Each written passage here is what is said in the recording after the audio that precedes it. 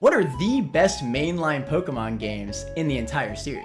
Welcome to the video. I am Later Manor, back at it yet again with another debate list.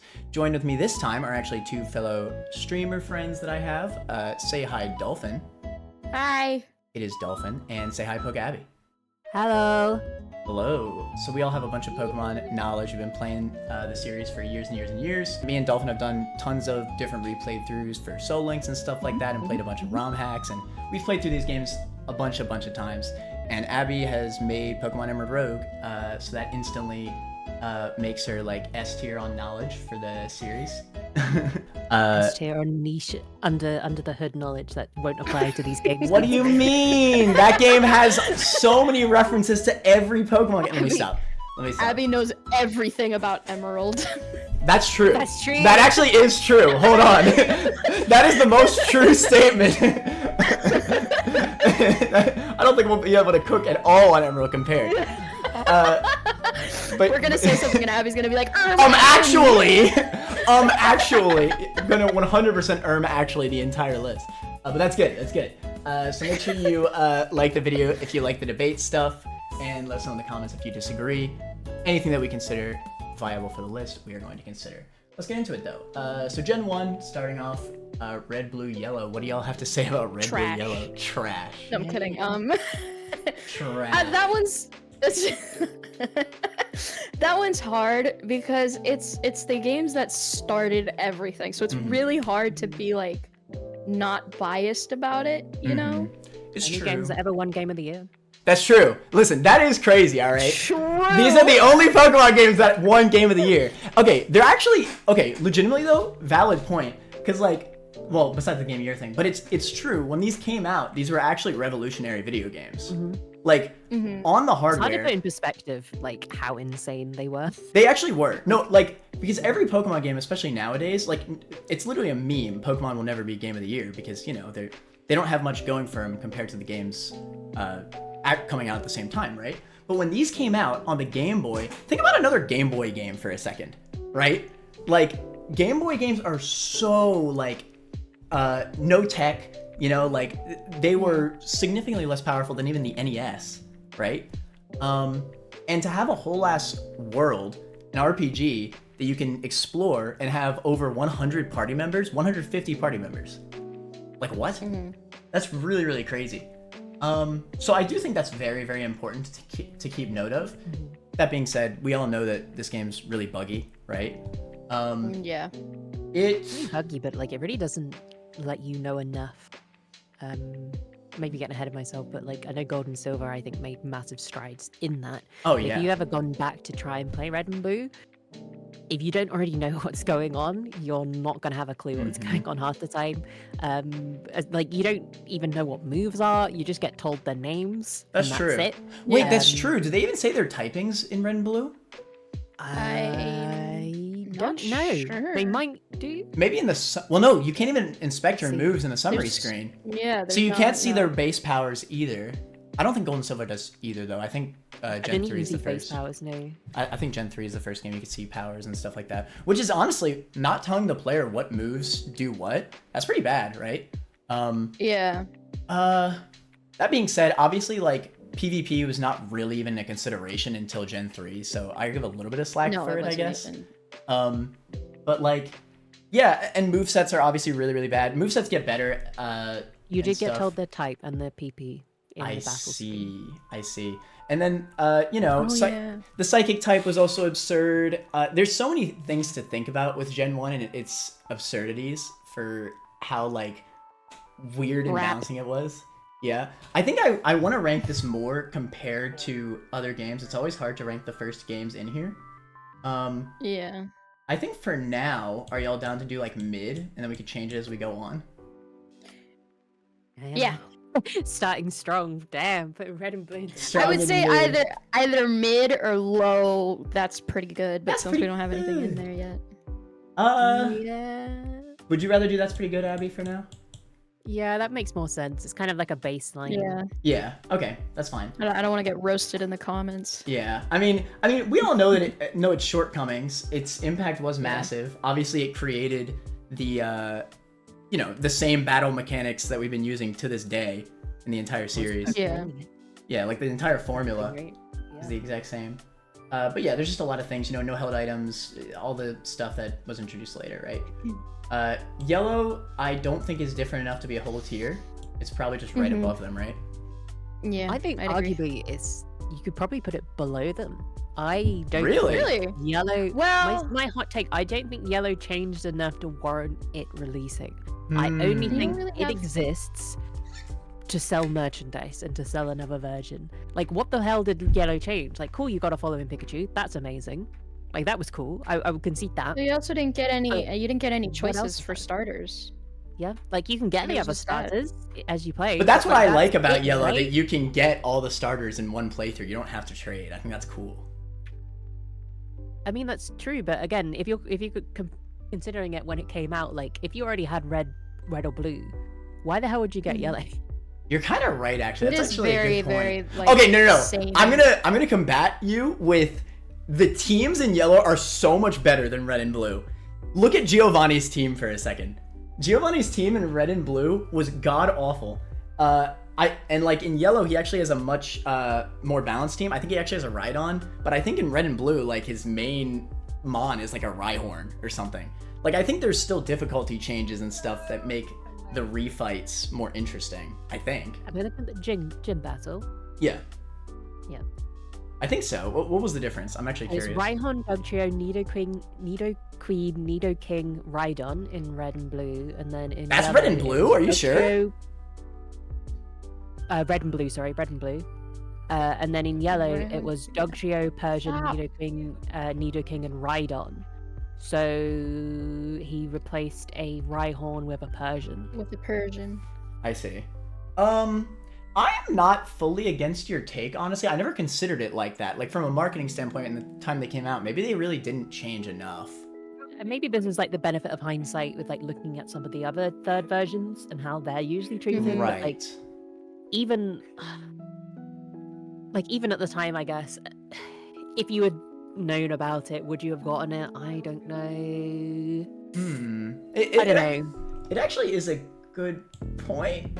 It feels like probably the first cash grab that Pokemon ever did, honestly, to me. Stop, because that It's not actually something that's makes necessarily- sense. How did I never It's not think about necessarily a that? bad experience. Like, if you played Yeah. Pokemon Yellow, if you've ever gone back and played Pokemon Yellow, it's not bad.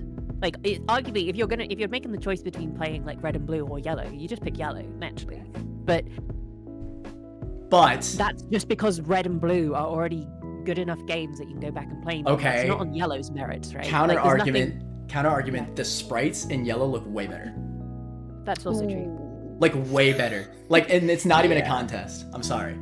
Counter argument, Pokemon Blue in Japan had those sprites.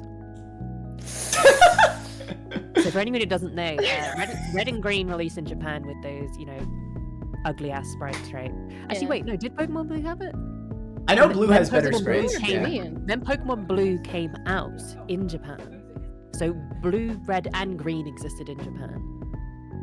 Yeah. And Blue was like the original third version. Mhm. And it had made a bunch of slight changes, and then maybe it didn't have the remade sprites because I get the feeling those sprites were Some of them are like, different. Blue was the base for the international release, I think. Hmm. So maybe I'm getting that mixed up. I think I might getting that factoid mixed up.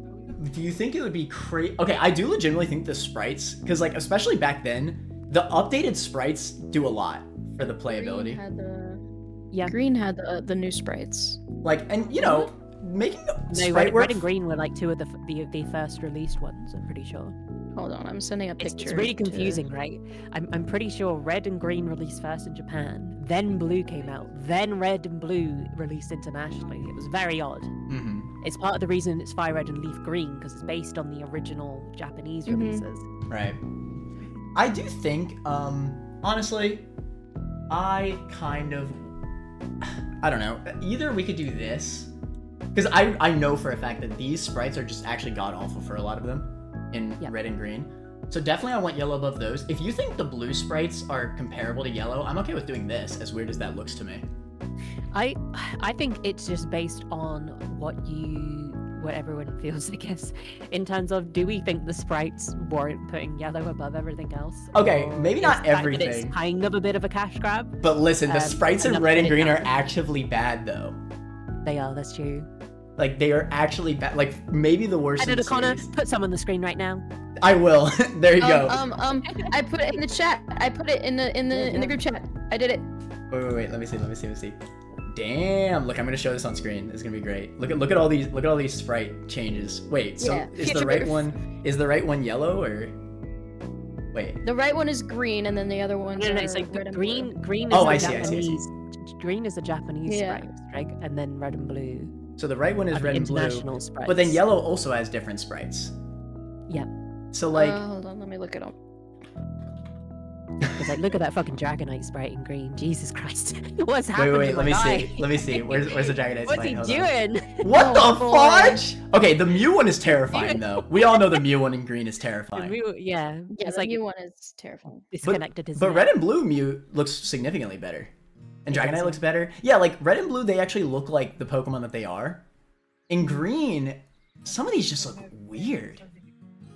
So yeah, green. It's interesting looking at some of these sprites. Some of them are kind of like closer to their more modern day depictions. Like look at Omanite in red and blue versus green. Green looks way more accurate to how it's kind of used Yeah, nowadays. Same with depicted now. Porygon. Porygon looks a bit wild, honestly. Mm-hmm.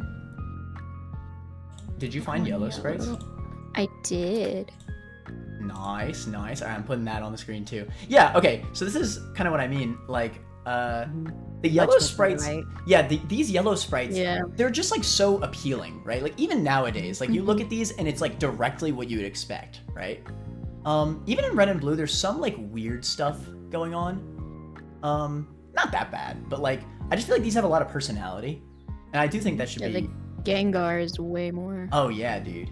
I think all of them look way closer to the modern depictions of like the anime depictions, I think. Yeah, 100%. And I think that's great. So I would personally put yellow above blue, but that's just me.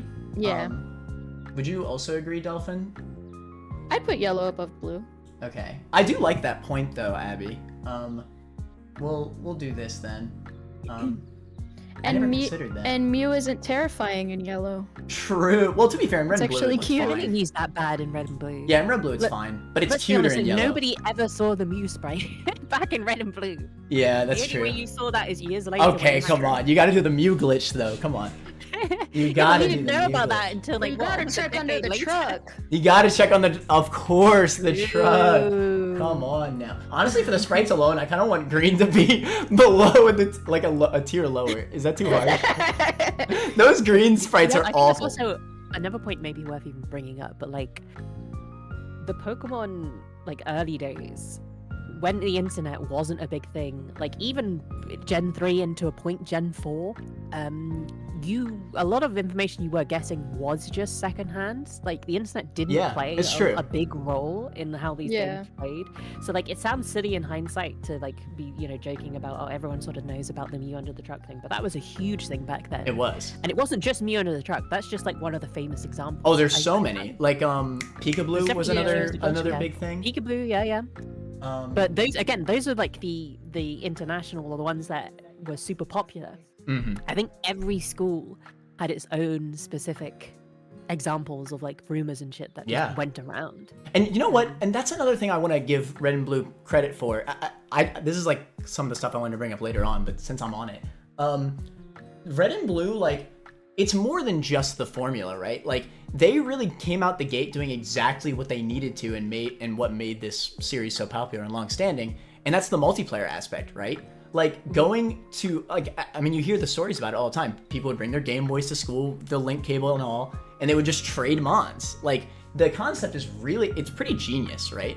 And, like, I think for these games, Because trading feels like a bit of an afterthought nowadays. Yeah, exactly. Huge, but right? back then it's insane, and it actually gives good reason for the dual releases. And I think back then, like, yes, it's a marketing scheme, it absolutely is, but it's still fun. Like, when you're playing and, like, you are meeting up with people, you say, hey, do you have red version? I really need to get this, right? We don't see that nowadays because we have online. You can just trade online, right? But there's like a cooperative aspect to it that I think is actually pretty fun and engaging to meet up with people and actually do stuff together. So I think that that's more the case for Red and Blue than future games, personally. But yeah, and also some of the DS games, because online wasn't as big then. You could do local multiplayer, but anyway, whatever. We've been on Red and Blue for ages now. These could probably move down or so later on, but I think this is good for now. Just purely on impact. Impact is huge here. Gold, Silver, Crystal. A lot of people have been ragging on these games recently. How about you go into that, Abby? I'm a hater on the people ragging on it. Basically, I think if you actually go back and look at Gold, Silver, Crystal, saw this especially when Delphin was doing their generation lock. The quality, both in terms of the visuals, the gameplay, everything, all of it is so much greater in Gold, Silver, Crystal. I don't even know how. I was gonna say, I unironically love Gold, Silver, Crystal. I actually love Crystal's sprite work. Crystal's sprite work is amazing. Yeah, Crystal's sprite work is incredible. Yeah, the first ever animated sprites. I have a ton of respect for Crystal, specifically because of the sprites, actually. I think in terms of like actual new content, as a third version, it's a little lacking, but the sprites alone, like I think they have some of the most personality in the series. They really do. I would argue though, it definitely has more content in it than Yellow does in comparison to Red and Blue. Oh, for sure. Wait, Dolphin, look up the Crystal sprites real quick. You're gonna be the sprite researcher. I'm gonna put all these into the boom. So I was gonna say, one of the big things that I think that people get caught up on nowadays when they discuss Johto is usually under the guise of Heart Gold Soul Silver versus Gold and Silver, but the same thing applies. They bring up the level curve, right? But the only people that are bringing up this is because they're going back to these games over and over again to try and like challenge run them or Nuzlocke them and stuff like that. And my point is, that's not how Pokemon was ever designed or ever how it was played. That is such a recent thing in the grand scheme of Pokemon. Like there was a significant portion of Pokemon's history where the term Nuzlocke was incredibly niche. Nuzlocke videos were made by like really tiny channels. Very small channels. It blew up very slowly. Very much so, and I don't think people realize that. Like challenge runs just weren't a thing people did. I think it was only by like these Gen games 4. really kind of took that Pokemon experience that Red and Blue introduced and was like, all right, how can we make it more fun? You know, introducing time-based events. You know, you had day and night with different Pokemon that you could then hunt at different times of day. You had certain events that only happened at certain times of week. You know, like the breeding is a huge thing. Shiny Pokemon is a huge thing. Shiny links, shinies are new. These are things that impact the entire series. Also, bug catching content. Just want to bug catching. We said shiny Pokemon breeding. Bug catching content. Just want to quickly add back to this game, whereas in Red and Blue there really wasn't. Once you were done, it was just like, well, I guess you go and complete the Pokedex now, right? That's true. That was it. That was the extent of the gameplay once you beat the league. Now, whereas there's a lot of things you could come back and do in these games. That being said, and I do fully agree, the aftergame of Gold, Silver, Crystal, and by extent Heart Gold, Soul Silver, insane. Like it's actually incredible what they managed to do. Connor, before you say your thing, I want you to take a look at the Gen 1 sprites, at just all of them, and then look at the Gen 2 sprites. It's so much more colorful. Yeah, dude. And I know it's that Game Boy this is Color. just a year thing. They couldn't add color in the original games, but like, wow. They just look great. They just they really colorful. just look great. You know, looking at these sprites, and maybe we should pull up these sprites for every game, honestly, because this is I do think it's important. Honestly. These sprites, like, they just have so much personality. I mean, I think this is gonna matter a lot once we get to 3D games, especially. Every game, they're making new sprites for every single Pokemon up to the generation that they're at, and I actually love that about old gen Pokemon. It really makes every game feel fresh and unique, because I think that there's different sprites between like, even besides them being animated, I think the sprites are also entirely different between Gold, Silver, and Crystal, right? Yeah, I think so. Yeah. I know in Diamond, I think they maintained that up until Diamond and Pearl. I think that was the last entry. Well, Diamond, Pearl, Platinum, I think. Yeah, I think. And correct me if I'm wrong. Do Diamond and Pearl separately have different sprites? I think they might. I think they do. I think they have ever so slightly different sprites. Because, like, that's insane. Like, they didn't need to do that. That adds a little bit of extra, a little bit of extra just flair to, like let's say you get both versions, right? Yeah, it's still a cash grab at the end of the day, but, like, at least there's something, right? There's something more to just add a little bit of extra pizzazz. Ever so slightly different versions of pixels. But like, okay, Yeah, yes, it's but like like it's something new to so- look I do at. I do really appreciate it. It is a really nice touch. Yeah, I mean, And again, it's like an extra justification for why you'd even want to buy 2 different versions.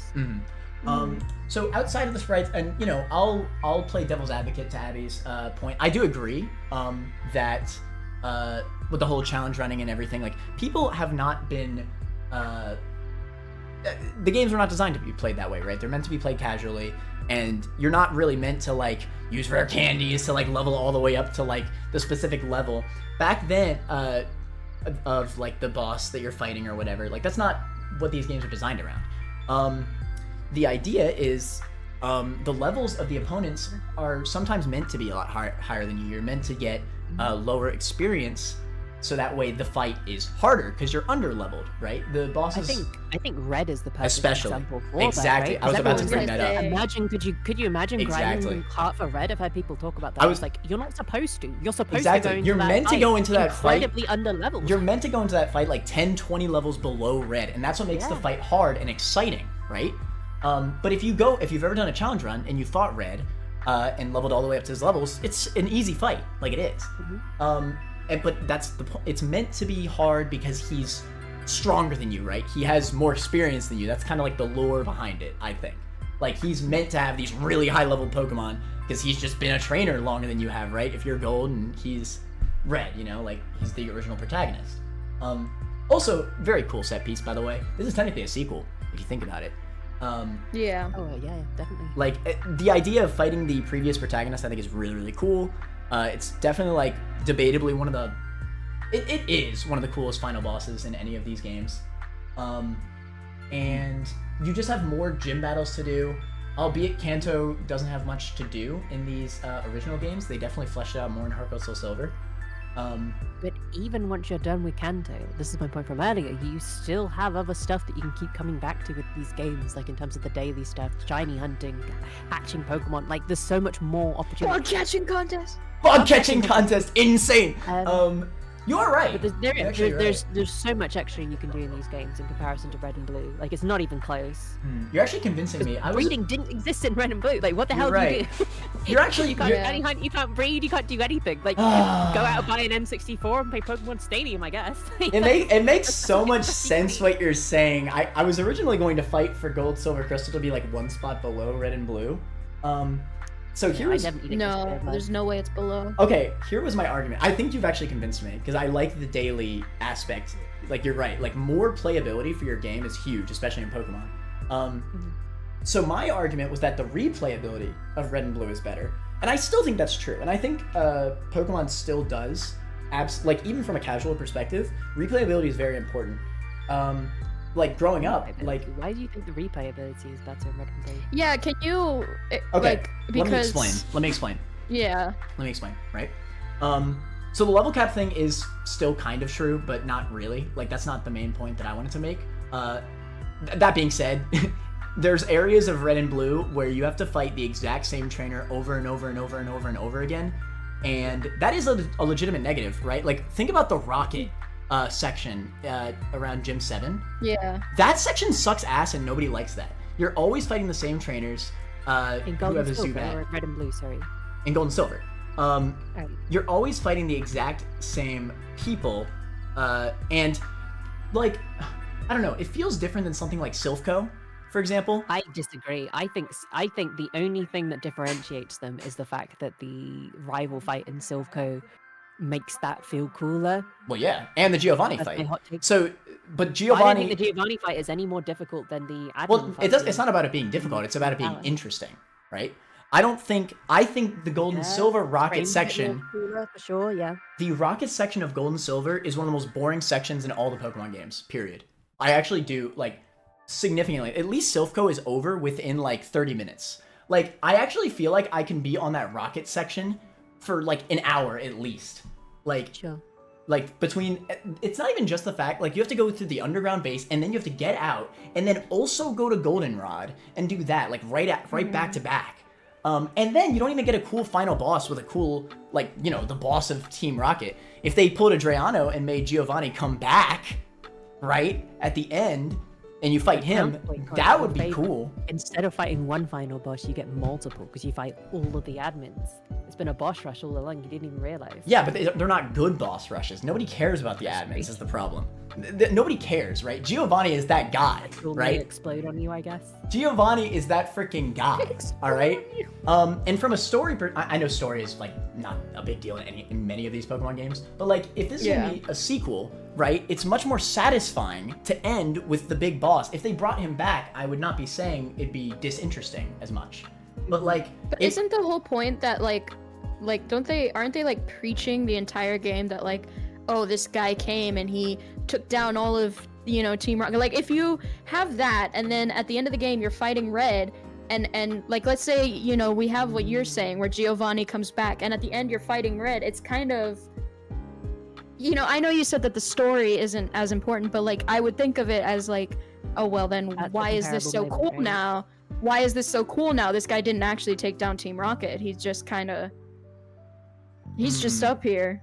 Like I get it. The whole thing about Red is like they've been preaching the entire game that this one guy took down the entirety of this evil team. True. And like took down their leader and all that. And then when you reach that boss, you're like, holy shit. This is the guy. This is that dude. That is that dude. He is that dude. So like, I almost. If Giovanni was just there, it takes away that like special. What if? Okay, counter argument. What if he even just like? What if you didn't even fight him? What if he showed up? Because the idea is that he was being radioed, right? Like they were trying to communicate with him that entire game. So what if he just showed up? You don't battle him because he's done, right? Like he's been defeated. He's done with Pokemon battling or whatever. If he even just showed up and just shut down Team Rocket himself, that would at least be something. If he had made a cameo, that would have been cool. Just a good climax. He doesn't need to be a final fight, but I think like it just feels like you go through all of that Rocket stuff for nothing. Like it actually just feels like a waste of time. Go anywhere. At least like you're in just Red and Blue, exactly what Red did. Exactly. At least in Red and Blue, you're taking down a freaking mafia boss at the end, right? Like from a like feel standpoint, it feels a lot more satisfying to take down all of Team Rocket than take down the scrubs of Team Rocket. Does that make sense? Like, I don't know. From a feeling standpoint. I get what you're saying, yeah. From a feeling standpoint, I do. And to be fair, that alone is not what I was. I don't know if like the issue with the replayability, how. Okay, but I wasn't done. That was actually a small point. I was just gonna say that like with that, right, with that particular case, I don't know if that's just like almost like a group mentality thing of like, this is a slog, therefore we have to hate it, kind of, you know, because it's too repetitive. Because you're just hopping on the bandwagon. All of Pokemon is a slog for the most part. You're just going through routes up until you're knocked, and then you know it doesn't matter if you're going through regular routes or whether you're going through Team Rocket bases. It's all the same. It sucks. It doesn't go anywhere. Sure, I think the climax would have honestly solved most of my issues. I would say that like before, like because I played like Silver. I don't remember much of it when I was a kid, but I remember playing through Silver, and then a lot of it fast forward and basing on Heart Gold Soul Silver, and I remember playing those games several times, and I never had an issue with those sections, and I never even begun to consider those sections. It's fine the first time until like it's fine the first time. because I'm saying I replayed the game several times over the years, and I never even considered those sections being a problem up until that's where like discourse online came from. They're like, just a group of people online complaining about them. I mean, they're just and boring, I think again right? it's like if you're just grinding out the game over and over and over again, and you're just doing these challenge runs over and over and over again, I'm not really the more repetitive things. I don't think it's actually that bad in the grand scheme of things if you're just doing a playthrough. If you're just doing one playthrough, I think it's fine. I just disagree is the only thing. Like when I played as a kid, because I replayed Heart Gold Soul Silver a bunch. Admittedly, I didn't play the originals that much, but even with Heart Gold Soul Silver, which is an improved game in almost every single way, I think we all agree, right? Even in the improved version, right? Those sections were a slog, and I would replay these games at least upwards of 3 times, probably more. I don't even think again, I think I'm in the similar boat, but I just disagree. I don't think they were that bad. I don't remember really hating them as much. Now, to be fair, that was just one point. If anything, that went a bit more. Silpho more. Silpho I always thought was a pain in the ass. It's not that bad. You just Well, get you Silph Co get is there just quick. like a lot of trainers, and you have to know the teleport route, otherwise you're just fighting a ton. Here's the And I thing, hate right? Put yourself. I'm gonna use the example that you used with Kingdom Hearts. Put yourself in the shoes of a kid that doesn't know anything about these games and has to go through Silphco and has to go through that one section, the rocket section in Gen 2. At least with the rocket section, it's In basically linear, right? Silphco, it's hard to get exactly. lost. In Silphco, I only know how to get through Silphco within like 2 seconds because I know the teleport Yeah, but pads. even if you As run a kid, around, you have to go through every single one of those teleport pads. God forbid your team gets too low and you have to leave the entire building, go heal, come back in, and hope you remember the teleport pads. And then in Gen 2, it's in more Gen 2 you linear. fight It's more level like, they just 17 lead you. Zubats and Rattatas from every Yeah, but single those Team are easy Rocket. to fight. Those Yeah, are but, easy like- to fight. Where you're fighting Grimers and Rattatas. No, but at least every trainer is different. No, you know the Persian statues? I know y'all know what I'm talking about. The Persian statues. That one, one? the I Persian remember the statues. Persian statues. They I remember it's literally they are the same Those were rocket annoying. grunt. I will The agree. same exact rocket will agree. grunts Exactly fight the same you for person. every single Persian statue. Like what? What made them think that was a good idea? Anyway, this point has been talked about. I'm That's point that funny. as like I think that's a gamble because you can turn them off pretty fast. Yeah, okay, yes, but you still have to can turn fight. them off You after, have to like, 3 refight. battles, right? Yes, but the fact you have to fight the same exact 2 fights 3 times, that is 9 fights of the same exact mons. Like, like what? Yeah, it's like tedious, but I don't think it's like as bad as people. make it out Anyway, to be personally. that's a minor point. We've been going on about the rocket section too long. What I really wanted to say was, in combination with that, I think the battling mechanics of Gen 2 are the most boring they've been in the entire series. And let me explain, right? They did Define introduce battling mechanic. they introduced a lot of battling mechanics, right? They introduced the special stat split. Huge, right? It's no longer no longer just one special stat. Now it's special attack, special defense. Huge for the series, right? But then they also included held items. Huge for the series, right? Held items are great. They have more added effects to consider, right? However, they take away some of the mechanics from Gen 1, which nowadays was a good choice, right? Like your speed stat used to involve your critical hit chance in Gen 1. That was a bug, though, Yeah. right? That wasn't. I don't think that was ever intended. That was definitely intended. It was definitely Really? intended. I Yes. always thought that was a bug. Just to do with the fact- 100% it was intended. Okay. But yes, it was so, and you know, Connor's about to cry about the fact that rap doesn't work anymore. no, for real. Okay. They Okay. took away rap. So when I talk about like replayability, I would think that I would rather have the more interesting battling experience, and I actually think, even though over time these added mechanics of the held items and the special stat were really, really great for the series as a whole, in the game that we're talking about right now, it's actually a negative, I think, because the battling in Gold, Silver, Crystal, this is actually where competitive knowledge comes in to play a little bit.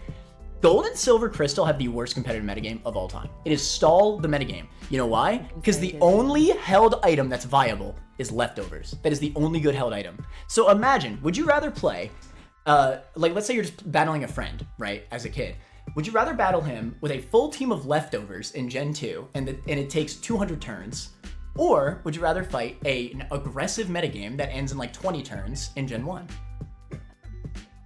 I don't know, dude. Like, you're not running into like held items when you're actually playing through the game most of the time. I appreciate your point of like if you're doing actual PvP, but like you just said with Red and Blue, that's not really a thing that people were doing too much. It's something that people were doing on rare occasions. Like I appreciate the criticism, but I don't think it really applies to a replay through of the game because you're probably the only right. people putting held items on are you.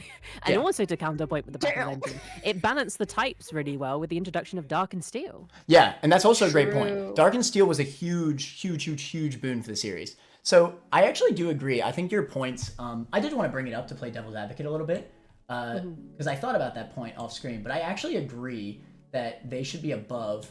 I don't know if it's by enough to be a whole tier change. I mean, if anything, I would say we move these back down and keep these here, because I just don't think they reach I was gonna say insane. that too. Like Because like if we were to do they this, don't. Yeah. if we were to do this, like I can actually agree enough with all the inclusions for the series, and like Avi said, with you're not meant to level up all the way to the opponent as well. I think that's a great point, right? I think the game was Also, designed on the level around up being point, under-leveled a little bit. I think people forget, like, when you play through these games, it's like when you're first a kid or whatever, if you see a cool Pokemon, you're like, wow, that's a cool Pokemon, but it's lower level than me. People still could run it. Like, Yeah. the games weren't hard enough to the point where you could, like, a 20 level difference was, like, impossible to get over. Whether you had you could have an EXP share, or you could just switch train, or you could, because, again, I never got taught about switch training. It's just something I realized you could do. Yeah. The game, I think, does a good job at making you realize, oh, Yeah, that's a safe way to back train a lower then, level the game Pokemon. did a good job about just teaching the player through experience, right? You play the game more and you learn stuff. And there's definitely Pokemon that I found on my first playthroughs where I was like, oh, I want to use this Pokemon now. I'm just going to try and switch train it. I need to Or bring if up you're- everything, Or if you're a though. complete baby, you just, like, you know, have the crazy level starter, and then everything else is, like, level 15 by the end of the game. So since we're considering everything, though, I do want to bring it up because I only just realized. I bring this up a lot on streams, but, like, this game has a terrible... Honestly, this might actually even be enough to bring it to, like, top of mid. I do think this is a legitimate point.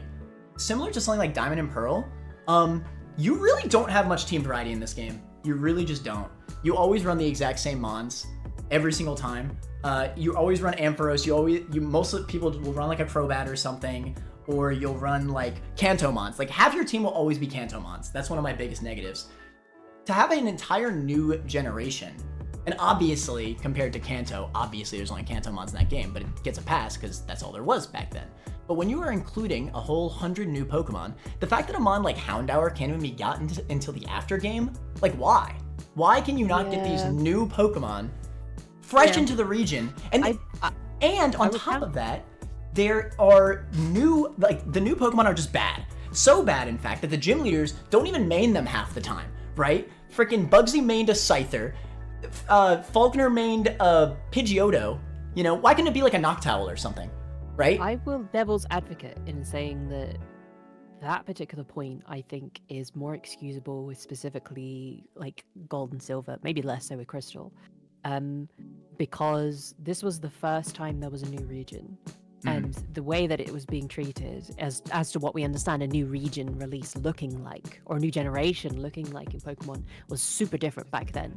Like, I don't think anyone really knew what they wanted. And I think part of the reason why there is so much Kanto Mons is to give you that sense of familiarity, right, while slowly trickling in stuff to not overwhelm you. And that's why you're not looking at 151 brand new Pokemon. It's like you're looking at like a couple cool stuff which is getting glittered in. And I think also looking at the full experience, stuff like getting access to Johto Mons in post game, I think also added to the post game in some aspects. When we look at it now, it's like, what the hell? Why can't I use these Pokemon in Johto? I want to use them, right? But I think at the time, I don't think it was really that bad of a point. I don't know. I think it hurts the replayability a lot. I think even I would in... agree, but I I wouldn't actually say that the think... replayability is worse than like in I Kanto. actually think like... No, I think Kanto... Oddly enough, I think Kanto has more diverse teams because of mon availability. It feels weird to say that because there's literally less Pokemon in the game, but maybe I think because of the routes and how they're designed and the different mons they give you, I feel like there's quite a bit of different team comps that you can run in Red and Blue. Like if you run Charmander, then like you can get like a Mankey, right? Or like Nidoking, or you could get a Wigglytuff, or you could get like there's a bunch of different options, or like, and you don't need to be, this isn't specifically a Charmander run, but like you could get like Bellsprout pretty early, or I don't know. There's quite a few options, whereas I really do think in Gold, Silver, Crystal, like if you run into a Ladybug, you're not using that.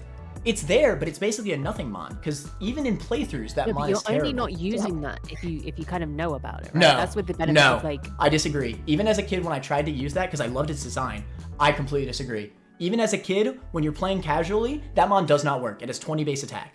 It does not work. That mon, I was gonna say, you're not catching that mon. It doesn't. If you listen, even if you use it, it doesn't. Nowadays, you're not with the benefit though, because like I'm just thinking like maybe you just had different experiences. Because I definitely ran mons that were just not very. No, and I agree, but Ledian's another level of bad. Like Spinarak's also another level of bad. You can't even use that in a casual playthrough. It's that bad. Whoa! I'm sorry. Whoa! I'm sorry. All right, it had to be said. It had to be said. All right, it had to be said. But yes, like I don't know. As much of a shame as it is, I really wish that these new mons were at least usable in a casual playthrough, but they're really just not. They're that bad. It truly is a shame. I would personally, actually, because I do value replayability a lot, I would personally move it above Gen 1, just in mid. But if y'all think it should stay here, then that's fine. We can move on. I mean, I don't know. I'm not committed to the position. I think in how it sits in relation to Gen 1, I think is the important bit. Mm-hmm. Yeah. No matter what, I do agree that it's same run playability. I think it's something I didn't consider before, and I think that definitely brings it above Gen 1. I definitely think that it is... I don't think it would be in the same tier as Gen 1. Okay. Excuse me. I feel like it would be low. Pretty good. Okay. Pikachu. Okay, we might have to shift down later on, because I just feel like these are a little bit too high. Can... But Yeah, I know. I feel like... ends up being trashed legitimately. Yeah. Oh, nice. Yeah. I don't know. We'll see. We've been on these for so long now. Let's get a move on. Anyway, Ruby Sapphire. I love these games. These are actually... Sapphire was my first ever Pokemon game I ever played. I have quite a bit of nostalgia for these. I think that Gen 3 is the first modern Pokemon game I would consider. I think it's the first game that introduced a lot of mechanics that we know of to this day, like abilities, and EVs and IVs were introduced here. Yeah, Natures is huge. We're pointing out that EVs and IVs were just a rework of DVs. Yes, but DVs were... They were reworked. Yeah, but it was a good rework. I would argue, like a really, really good rework. Because in DV, that was actually one of the reasons why battling... I know PvP's not as big in Gen 2, but that's one of the reasons why PvP is so bad, because you could actually max out every DV in Gens 1 and 2. Whereas here, it's kind of like a choice, right? You choose 2 stats, or you could choose multiple stats, right? And it makes the Pokemon more unique, rather than just every Pokemon being the same with DVs. Even from a casual playthrough, it just makes Mons less unique. Whereas the stats are always going to be unique because of how EVs work, right? In a casual setting. But anyway, yeah, those are massive changes. The abilities are represented really well, I think, in this game. Like instantly the with abilities is that like a lot of them are kind of nothing abilities, but in comparison to what was going on in games prior, infinitely better. Way regardless better. of that, a lot of them just don't do anything. I or think, notice me doing anything on a first playthrough. And I think this is the first case where the box arts should hold quite a bit of weight here. I think the box arts of these games represent what they are very, very well. The whole story is around the weather thing and the 2 evil teams. And on top of that, they just introduced abilities. Let's actually do something with the weather that they introduced in Gen 2 that nobody thought about because they were only activated through Rain Dance and Sunny Day. Now they set the weather with their abilities, right? So these are like really powerful abilities to put on these, the main Pokemon of the game, right? Same with Rayquaza, he negates the weather, right? So like these are abilities that you are actively seeing, and I think that's cool, right? I think from the perspective of, obviously these are my first games, so I don't have the experience, but I would imagine if I started with Gen 1 and played through everything up to Gen 3, I'd think, oh shoot, this kind of changes up everything, right? So the interesting point is that usually, based on my experience, people who started with Gen 1 kind of fell off around Gen 3. But I think that's more a question around not feeling like nothing's changed, and then probably getting to a certain age where they're like, I don't like Pokemon anymore. Pokemon's not cool, and then kind of coming back at like end of Gen 4, not a kid Gen 5 anymore. era. Exactly, right? Like just going for a bit of like an edgy. And I honestly wonder why, because I really do feel like these games, like they look great. I think the areas are fantastic. I think this is like one of the, again, maybe this is bias showing, but the region in comparison to Johto and Kanto, the region has so much. I love the region. Like, it's so all of the mons are different. placed in areas that just make sense, right? Like it's really good. Like mon availability is honestly like kind of perfect. Like, I mean, I shouldn't say perfect, but like it just feels good, and there's a lot of variance. Like you can run multiple different teams. And like That's every variety I think any Pokemon game has ever had to date. Yeah, and like when I think about the areas, because we're gonna talk about this whenever we get to the super far future games. But like I really think like Pokemon has not hit their stride with areas in the 3D games nearly as well. They're just not as memorable. Like something about like like you go to Dewford and it's like this beach town area, right? Like that's just unique, right? And there's a cave right next to it you could explore. And like the first town, Rustboro, is like a big sprawling city, right? And I know I'm kind of like going back and forth here, but like think about Fortree, right? Fortree's cool. All the houses are tree houses, right? You go across the bridges. Like these are cool. You know, these are the way cool that set you go, pieces. the way that you go like from like Slateport. Yeah. Like, think about like the Dewford up to Lava Ridge, like all of that. You literally have to section take is, a like, boat, dude. Yeah.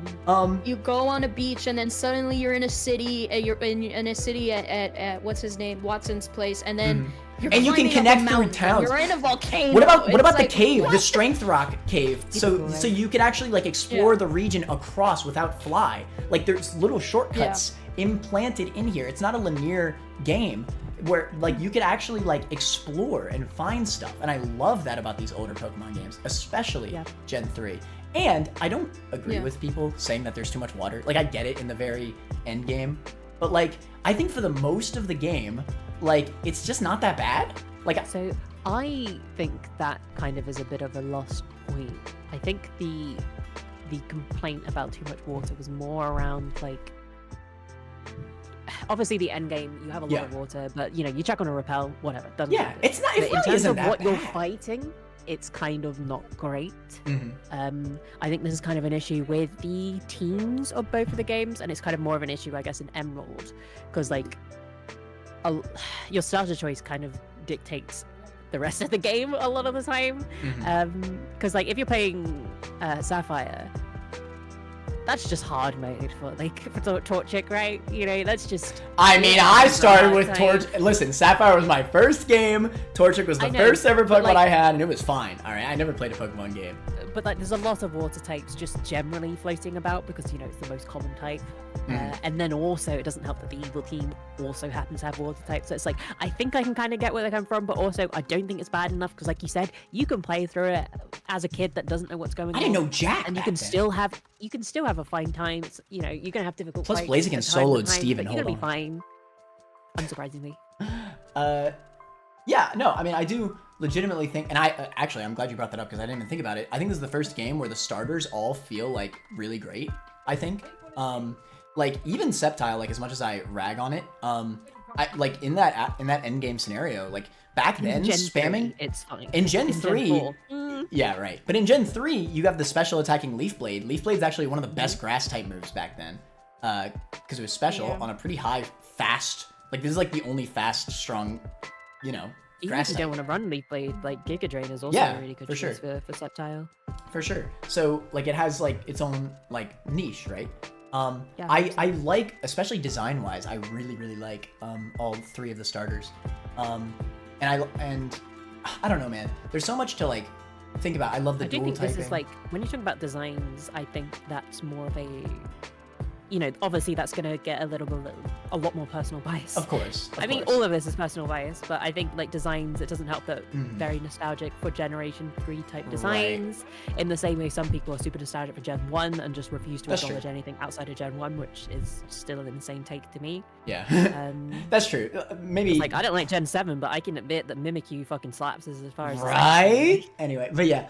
I think the point on the areas, though, is the biggest thing I want to give Gen 3. I think the world is honestly really fun to explore.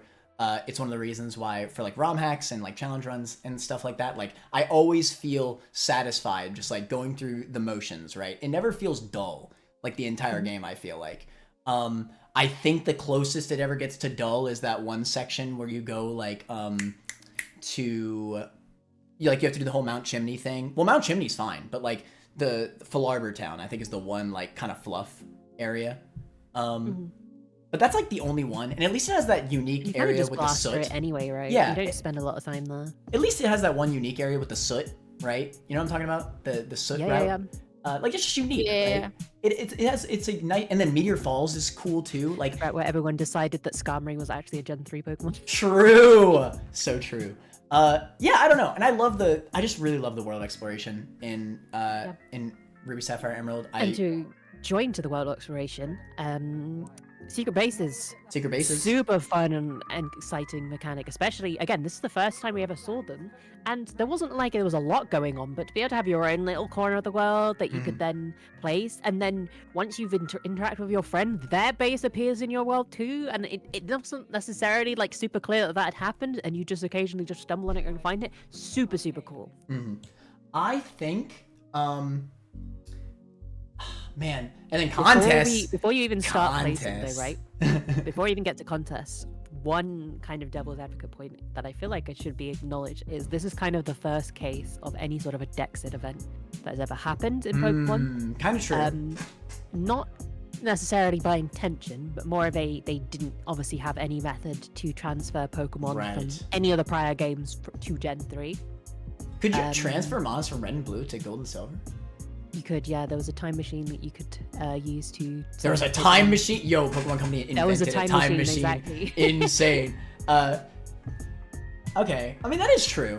Honestly, fair point. I know that's been a big thing. Modern day, I'm not taking this as a point against it, but modern day, if you ever attempt to try and get any sort of level of completion of Pokemon, like living Dex wise, in Generation 3, it's a nightmare, both in terms of money and in terms of the process, because all the mons are so spread out, and some of them you just can't really get a hold of easily. You know what? I think this is, and that's also a good point. So I already brought up how this is like kind of the start of modern Pokemon, and that's part of this, right? Because I think this is where they stopped caring about catching them all, and guess what?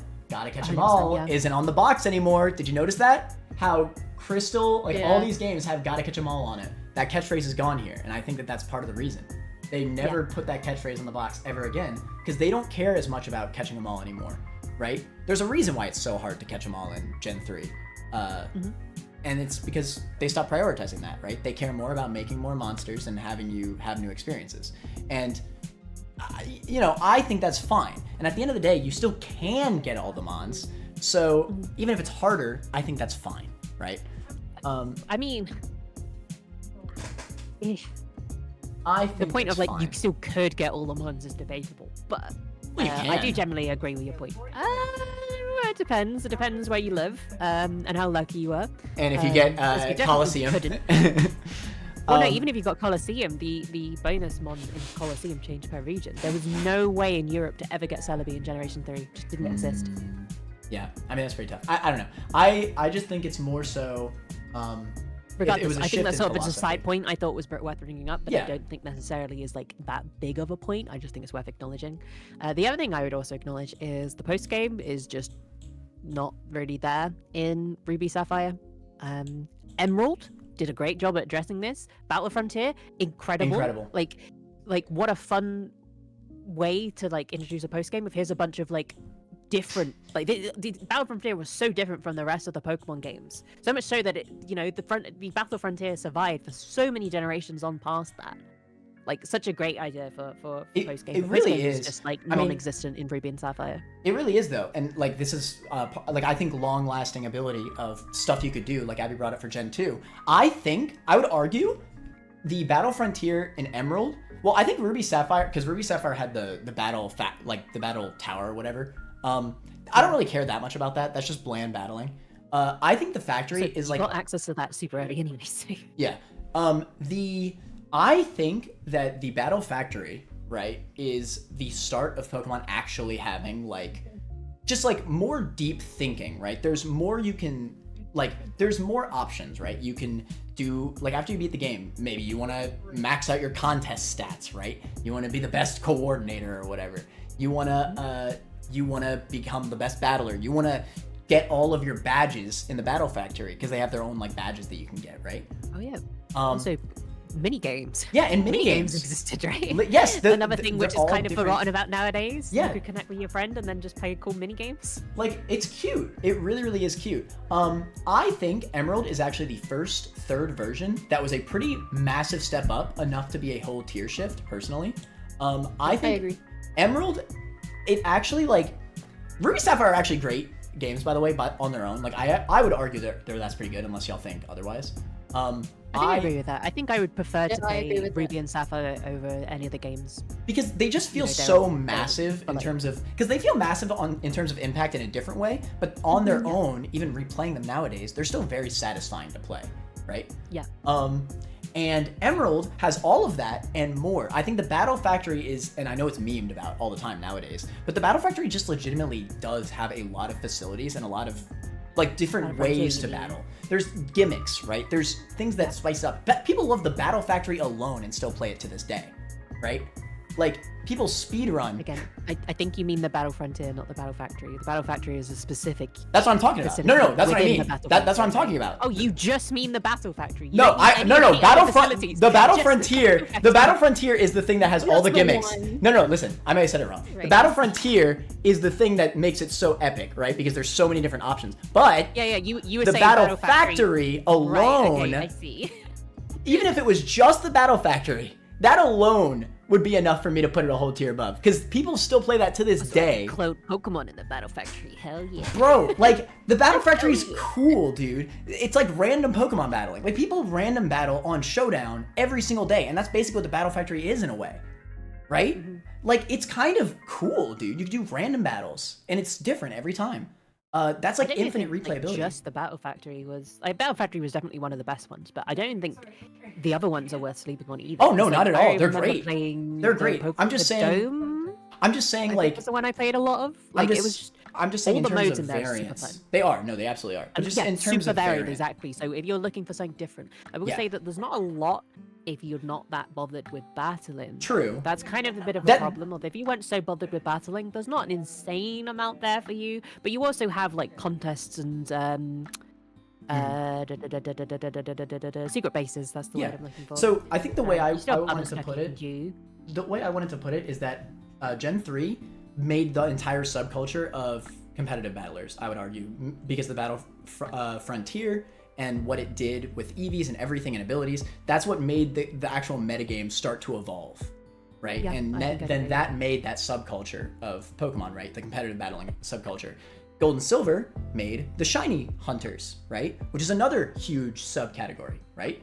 I don't even know if Gold and Silver birthed the shiny hunters more than they were just a thing that existed. That's true. I don't really know what game really kind of made the niche. You're actually right. Because like, shiny was obviously a fan term for like a super long time as well. We didn't have an official term, and I don't really know.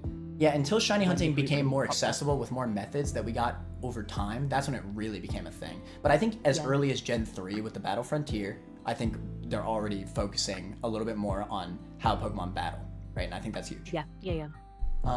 So yeah, I think Emerald is enough for a tier change. The game is actually way harder. I know, like, Tate and Lisa is actually one of the hardest gym battles in the series. Like, but in Emerald, but in Ruby and Sapphire, they only have a Lunatone and Soul Rock. Kind of cringe. I don't know. I think the gym leaders are I think a lot there's more a couple challenging. of gym leaders, I think, in Hoenn in general that are, like, kind of shock you. Because, like, beforehand, if I think about, like, gym leaders that are almost like a bit of a wall, the only thing that comes in my brain immediately is, like, Miltank. But those are only Whitney's single Generation Pokemon, 2. right? Yeah, but in Emerald- Generation 3, like, I remember Norman and Tate and Laser being Really hard, monsters. yeah. They are. They actually are, especially on first playthrough. And especially, and here's another thing, double battles. Hello? Yeah. Double battles are massive. And again, that just goes more into why it's forging the competitive scene. Doubles is literally what actual competitive is, right? VGC. Like, well, now it wasn't like them, but that's what I'm saying, right? Like, it started a lot of what eventually became the main thing. Yeah, 100%. And I think that's a huge point, right? And yeah, I don't know. And hell, Watson didn't even have a freaking Manectric in Ruby Sapphire. Like, hello. That's crazy to me. Right? That fact is insane to me. I don't know why. It's just so weird. There's so many things like that. When I think Watson, the first thing I think is that stupid Manectric. No, I think his main was a Magneton in Ruby Sapphire. He had an Electric still, right? Yeah. Yeah, he had an Electric, not a Manectric though. I really respect the Emerald team changes, and they included a bunch more double battles throughout the region, right? Like two trainers see you, and then they connect. In Ruby Sapphire, there's barely any of those. In Emerald, there's a ton of those. So I think showing more double battles is also just more unique, more variance. I think that's cool. Also, full side note, that doesn't really have much to do about that. I also like the fact that, like, it's such a small thing, but the fact that they added it was cool. The fact that, like, if you don't have 2 Pokemon in your party, like, you can just avoid you just double avoid them. battles. That's Yeah. I don't think they added that. I think that was just. I think that was They just like added they that. needed It to. was just like It's a. too hard to program, so we're just not going. Can't So do just this. cancel it. Yeah. But I don't know. I just like it either way that they like that it's a thing, you know. Yeah. I know that they didn't add it, but Yeah. you know. It's a speedrun Yeah, right. tech, true. God, and I just can't stop thinking about the areas. I love the areas in Emerald. I could even see Emerald being a top 3 contender, honestly.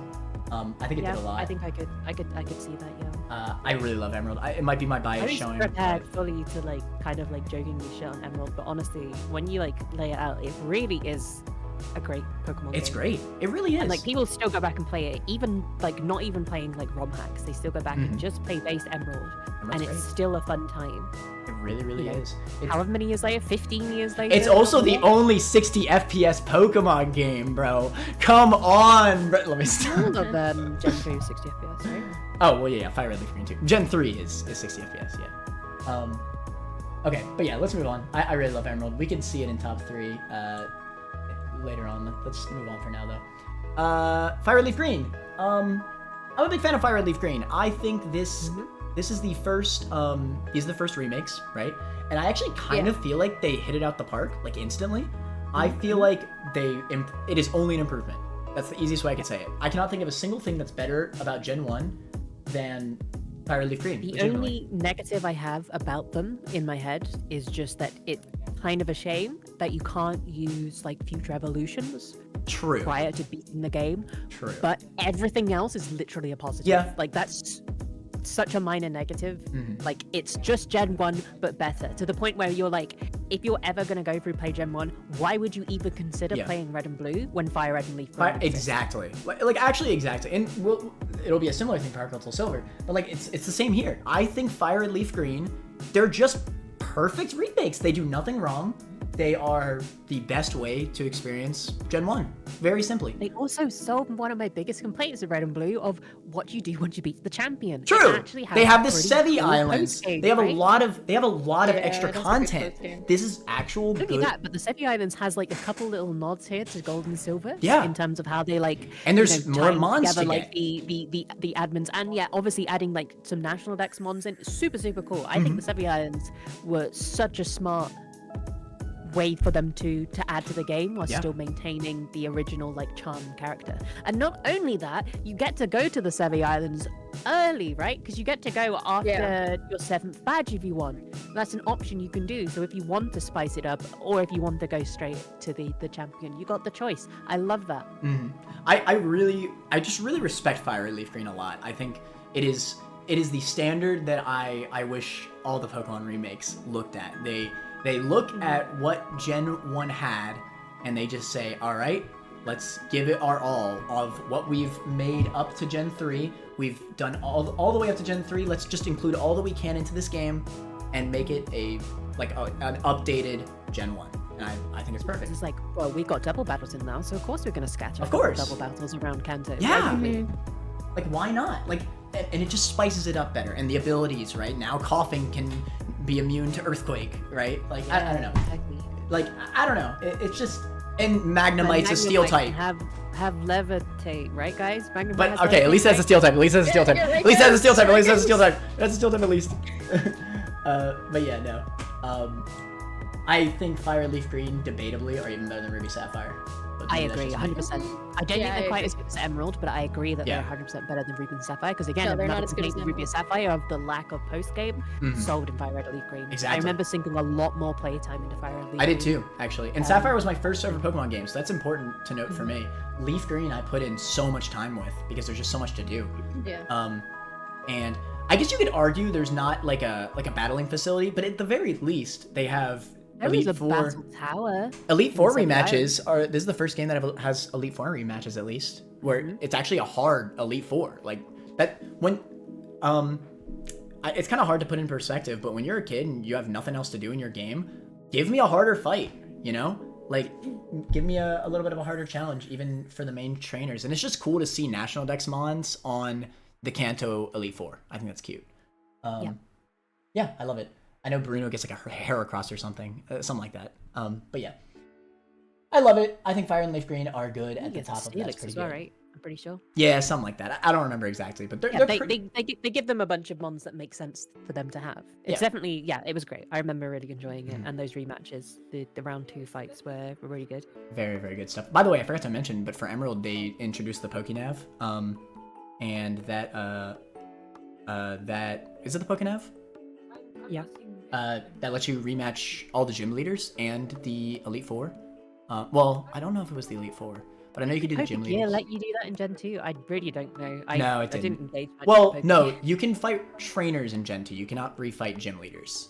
Oh, but and they had the issue of like, oh, well, we can't refight anything because you don't add the Pokénav back into Fire Red Leaf Green because that wasn't there. So they added the Dude, that's Versus so true. The Versus Seeker. Oh my god, I love the Versus Seeker so much. The Versus Seeker is clutch. It really is. I mean, you could get infinite money, you get infinite experience, right? Like on a casual experience level, like Versus Seeker's great. It's a great method to grind, you know? I remember using it a lot when I was Oh, yeah. to I did grind. too. Like I put like the same spot out of the rest of Vermilion past Snorlax. Oh my god, of I remember doing that double battle course. over and over again. Of course. Oh my god, the nostalgia. Well, and also when me and Connor would do Nuzlocke before we were rare candy pilled, Yeah. the Versus Seeker, Seeker the second we came got in it, it was clutch. hype. Like It we was would hype. always Like, be we have a "Oh my grind God." spot. I How's it learned what the going? Versus Seeker was because of Connor, and I remember in the same way that Abby does. I remember that one route. Yes. That is what left of Lavender.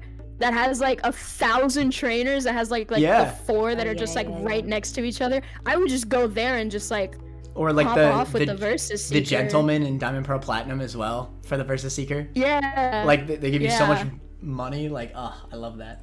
Super nostalgic stuff. But yeah, I like this. Fire Red Leaf Green right here. Great spots. Yeah, Fire Leaf Green there is good. I love those games. All right, and moving on.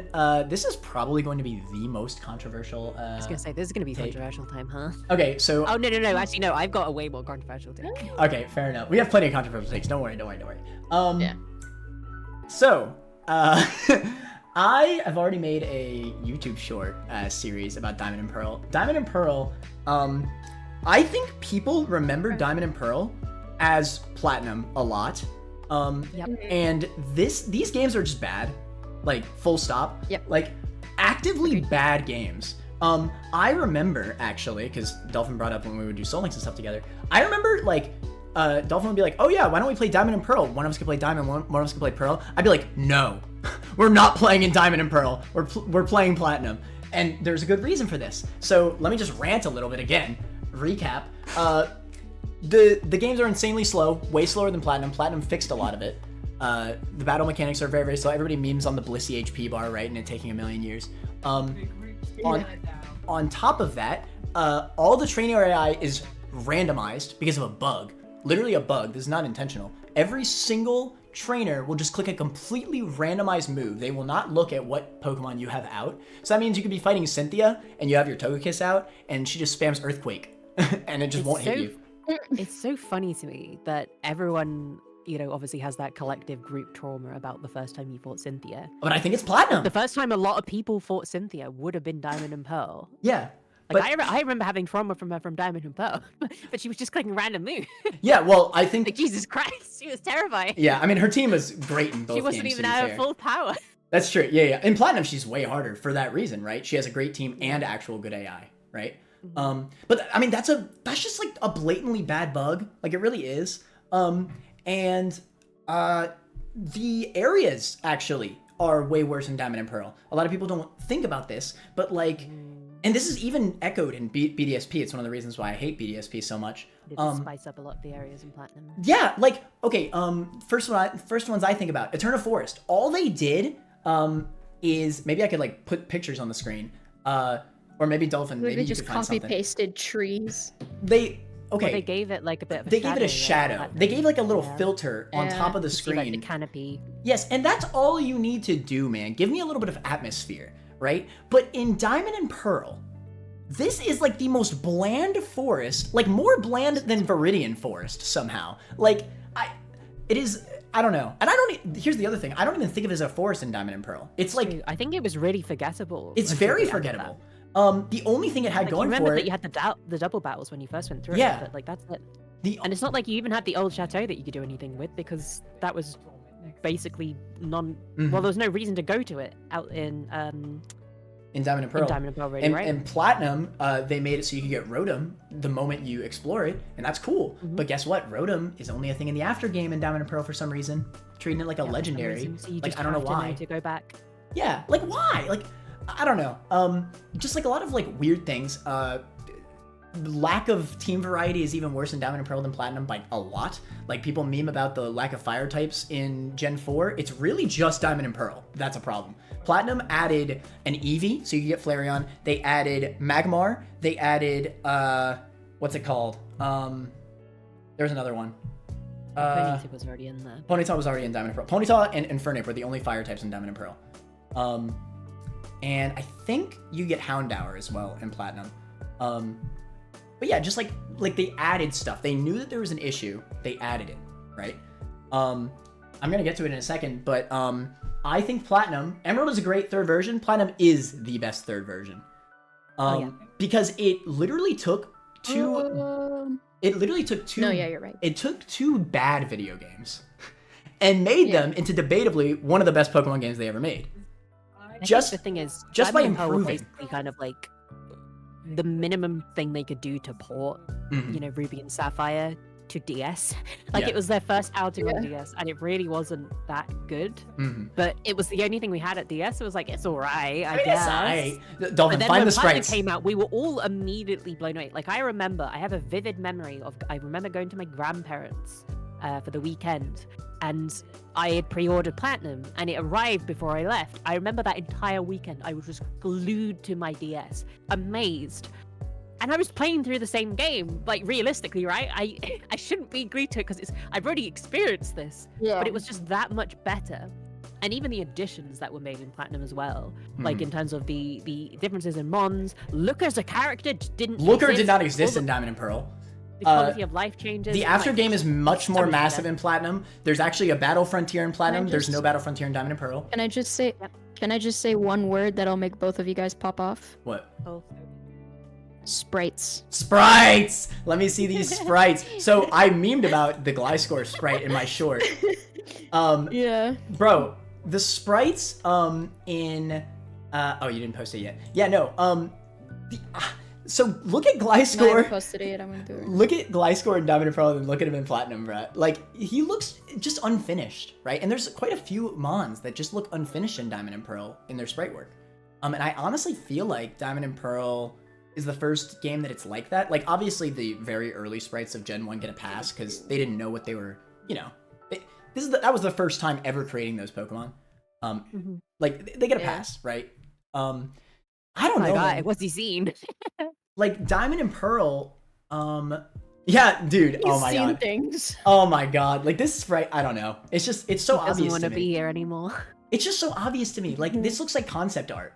Well, not concept art, but like, I don't know. It's just like, Which makes sense. Why it would kind of fall through the cracks, because it didn't exist until post game. Also, another thing that's so dumb. Why can't you I get? hated. I found this and I thought that was What funny. the hell? Okay. Another thing I Something hated that was funny. in Diamond and Pearl was you needed to see every single can't find this Pokemon sprite. in the national decks before you got access to any of the post game. You take the boat there to the, I forget the name of the island, but that resort island, and you just wouldn't be able to go on the routes until you got your God, national that was so annoying. And I remember, as a kid, for ages, I looked it up online, and it was like I was missing just Luminion, but I had not a clue where or how I could see it, because this is before we really had stuff. Like, I think the best resource I had at the time was Spokes, when that was still vaguely relevant, and this was like kind of new after the games had come out, so there wasn't a lot of information, and I was a kid, so I didn't really know what I was looking for. Right. But I remember it took me ages before I got access to any of that post game. It really is. I don't know. It's a shame because Diamond was my second ever Pokemon game I ever played. I really like.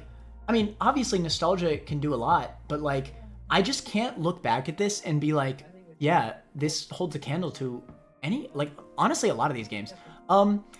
Let me play devil's advocate a little bit because I hate Diamond and Pearl, but I love Platinum. Let me just instantly say we can compare Emerald and Platinum for a second, but I would personally put Platinum above Emerald. But 100%. uh, I agree fully. Emerald is fantastic. I agree. Platinum is phenomenal. Platinum, and it's so weird because it's the same region, but they just did so much, dude.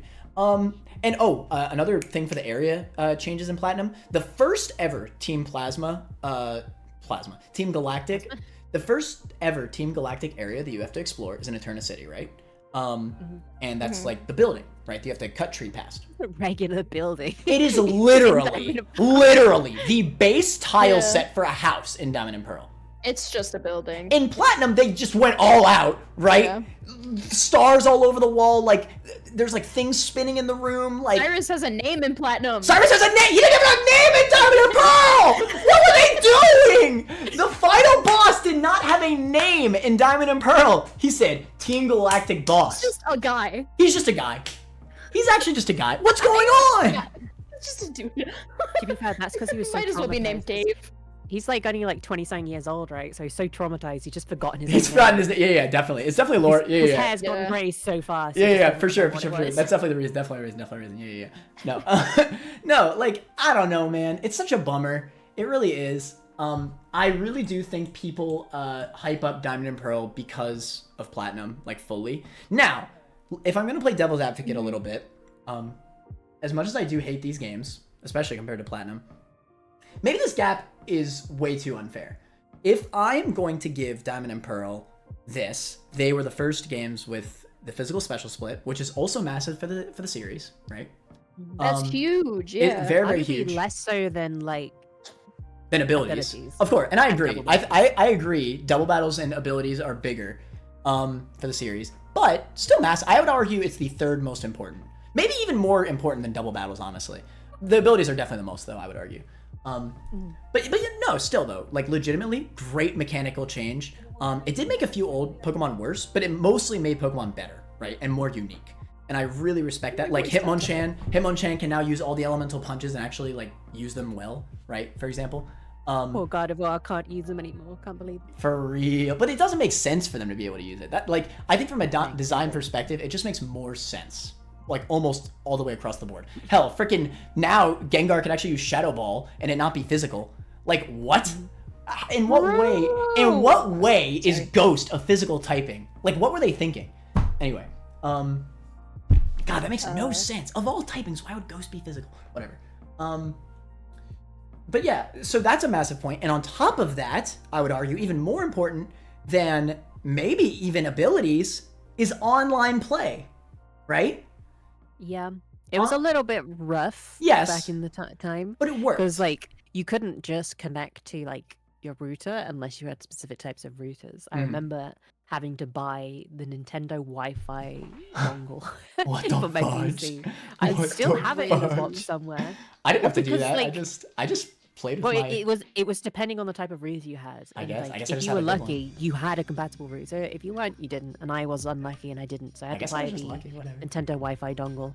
Okay. Plug it into my PC. Unironically, I think context of when the games came out is important enough to move it above trash.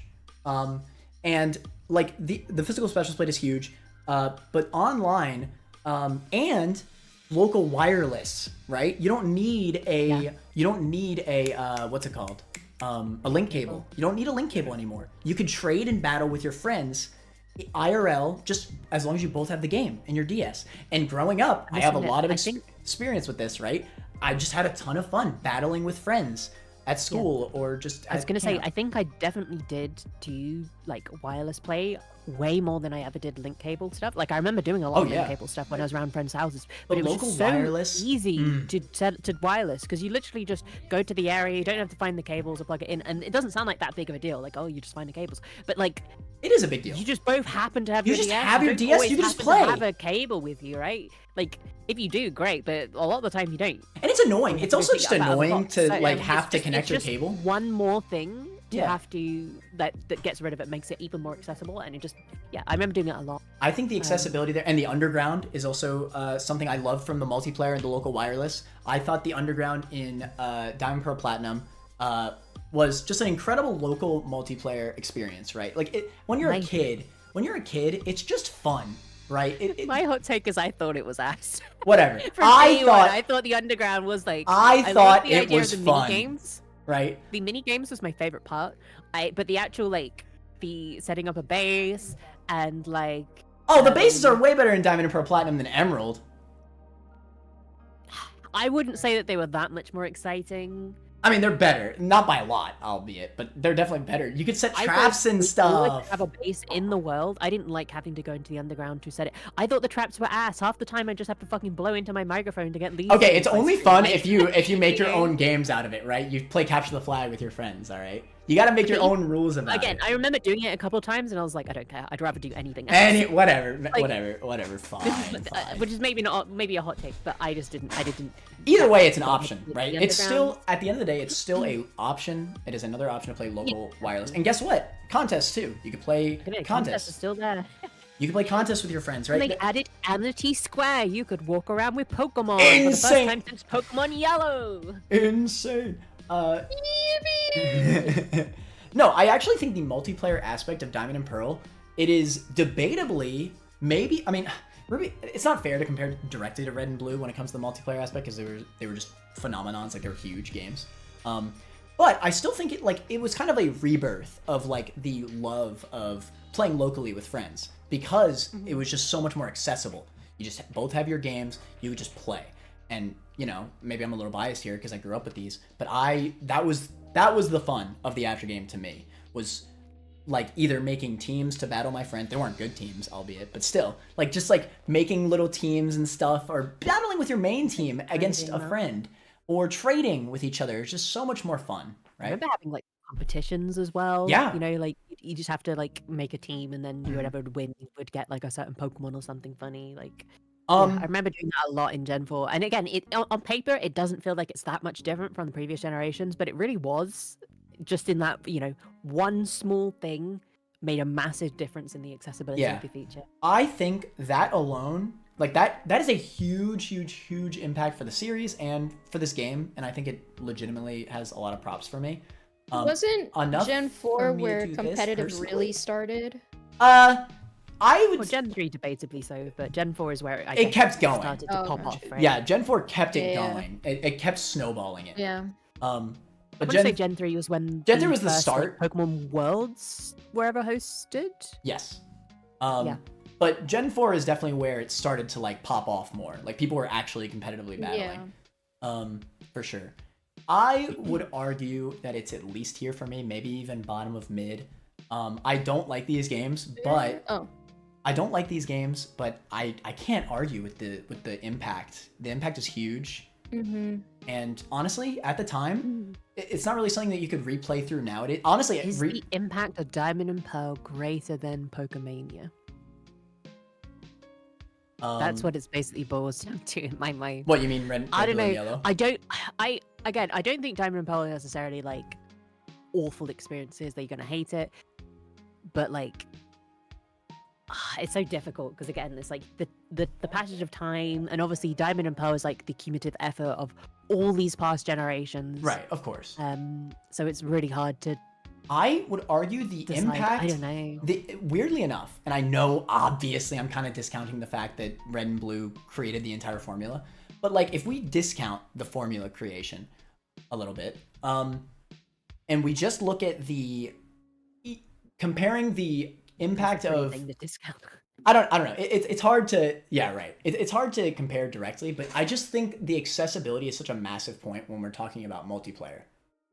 Because like when you are playing with other people, the need to have a link cable and like that will make those experiences just not happen.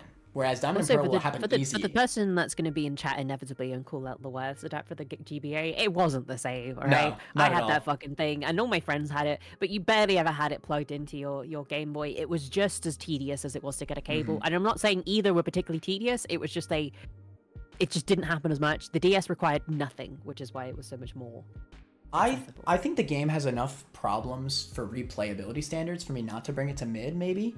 But I actually would definitely put it above Red, Blue, Yellow, I think. Just for that massive impact, personally. Unless y'all think it should go below. I think I agree with the position. It hurts on think it's paper good, yeah. to put them above, but I do think I would prefer to go back and play Diamond and Pearl Then red and blue. versus Red, Blue, Yellow. Yeah, I don't know. I don't know. For me, it's definitely more of a point of just like what it did. Yeah. I don't know. All right, but that's fine for now. Let us move on. Heart Gold Soul Silver, another Top like 5, let's move on. another.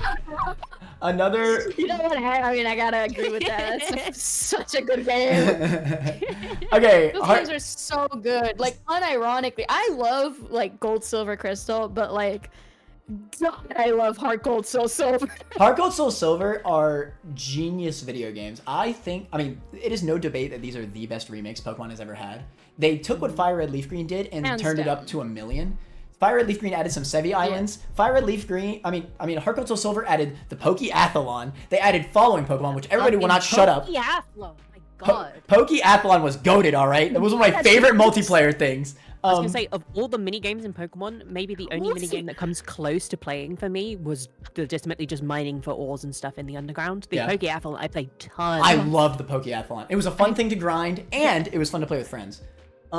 It also added Voltorb Flip. Voltorb Flip! Voltorb Flip! Yes! Anyway, Voltorb Flip. Anyways, Honestly, like, it should have its own tier for Voltorb Flip. No, okay. But legitimately though, like, the bug catching contest. Those games are No, let me stop. stupidly fun. Okay, but the following Pokemon is a massive thing that people still beg for to this day, and I think it was done best in this game more than any game. It's just simple and it's cute, and I like it. And it's and it added this little item for nostalgia. It added the GB sounds. Just like little cute things they with did. the following Pokemon, you could take photos with your team. The photos! I just did a meme with that on Dolphin's stream, bro. Yeah. The freaking photos, bro. Oh my god. Photos. That was a few months back now, but sure. Oh my god, dude. No, we need to continue that. I know, right? Oh my god, I love. Oh, there's so much in Heart Gold Soul Silver. This is like literally the content behemoth. I think this game has the most content of any And Pokemon it has game. the Battle period. Frontier in it. And it also has the Battle Frontier. I'm not even gonna stop. Just keep going. Battle, like, what? So it has the battle aspects of Emerald, right? It has the insane after game and just like stuff to do of Gold and Silver Crystal, right? It has like all these different mini games that you can play and just like endlessly. Also fixed Kanto, because in Gold and Silver Crystal, Yes. obviously they couldn't fit it all on the card, but in Heart Gold Soul Silver they could. So Yeah, so they did it Kanto's all. back now in its full glory, I mean, including the Safari Zone, which has its own brand new area and Right. side quest to go with it. oh And the my Safari Zone has its God. own mini game built into it. You Granted, can the make game does an awful job at telling you how it works, right. but it's cool. You can make your own Safari Zone. There's like a legendary event for every single legendary up to this point. Like Basically, ever. I think established this idea of like a Pokemon remake is amazing when it takes what the current generation is and it looks at the old games and goes, let's do everything Let's we take can do to everything- make this in the current generation, and then let's add everything, let's add a bunch of cool stuff on the side. And I want Because to- nobody asked for Pokeathlon. Like, that was just like a, whoa, what the heck? People asked for following Pokemon, and everyone was like, this is amazing. This is exactly what we wanted. And again, with like Safari Zone, people wouldn't have been like upset if Safari Zone wasn't in there. But the fact that it is back made everyone go, oh my god, amazing. It's like they went above and beyond what they really needed to do, which is part of the reason why it's like, it's in contention and always has been since I played it for my top spot. It is truly, they are just truly incredible games, like without a doubt. I mean, like, it's hard for me to just like flat out give the negatives because there's just so much positivity. They are there, right? The issues that I said about Gold and Silver are still completely apparent here. And that's where it being a remake kind of lowers it slightly. But it does also kind of alleviate some of them by letting you have access to some of the Gen 4 evolution. But that's not true. Playthrough, right? Actually, when you said that about Fire Red, Leaf Green, I was about to bring that up, but I didn't. It's funny because they are available, but there's no way to access them unless you specifically get the trade. items, right? Yeah, you don't get yeah. the way to get. Like I specifically remember, you don't get a I shiny remember stone. playing through an Electivire, but then I probably just traded Yeah, through. right. with another game, yeah. You don't get the shiny stone until you get Rock Climb, for example. So you can't even get Togekiss. So you actually have to use a Togetic the entire game, and it's a shame. At least, unlike Fire and Leaf Green, Yeah, at least it lets you. And that's Fire true. and Leaf Green actively stopped you from using anything to the point where you can't even trade with Ruby Sapphire and Emerald unless you've done the post-game quest. That is definitely still an improvement, but it is also still a shame that, you know, there are still these very bad Pokemon, right? They give you a gift Togepi and it can only evolve in a Togetic unless you do outside means, right? Or you can only, or Ledian still sucks ass, right? It's unusable. All the Johto Pokemon issues that I brought up about Gold and Silver Crystal are still in this game, and it's a shame. It actually is a shame because like that's the only thing that stops these games from legitimately being perfect video game or like perfect Pokemon games. But did that stop you playing through them multiple times? No, not at all. Don't get me wrong. They are absolutely at least insane tier no matter what. All right. For me to like, I'm bringing up the negatives because I do think it's fair to compare them to these two. Sure. And I still rank them at the top of everything we ranked so far. It's easy top spot for me. Like I have said for ages that out of everything, I think they have been my top #1 game, and it was only since Legend Arceus came out where I sort of went, how am I going to weigh these against each other? right. But yeah, they're still again in contention for my top spot. And I do still fucking adore them. I think And the Pokegear, dude, the Pokegear was so cool at the time. I It don't seem was. stupid nowadays because like Pokemon Go is like exists and it's just better in every way. But like, Also the Pokegear auto was run so button. Cool. Auto run button. Only game that has an auto run button. And two registered items. I don't know, man. It just has so much. It just has so much, dude. It really, really They does. introduced berries with the key item too, with the most accessible berry growing that has ever been, I think. Very, very true. It's just on you at all times. I don't know, man. I think the only thing that you could say up to this point they didn't take from a previous game is contests. Like, it actually took everything But they besides replaced that. them with something better. Pokeathlon, you're so Pokeathlon, right! Because I think anyone that Pokeathlon's sick. enjoyed contests absolutely adored the Pokeathlon. Mm-hmm. Although maybe that's projection. I just feel like that's true. I think it's way more in depth. Yeah, I think there's more to it. I think it's really interesting. I agree. It's a top 3 contender. It probably just is top 3. I think its negatives. Yeah, not even contender. I think its negatives are still there, unfortunately, with the team variability. And that would be a point that maybe I'd fight for Emerald or Platinum to be above. Would y'all be down to at least put them like this for now? I wouldn't mind. Maybe just keep everything insane, and then at the very end, we then put them into top 3. We then decide, Yeah, that makes more sense, actually. I would say with the team variability point, though, and I said this more with Gold and Silver, is like, when you're playing for these games, it isn't that bad to just be like, oh, that's a cool Pokemon, I want to add it to my team. It's only really an issue with the variability if you're just like, I'm caught this Pokemon and it lives on my team now forever. Because it's like, if you happen to get one of the Headbutt trees and get a Heracross, you can add that to your team. Headbutt trees is also a new mechanic, by the way. I remember finding a Natu Mhm. in Ruins of Alph. I remember going back and finding a Natu, and I'm Yeah, I like, know that oh, area. that's cool, psychic flying, right? Yeah. And I immediately dropped my Hutu, or knocked out, whatever it was at the time, and added that to my team, and I don't remember it being a particularly big issue. Because again, it's not like you can just gradually pull it up with the rest of your team just by switch training or EXP share. Like, it really wasn't that bad. Although I do agree that you do have to go out of your way more so than you do in something like Emerald. In Emerald, it's way easier to have more varied teams.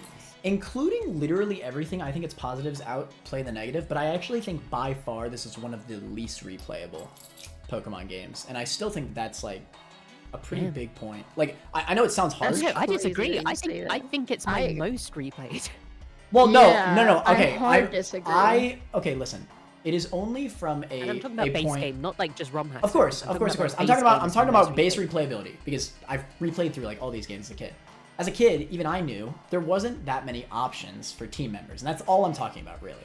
And I get what you're saying. Like, yes, it's I easy make to. the argument though that team members don't dictate, or access to team members don't dictate the entire replayability value. Though I get that they're obviously a big point, but it depends, because if you're It depends why you're replaying a game, what you're aiming for. If you're replaying a game to have a hard Nuzlocke, then of course that's going That's to what I'm talking about, way though. much I'm more not talking in about your that, mind though. than if you're just doing a casual playthrough. But that's what I'm saying. If I'm just doing a casual playthrough, if I find a cool Pokemon, I'm just like, I'm going to add that.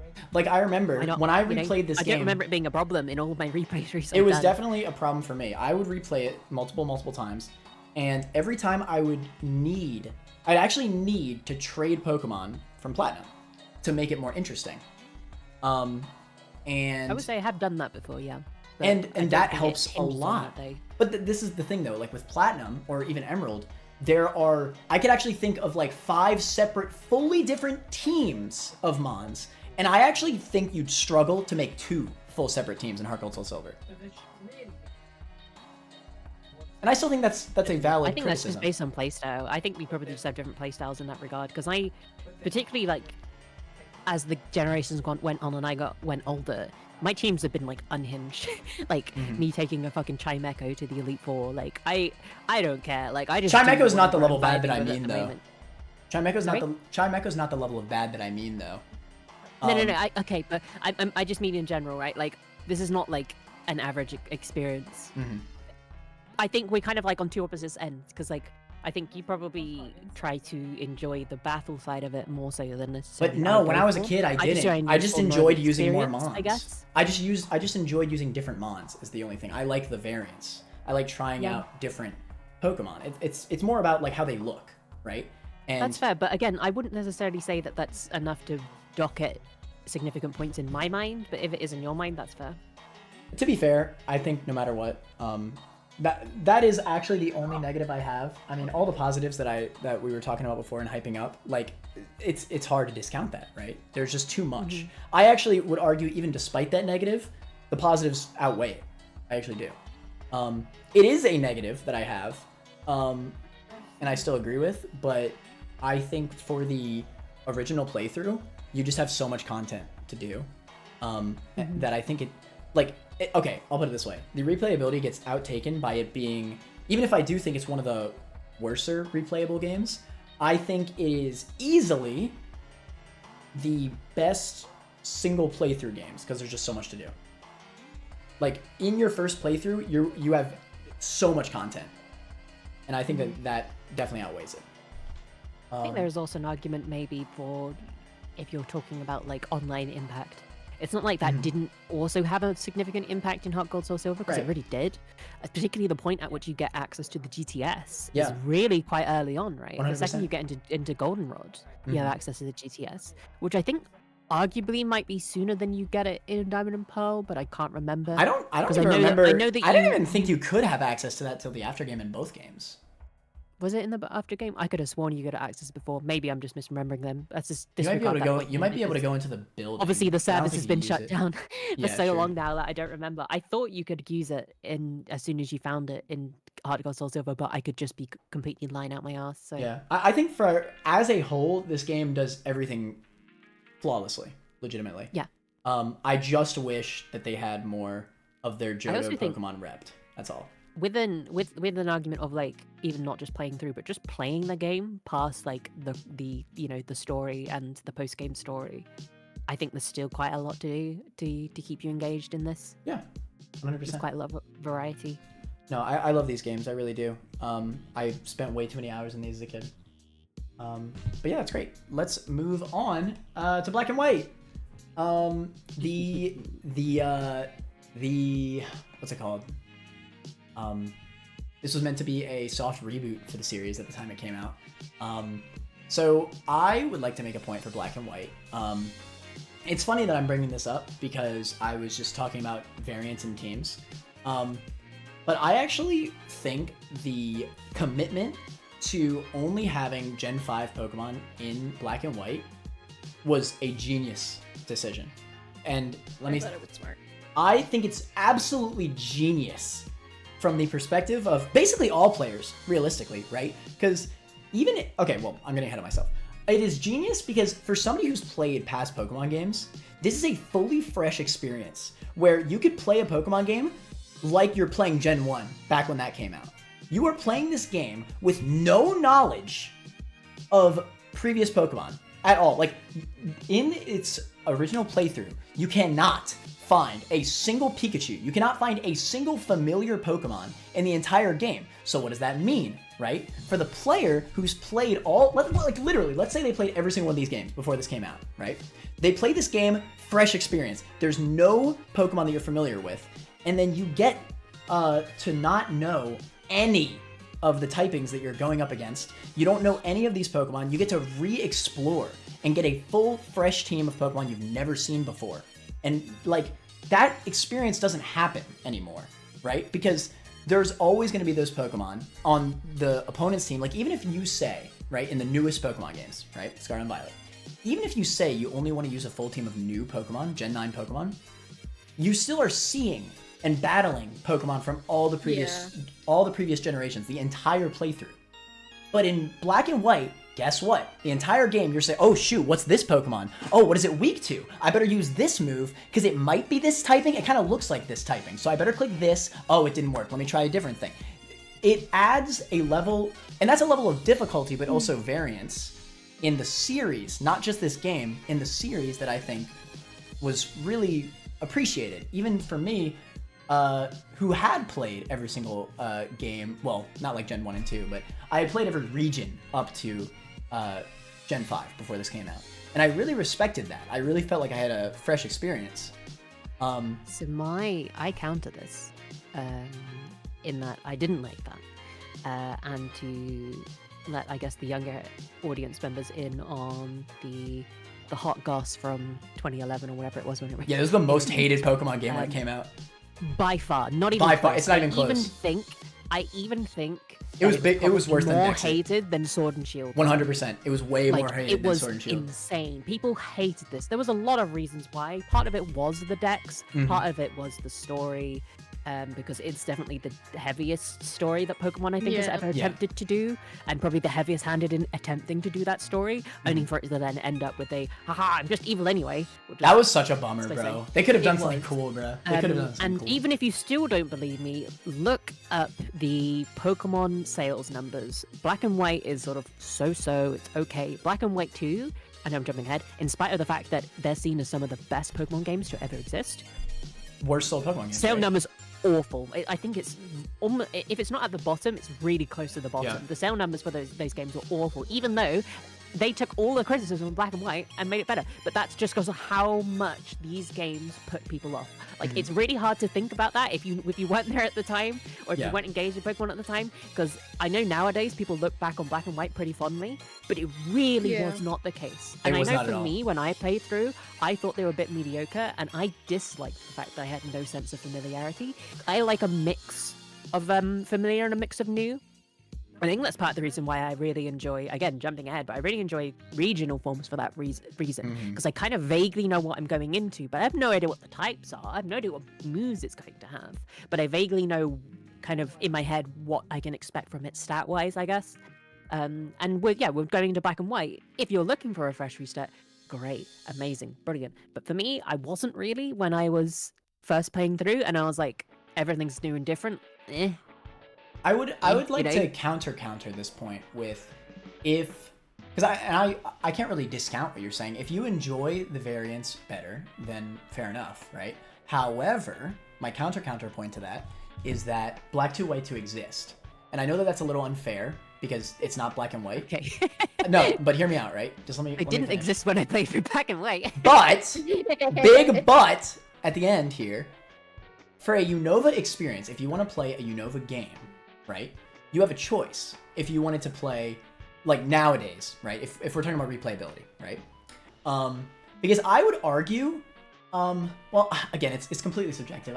You did say that you prefer more variants, as I assume also on a first playthrough. I think the first playthrough is the time when I really want to experience all the new stuff, right? Like, I don't even want to see the old stuff. I like some familiarity. I like some differences. It really depends. And I think, so for context of me, when I played the game, I disliked the game, right? And especially the context of when it came out as well, especially after coming out immediately after Heart Gold Soul Silver, and me being like, this is what they've got next. Like, visually, love the game. Fucking gorgeous. Oh, this is the most gorgeous. One of my this and Black to favorite White 2 are art styles the most and one of the gorgeous most Pokemon criminally games. underused Pokemon engines that's ever existed. Like, Yeah. we should have had Auras in this engine. It would have been so good, dude. But, off topic.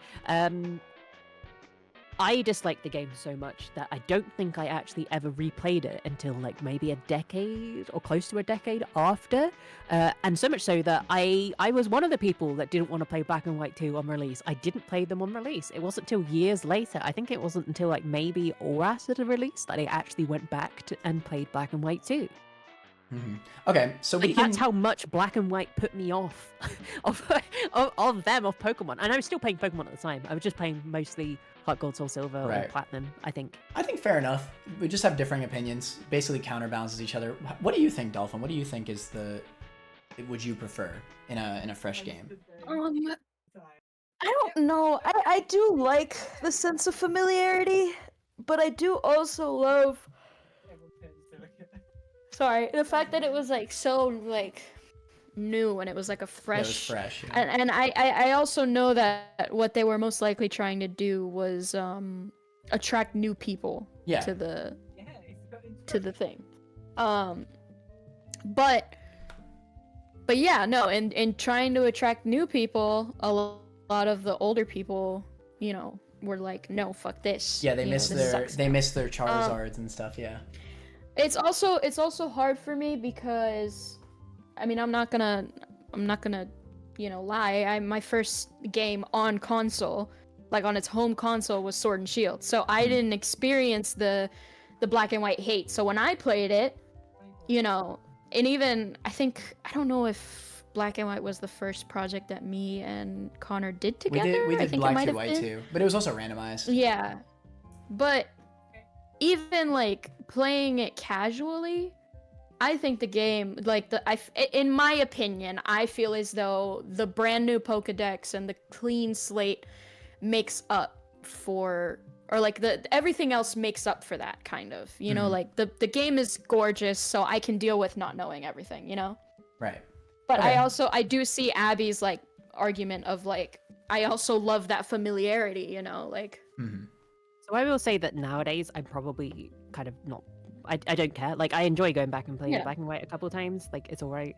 But a lot of that is because I have that familiarity now with the exactly. Pokemon. Like, I'm looking at Right. them and they're not like these crazy different new things. I think every time a new Pokemon game comes out, no matter what, you're a little hesitant to enjoy the new mons.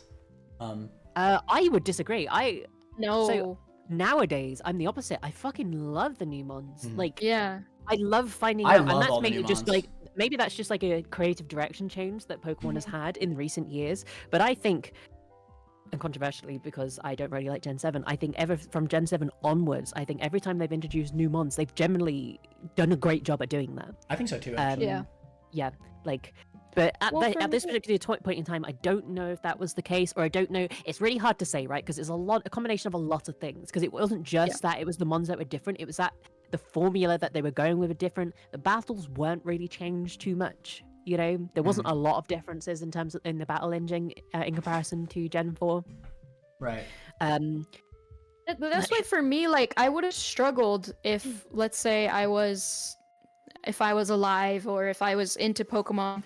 You were definitely when, like, alive. for You just example- weren't into it. No, when I'm Don't saying be like when I'm 10 years old. saying first gen and second gen came out, or if I was not into Pokemon when Heart Gold Soul Silver came out, I definitely think I would have struggled because my thing now, like now playing the games, is especially when a new generation drops, I strive to make my team only new Pokemon. Right. Me too. Yeah.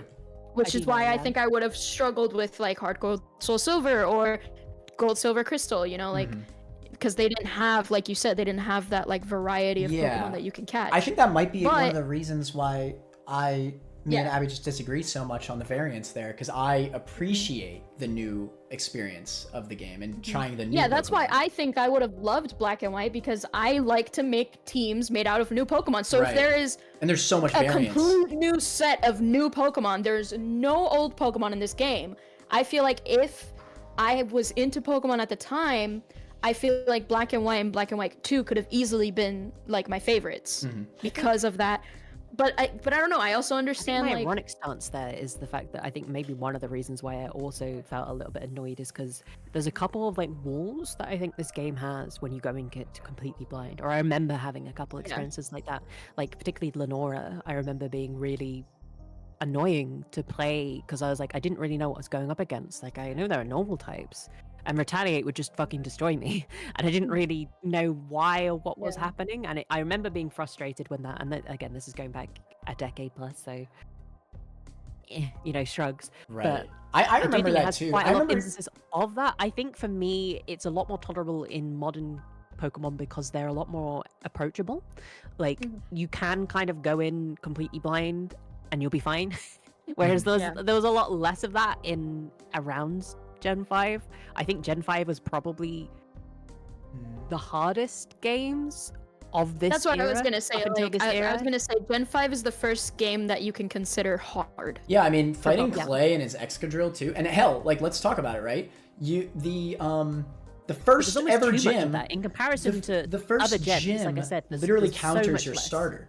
The first gym literally hard counters your starter, and it motivates you to explore the world for more options. Now, I love that, but I could see that being aggravating for people who like the familiarity of sweeping games with your starters in old games. But as a kid, I would prefer to make a team, right? I think there's like an element of that just maybe hit too often for a base Pokemon game. Because like I want to explore, because the problem I had, I remember why the reason I was getting frustrated, because I was like, I just want to explore, I just want to see more places, see more Pokemon, do more things, yada yada yada. But that's what I'm saying. Do that I think the exploration's better. These gyms. No, I think the exploration's better because of that. Because you need to explore in order to find the solution. The solution is the elemental monkey. So you explore into the dream yard. Again, I'm thinking of like with the case of Lenora, right? The solution for me there was just grind up until. No, there's fighting types right to the left. There's a rock smash TM. I know, but they are low level. Not that. Because that was the problem. Because I remember going there and having one on my team and still losing. So my solution then was grind. Like I remember, I have vivid memories of doing this and being like, God damn it! Like I wish I could just explore further. Like. If the level that you catch them at is more approachable but Aldinos to the gym at the time.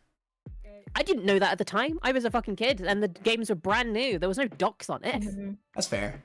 I just figured out through experience. Why would I think to like grind Aldinos? Well, no, I found it through experience as a kid. I didn't know anything about that. I would just see a shaking grass and I'd run into it and then I'd beat up an Audino. Go, oh, there's an Audino. I've seen one of them before. Run away. No, I would beat it up and then get like 2 levels like for free. And I'd be like, damn. I never really made that connection, I'll be honest. I did. I don't know. I mean, fair enough, I guess. I don't know. Just different experiences. Okay, well, either way, I just think, like, considering everything, I still think no matter what, I would argue it's top of that's pretty good, but maybe Abby would put it lower. No, I was going to put it at the bottom of that's pretty good. Okay, so... I prefer Fire Red and Leaf Green, hands down. I think... I do prefer Fire Red and Leaf Green. Ruby and Sapphire, I think, is more debatable. I could see it going either side of them, but I definitely think Fire Red Leaf Green is better than Black and White also has a more interesting after game too, because it has the mons from older gens that you get to find. I was so fucking checked out after that game. I didn't touch that after game. Okay, like, you know what? Fine. I don't. All right, I didn't mean to bring it up. I didn't. No, okay. That's Black 2 White 2. That's Black 2 White 2. Also, one of the big problems with it, again, I remember having, was that it's so linear in comparison to the other Pokemon games. I felt like I didn't have an option. And again, this is the problem when I did hit a roadblock of like, I just wanted to go deeper into the forest, so I could try and find more Pokemon for Lenora, but I wasn't allowed to because the game said that I'm not allowed to do that until I beat Lenora. And it's just that you're constantly stopped from going to the next area until you beat the gym, and you're just going in a straight line. All right, so here's my the last most railroaded Pokemon experience. Now I'll move it down if y'all still think so after my last thing I want to say about it. But I do think I'm actually in the middle of making a video about this. This has one of the best moments, I think, in the Pokemon series. And again, this is like shocking a player who's played all the Pokemon games previously. And I think this is a massive point in favor of Black and White. So, you know, growing up, like most people do when they play Pokemon, I didn't read any of the text, right? So the story of Black and White passed me, right? I wasn't reading the text, I was just skipping past it. Many people do that. It's fine. You don't need to. But I have never been so shook playing a single Pokemon game ever. And I've played some of the crazier scenarios, right? Like, I don't know, the Distortion World was pretty cool to a lot of people in Platinum, right? Or when Kyogre and Groudon were fighting in Emerald, right? Like, and the storm was happening, right? Like, those are, like, more epic moments, right? In terms of, like, the story or whatever. Nothing threw me for a loop more than beating the Elite Four and going up, and then you approach N, he beat Alder. And then I say, oh, man, all right, it's probably, like, Red and Blue. You know, like, it's probably like Fire Red Leaf Green. And I said this as a kid. It's probably like Fire Red Leaf Green. I'm probably going to fight N as the champion, right? He just beat Alder, right? He's going to be the new champion. What I did not expect at all was for him to say, from the ground, rise up, Team Plasma. And then the entire castle comes out of the ground, impales the Pokemon League. Literally, like, this is the entire... I gotta admit, that was pretty cool. This crap is amazing. Like, I was not. But I really don't think it changes my rating. No, but I'm not done yet. Like, okay. I need to get into your mind. I didn't care about the story. I didn't read it. But when I saw that, I said, what the hell? I instantly start paying attention. I'm hooked. I'm literally hooked into this end game. And I fight N, and it's like a hard fight. Like, it's an actual champion level fight, right? And then you have to fight Getsis after that. Mm-hmm. Like, I don't know, man. Those fights were cool and all, but I will say my flip side is I didn't really care. Like, I was like, okay, that's cool, and then I just kept playing. Because, like I said, I was so checked out because of how disinterested I was in the rest of the game that even having such a cool moment was just like shrugs. Like, I appreciate it more now. And I read the story when I played through it, but I was like so turned off. But maybe that's why you enjoyed it more, because you didn't read the story. But like, I remember reading the story and I was like, shut the fuck up, dude. Like, please. But it was just a cool moment no matter what. You're talking about liberating Pokemon all this time, and then you're just fucking stealing them and fighting with them. Like, you're clearly just full of nonsense. Like, it's not about the story. It's about, like, I shouldn't say it's about the story. It is about... But for me, that's the lens I was looking at it through, because I was like, okay, right. Cool, climax of the story, right? And like, yeah, that moment of having to fight N, and he's hard, and having to fight Getsu straight after, super cool. That's a super cool moment. I'm not going to deny it isn't. But it doesn't make up for the rest of the game, or at least in my brain in first playthrough. Again, this isn't necessarily what I believe now, because now going back and playing this with the knowledge I have now, I'm fine. Like, it's okay.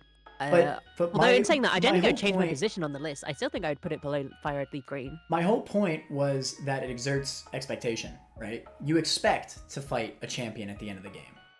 And that's what I was expecting. I go into the Elite Four, I beat all the gym leaders, I've done all this, and then instantly... Did you mean, sorry? Probably, yeah. Sorry, I probably said the wrong way. But you know what I mean. Like, you are... My experience... It wasn't about the story for me, because I wasn't paying attention, like you said. I wasn't paying attention to the story. I was just in shock. I was blown away. I was like, whoa. And that's why it was exciting, because it was different. Like, the formula has stayed the same all the way up until this, right? This is the first thing that actually changed the formula, at least in my mind. Like, I know it's just... How old was I when it launched? I know it's just the ending, but it's pretty massive, man. It's the end credits. That's the end of the game. They ended it on a completely different thing than the champion battle. And what's cool is that it makes you even more hyped to do the Elite Four rematches after, because then you're actually fighting Alder, right?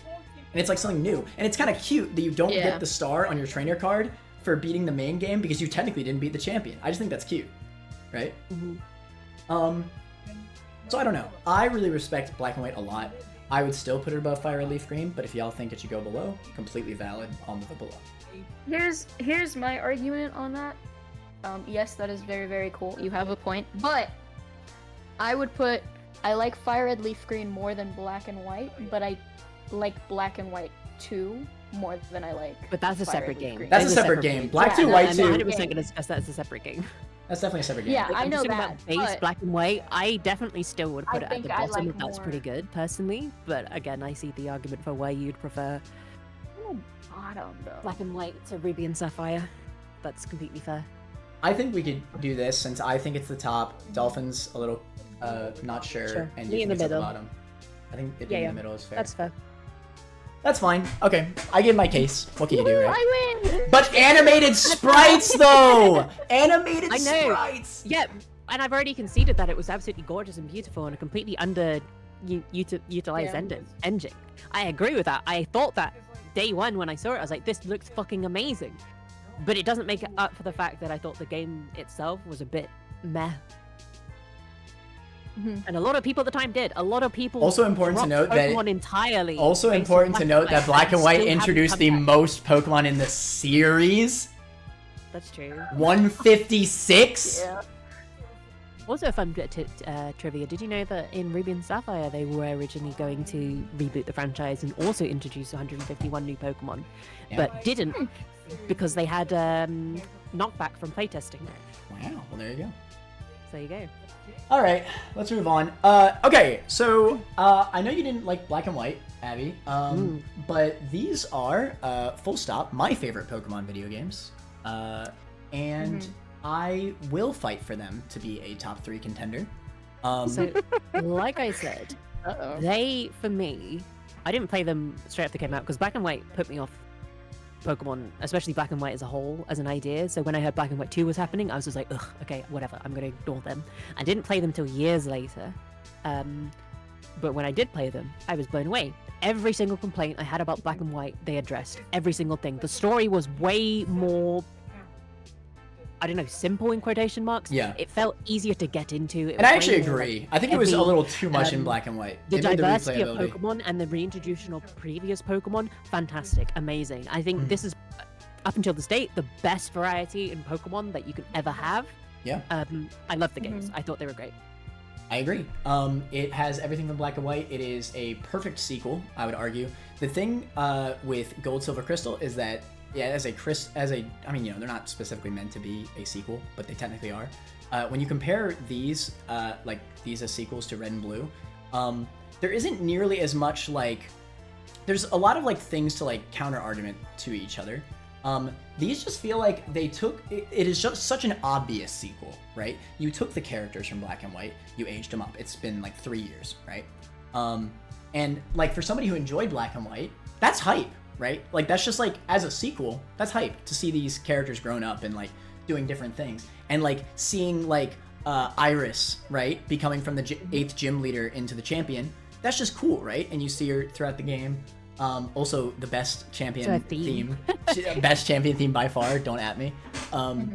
But, and yeah, like Abby said, like, this is, okay, why I said Black 2, White 2 existing is why I give Black and White a little bit of credit. If Black 2, White 2 pulled an Ultra Sun, Ultra Moon, which I'll get more into that once we get to that, if they pulled that and made the games, like, exactly the same, like, for, like, route variability and stuff like that, it would actually be, like, debatably lower than Black and White. Well, maybe not, because it has so much extra content as well on top of that, but still. I think Black and White 2 did a great job with the roots and stuff, and the fact that That's you what I'm don't saying. always go through the exact same thing, and you go No, through it in that's what I'm completely saying. different order, different place. Yeah, exactly. Yeah, I'm just agreeing. Oh, yeah, and of even course. to the point of like going to the right-hand side of the map and kind of wiggling up that way. That Yeah. was great. I thought that was fantastic. Having more of the region to explore in the main playthrough is very fun, because a lot of those areas, who knows, right? Maybe players of Black and White didn't play the after game, right? So they didn't explore a lot of these areas. So to go like to the village bridge, right? Yeah, like to go to these areas, I areas. played it a little bit, but not to the point where I really remembered it. So it all felt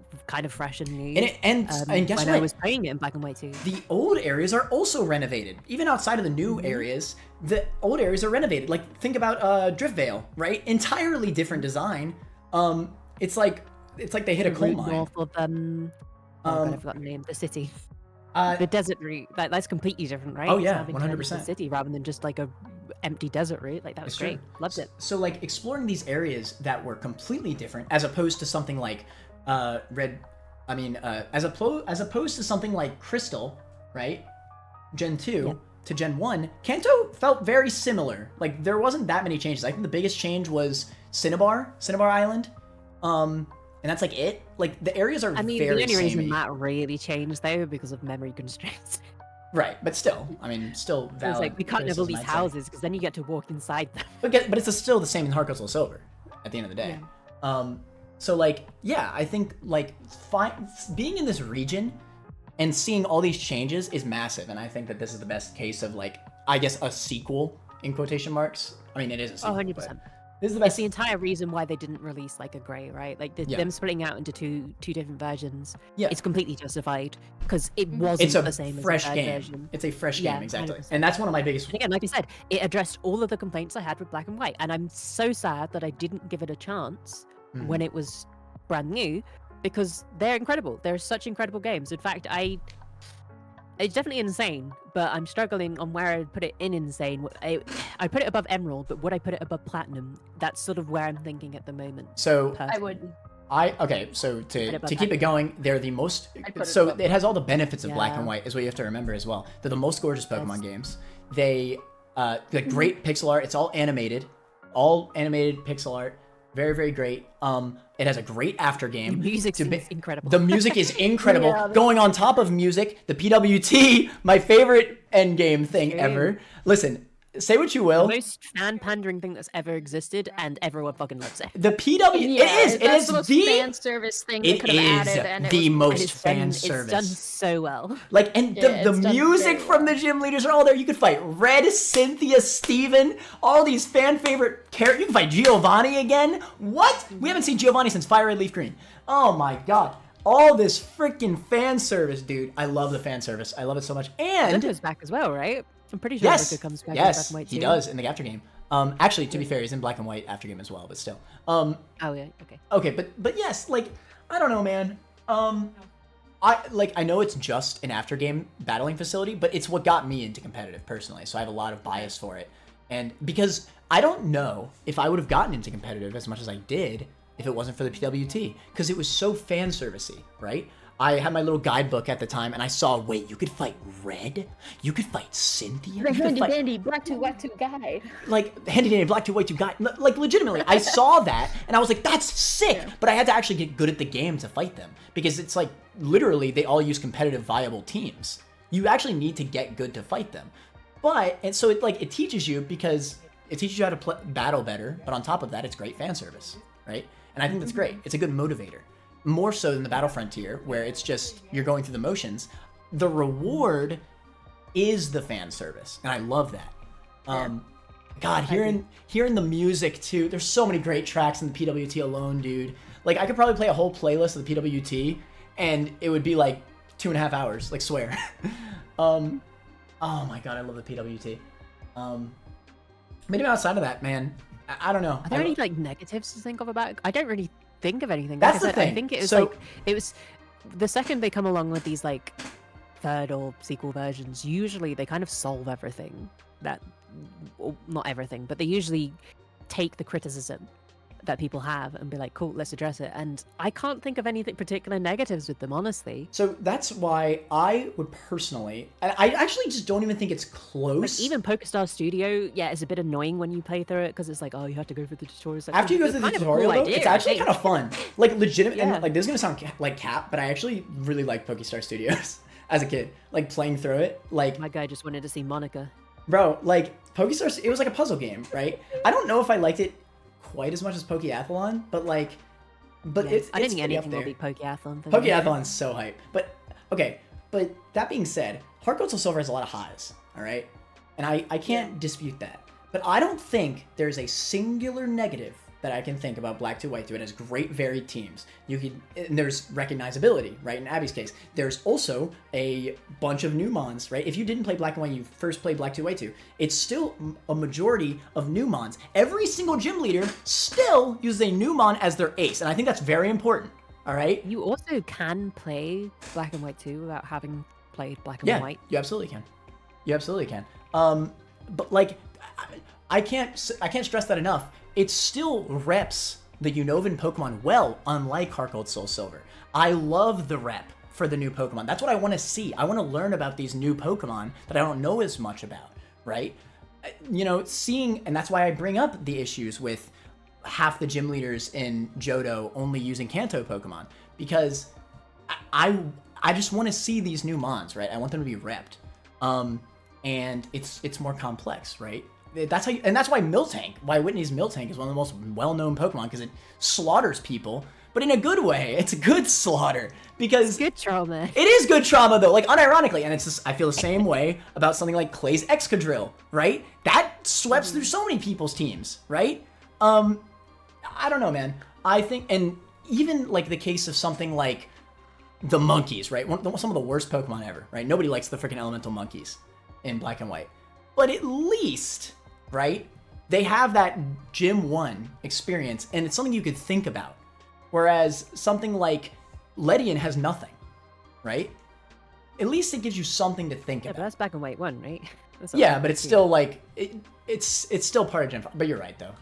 I guess I'm talking about. I don't Black know. 2, I White 2. yeah, I was gonna say. I'm still talking about Black 2 White 2. You're right. Focus on specifically Black and White 2. Yeah. You're right. For But me, it's like a bit of a hard one to do because I think basically as it stands, my favorite Pokemon game is Heart Gold Soul Silver, and if I had to pick any Pokemon game to like play, if I was only able to play one more Pokemon game for the rest of my life, it would definitely be Heart Gold Soul Silver, no question. Because in spite of all the flaws that you brought out, I still adore the game. Playing through the game for the first time or for the 10th time, I just think it's fun. The region I find super enticing. And ultimately playing, I feel the need to play through the post game, which I don't usually feel a lot in Pokemon games. Like they're just sort of an optional thing. And again, that's a problem I have with Black I don't and mean to White. be that And I can't guy, say I but really engaged too much with the Black and White 2 post game either. I but think that's I don't know. nostalgia. I don't think that Kanto, even in Heart Gold, like it was improved, don't get me wrong, but it's not that good. There's not much to do there. I mean, it's just like but the thing is, like, with that is like, I like the fact that it doesn't take too long. Like, I can blast through it, and then I finish the game with the hype battle with Red. It does have one of the most hype battles. That being said, at least you have the optional fight But with Cynthia. for me, That's something. it doesn't beat Heart Gold Soul Silver for the top spot in Insane. But I feel like that's obviously the opposite case for you. So I feel like this is just going to come down to Dolphin. Oh no! Oh no! I just think Black 2, White 2 are perfect. Like, what's the negative? What's the negative? It's perfect. I mean, it's more of the shoot. fact that like the negatives that you have with Heart Gold and Soul Silver aren't negatives that I care about. That's Right. more of it, right? And it's just that I Here's- vibe with Heart Gold Silver more than I do with Black and White 2. Here's the thing. It's hard for me to form an opinion because I didn't play these on their home consoles. I played True. them on Maybe an that's the emulator perspective we need. and on- Maybe that's the perspective we need, right? We are nostalgia Yeah. blind. Just tell us what you think is more fun without the experience. Just be honest. Like, if you were I to think both replay a these game, games, playing them out of order are fine. Like, I think it's not like you're like playing Black and White for the first time out of order. You'll probably have a bit of advantage because you've seen, from Pokemon maybe in some future titles. Mhm. But like playing either of these is like, yeah, you have some knowledge of some Pokemon, you ain't of others. Like, it doesn't really matter. Wait, Like, I wait. guess Well, But the thing since we're- is, since I we're- can tell you now that when I played Black and White 2, I didn't have any knowledge about Pokemon. I had very, very little. Like, I played Silver on a website. Like, and then maybe, I think the only knowledge from Pokemon, like, from 5th gen Pokemon was either PokeMMO or Pokemon Tower Defense. I love and Tower those Defense. two Pokemon Tower Defense are- goated game. Both, arguably, you can't really get anything from them. Pokemon MMO you can a bit. Yeah, PokeMMO you can, but Just Tower tell Defense us is what you think is completely other. more fun. I think that'll be an easy decider, right? You don't have bias. That's actually a good thing. More fun or more memorable Both. is both. I mean, okay, it's so what you deem as that, I guess. Like, what do you as being memorable? for to more fun to you? me, it's Heart Gold Soul Silver. Damn. Let's go. I love Black and White with all my heart, but I'm gonna be honest, I remember Heart Gold Soul Silver more than I do Black and White 2. I've played through Heart Gold Soul Silver more than I have Black and White 2. All right. When what can you do? I want to start a Nuzlocke, first thing I think of is, that's oh not my to god, say- Heart Gold Soul Silver. That's not to say Black and White 2 are bad, Connor. They're No, not. we're not Like, saying these are it's super, bad. super close. It's just that I Yeah. think both of us vibe more with Heart Gold It's Soul Silver. very, very, very much so tied. for like Exactly. top spot. Mhm. Yeah. It's not tied for me, but it's like definitely my second. Fair enough. All right. Oh, what a bummer. My favorite Pokemon game. You sound so sad. My favorite It's still Pokemon above game. everything else. But it deserves more! Anyway. Deserves more! Damn it! Oh Anyway. jeez, X and Y. X and Y track. No, I'm just kidding. So X and Y, but okay, here's the thing. I have a fondness for X and Y, I do too. not actually. because I played it, but it's because X and Y is what truly introduced me to Pokemon, which is weird to say. New Like, generation Pokemon. X oh my and- goodness. Yeah, right. X and Y was the first generation that I was like, oh my god, I love these games. I'm gonna watch a full playthrough of these Mhm. because I can't get them myself. Mhm. I agree. So- For me, I think was the I think beginning of the my community. decline. Okay, It's the beginning of like, hey, maybe I don't like Pokemon anymore. I'm not joking, like legitimately. No. There was a phase. But to put this in perspective, Yeah. Emerald Rogue would not exist if it weren't for Sword and Shield. That's fucking wild. I know. that is I wild. almost- I Sword and Shield is almost- top 3 for that reason. I know. Insane. Sword and Shield is I top know, 3. but X and Y for me established a Sorry. Mega's super fucking cool. Oh yeah. And some of the Megas Pokemon are they awesome. introduced as well, super cool. Best it was kind of gimmick. hit and miss. Some of them Incredible. was so on. Fairy type I thought was great. Fairy's Like, great, I loved yeah. it out of the gate. The way it's spiced up, and also like the way it made Poison type super relevant. Love that because Poison type was a super underrepresented. Poison sucked. It was only super Poison. effective against grass. But I thought the region sucked. I thought the story was. It was ass. terrible. I didn't like any of the characters. The characters were all bad. And obviously, this is when difficulty started to be toned down. Yeah. The EXP share in its debut really OP wasn't share. great. Nowadays, The game was I think it's fine. Yeah, I the think game they've wasn't- tuned it to the point now it's fine, but it actively sucked enjoyment out of my game. And then I remember being like chatting on forums with people, and people were like, "Just turn the EXP share off." And But I'm like, then you don't. being Then it's under-leveled annoying. doesn't equate to fun. Yeah. No. Like, Okay. yeah. The game. This is a legitimate People negative. confusing difficulty, right? This is You know? legitimate negative, right? People don't understand that the game. Okay, yes, I agree, and this is actually something that's been a hot topic for me. I have no qualms about the OP share. I actually think it's a good idea for the Pokemon series. I think an RPG in nowadays where your party members that are not acting in battle, not getting XP, that is so cringe, right? We are so past that. You should be able to switch out your Respect your time a lot more. Exactly. Let you bring And- stuff in without going through the tedious switch. trains and Grinding stuff does like not- that. Like, you grinding don't does have not to equal switch train challenge. anymore. That's crazy. Yes, grinding does not equal challenge, right? And like we all have nostalgia for Switch trading, but not in like a great good way, right? Like it's annoying. no. It's annoying, right? And we all know it. Just something we collectively remember doing. When X and Y came out, people would complain and be like, "I miss the old experience share." It's not that you miss the old experience share. It's that the games were not built around the OP share. All right, the OP share, literally, like, okay, how it works, right? Also, I think don't know the Pokemon exact fans numbers. just don't like change, so they just moan about anything that's. I don't know the exact numbers, but how it works is okay. Literally, they could have just solved this issue by leveling up all the trainers you fight, right? Like just making the levels higher. But even more than that, I think the way it's designed is just like kind of weird. It doesn't just share like split all your experience with all your party, which would make sense. It adds to every party member. Like it gives you more experience when it's on, and then gives it to each Pokemon. Like I think you get exactly half of the experience from the mon you just beat to all of your Pokemon. Like it takes half the experience you usually get and then gives that number of experience to every single mon you get. So you just inevitably get insanely overpowered. And you're like, and by overpowered, I mean 20 levels above the Elite Four if you fight all the trainers. like ridiculous. Yeah. I mean, I remember having the pre-order bonus or the thing you got, the Torchic, right? The speed. Yeah, I had that too. I remember having that in my party and never chucking it out, and it's still out leveled Yeah. the Elite Four. 100%. And it's a shame. Like, it was insane. It really, really is a shame.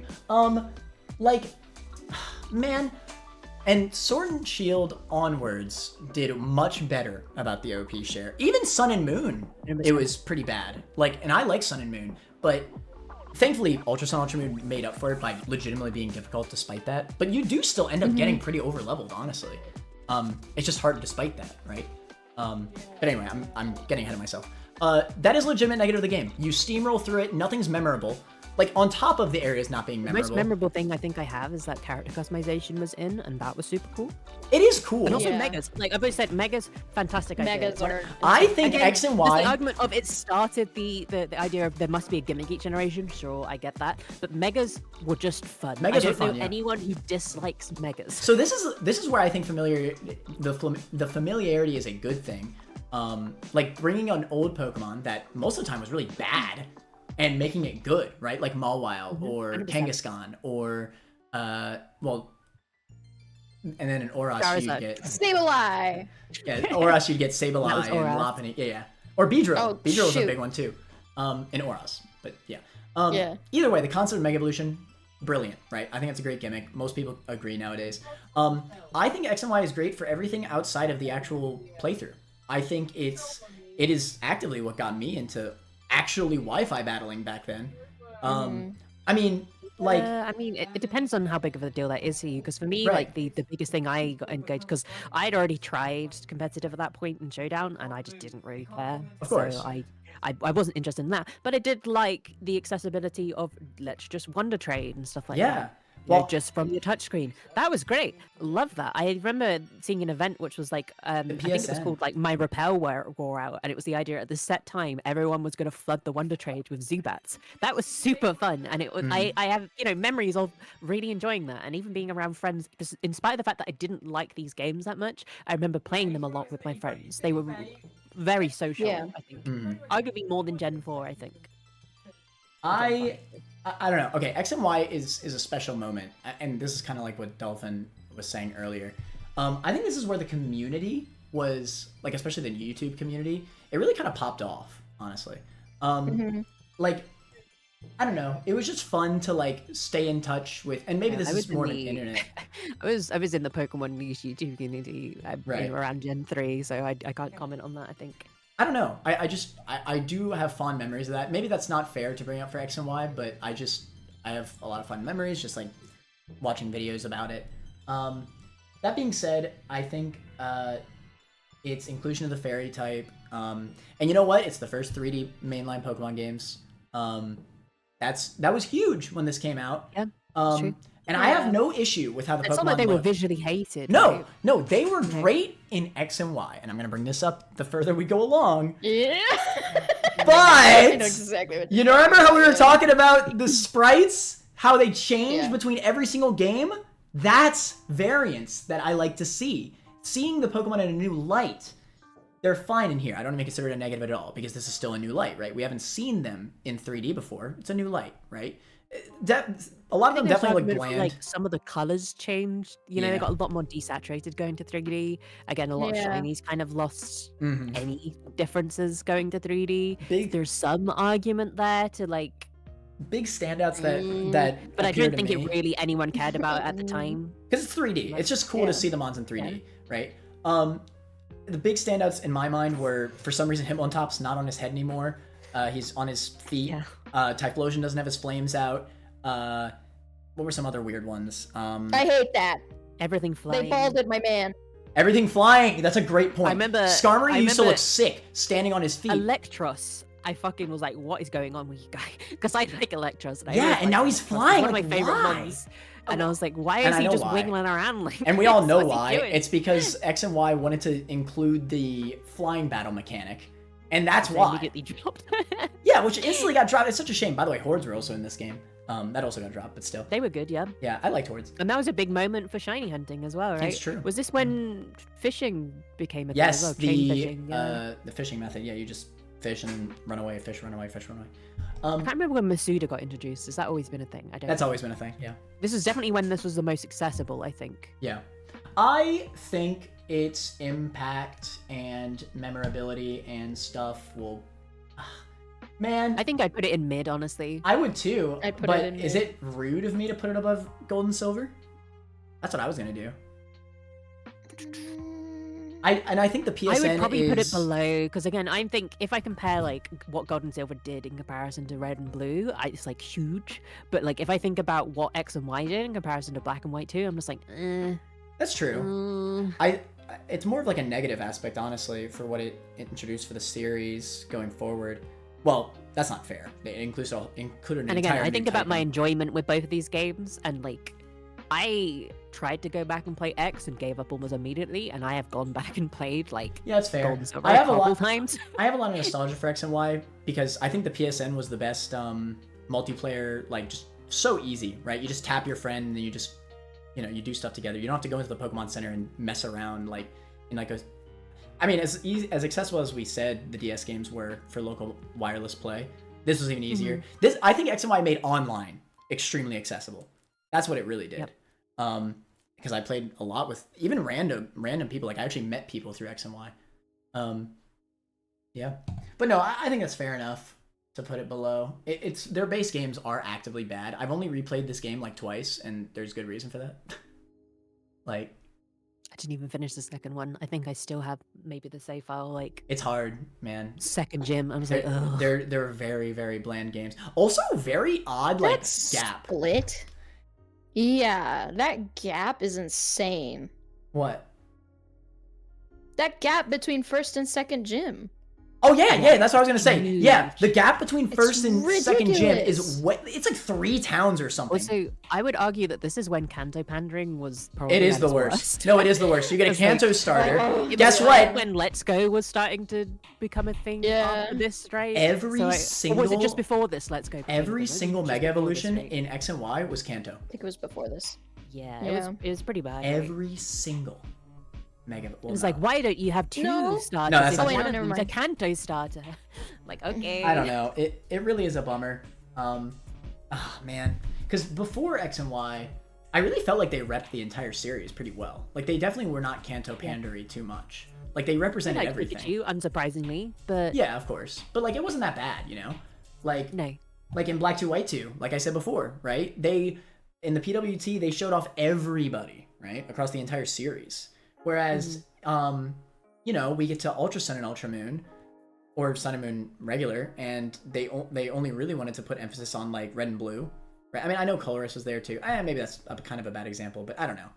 And like all the regional variants, it slowly gets a little bit worse as time goes on. Like all the regional variants in Sun and Moon were only Kantomons.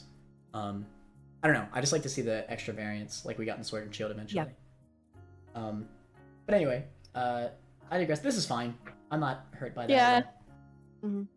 Oras. The interesting case. So before we started recording, Connor and I were both reminiscing about the fact that neither of us finished these games originally, not until Drayano released a ROM hack So that here's made us the go thing. back and then actually play them. So I was thinking about it. I think the reasoning for that is almost entirely the OP share. 100%. 100%. It made the games feel so trivial that I was just like, I'm just going to go back and play Because I Emerald. love... Although in saying that, actually, they didn't even have the team changes from Emerald, right? Exactly, yes. So this is the first didn't remake. I don't want to be too hateful on this remake. Now, I do want context to be taken into account for this list a lot. And we're going to especially get there for BDSP. But Oras, Damn. I don't... Even though I think Emerald is better, I don't think that it's actually by a lot. Well, it definitely is. I'm putting them in mid. Really? Damn at you. Well, I don't know no, what it you're is. thinking. Okay, I no. would put it above X and Y. Okay, I'll put it this way. Oras is better than Ruby Sapphire. No, you're right though. I would not compare it to Emerald. For when they came out, or like if you're going back and playing them, I don't know.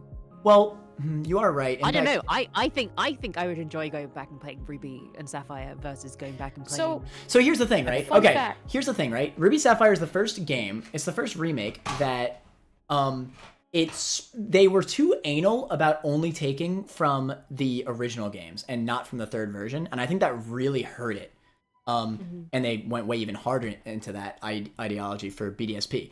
That being said, to counter that, they did actually still include a lot of new content akin to something like Heart Gold Soul Silver, right? The flying on Latios thing, legitimately really cool idea. I don't know why they didn't bring that back. I think that's cool, right? You could fly around the world. I mean, the new Mega Evolutions, right? Technically, these are new Pokemon that are in the game that Heart Gold Soul Silver didn't include new Pokemon, right? At least it's something. And I don't know, man. I don't think like if I was to choose between playing Ruby and Sapphire and playing Oras, I think I'd play Oras because I think there's enough new content to make up for the blandness of the OP share. And I genuinely think I disagree with that. I just don't think the blandness. I don't know. I've gone back to Oras not at all. I don't think since I. I mean, you're right. I haven't finished it either. Post going back to it because I had to, with the Drayano, I just never felt any desire to give it a go. Like I beat in the Drayano hack, I beat the Delta episode. I was like, I love that. I love what that does in terms of Delta story and how it wraps it up. That's a great nod to Emerald, although arguably should have had a bit more Emerald influence in my opinion. But I just actually so bland, right? I don't know. The Delta episode's epic, oh dude. You literally fight on top of Rayquaza and fight Deoxys in space. It is, but again, that doesn't make up to the entire rest of the game. You're right. I don't know. This is conflicting, right? Because I mean, you're right. The level, like you do over level, right? And it is bland. It's the reason why I stopped playing. That being said, my point here is that I still played all the way through X and Y. And why is that? Because it's a X and Y is a fresh game, right? I've never played it before, so there's always something new. Oras' issue is because I had prior experience with Gen 3 and I already knew where to go, right? If I was not a Gen 3 stan before I played Oras, I absolutely would have finished it. And I think you'd be the same way. I absolutely would have finished it and still enjoyed the areas. No, I feel confident about that. Did you play Oras before you played Gen 3? So I was gonna say, but you guys were going off and I didn't want to interrupt you guys. Oh, sorry. Oras, the cage match that we're doing right now in Oras is the first time I've ever in my life played through the entirety of Oras. Damn. And I still haven't even finished it, obviously, but like, I have the never. entirety of Oras. Have you played it before? Or is it like you've never touched the game? I have never. No. Sorry, no. I've never touched the game. It has never interested me. For some reason, even Arceus, which I can say, we'll get to that later, but which I can say, like, yeah, I played through the entirety of that, and it's just not my thing. Oras just never, I don't know why. I thought Mega Evolution was really cool in X and Y, and I thought it was cool in Oras, but I just never, it never, like, piqued my interest. I watched a playthrough on it, but that's, watching a playthrough is obviously different from playing it yourself. Right. But no, I've never played. I've even played Let's Go Eevee or Let's Go Pikachu, but I only played that for like an hour or so. But Oras is the only one who I have not touched that game with a 10-foot pole for some reason, and I would not be able to tell you why. But I just haven't. I haven't played it. Another reason why I'm potentially debating if I would want it to go in like the top of. I mean, it's alright, because like.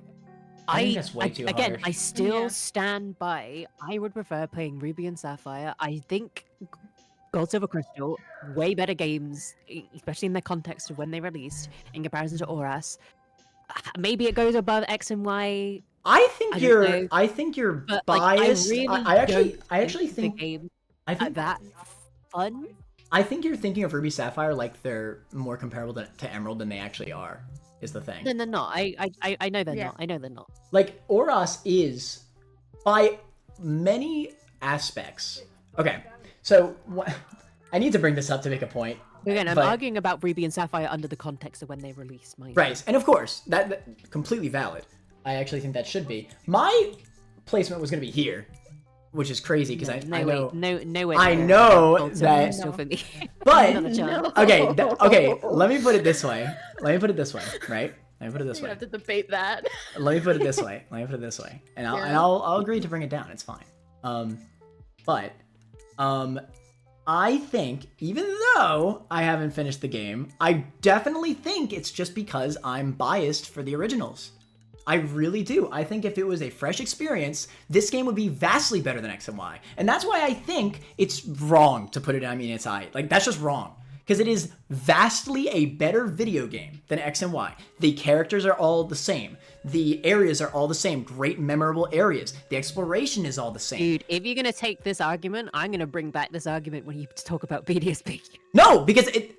Okay, fine. You're right. You're right then. BDSP are comparable to Diamond and Pearl. That's what I'm talking about. That's my whole point. BDSP didn't take from Platinum. That's my whole point. Diamond and Pearl were bad in their areas and everything, and BDSP did everything that Diamond and Pearl did, not what Platinum did. And that's what I'm trying to say here. Auras are not comparable to Emerald. They aren't. Emerald is just better. They aren't, no. Emerald is just better. I was just gonna say put it in the middle of mid. But keep in mind. Yeah, I tolerate the middle of mid. But keep in mind that with a fresh set of eyes, who's never played Gen 3 before, I still think the region and the characters and the areas, Fortree is still a beautiful area. You know, Dewford is still a unique area.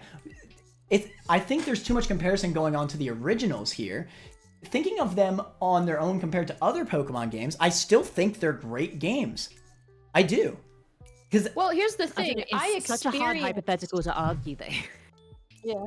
Well, here's the thing, right? I can't like say that this is exactly my situation, but it kind of is. I experienced Auras before I played Ruby Sapphire. So like I had watched playthroughs on Auras before ever looking at Ruby and Sapphire, and I still, while I will admit, Auras is cool as shit. I mean, the primal forms are so cool. Mega Rayquaza is so cool. There's so many things about Auras that is legitimately so cool.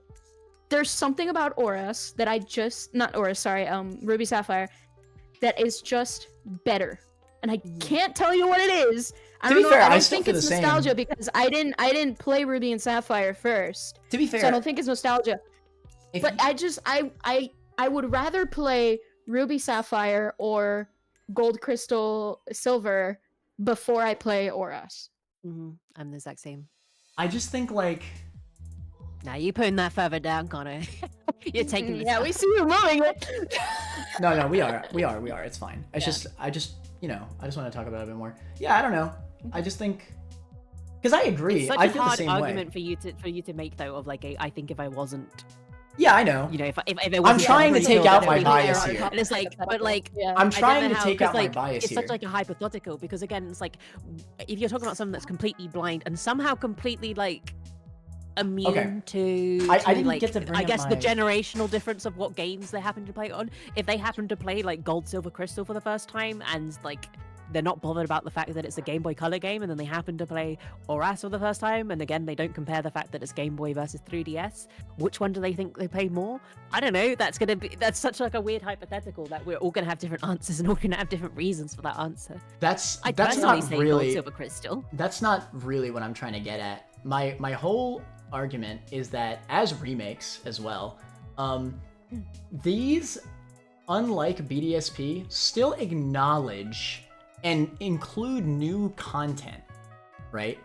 Whereas I think there's a little debate, right? Like, I think context alone. What are you classing here? Just the Delta episode?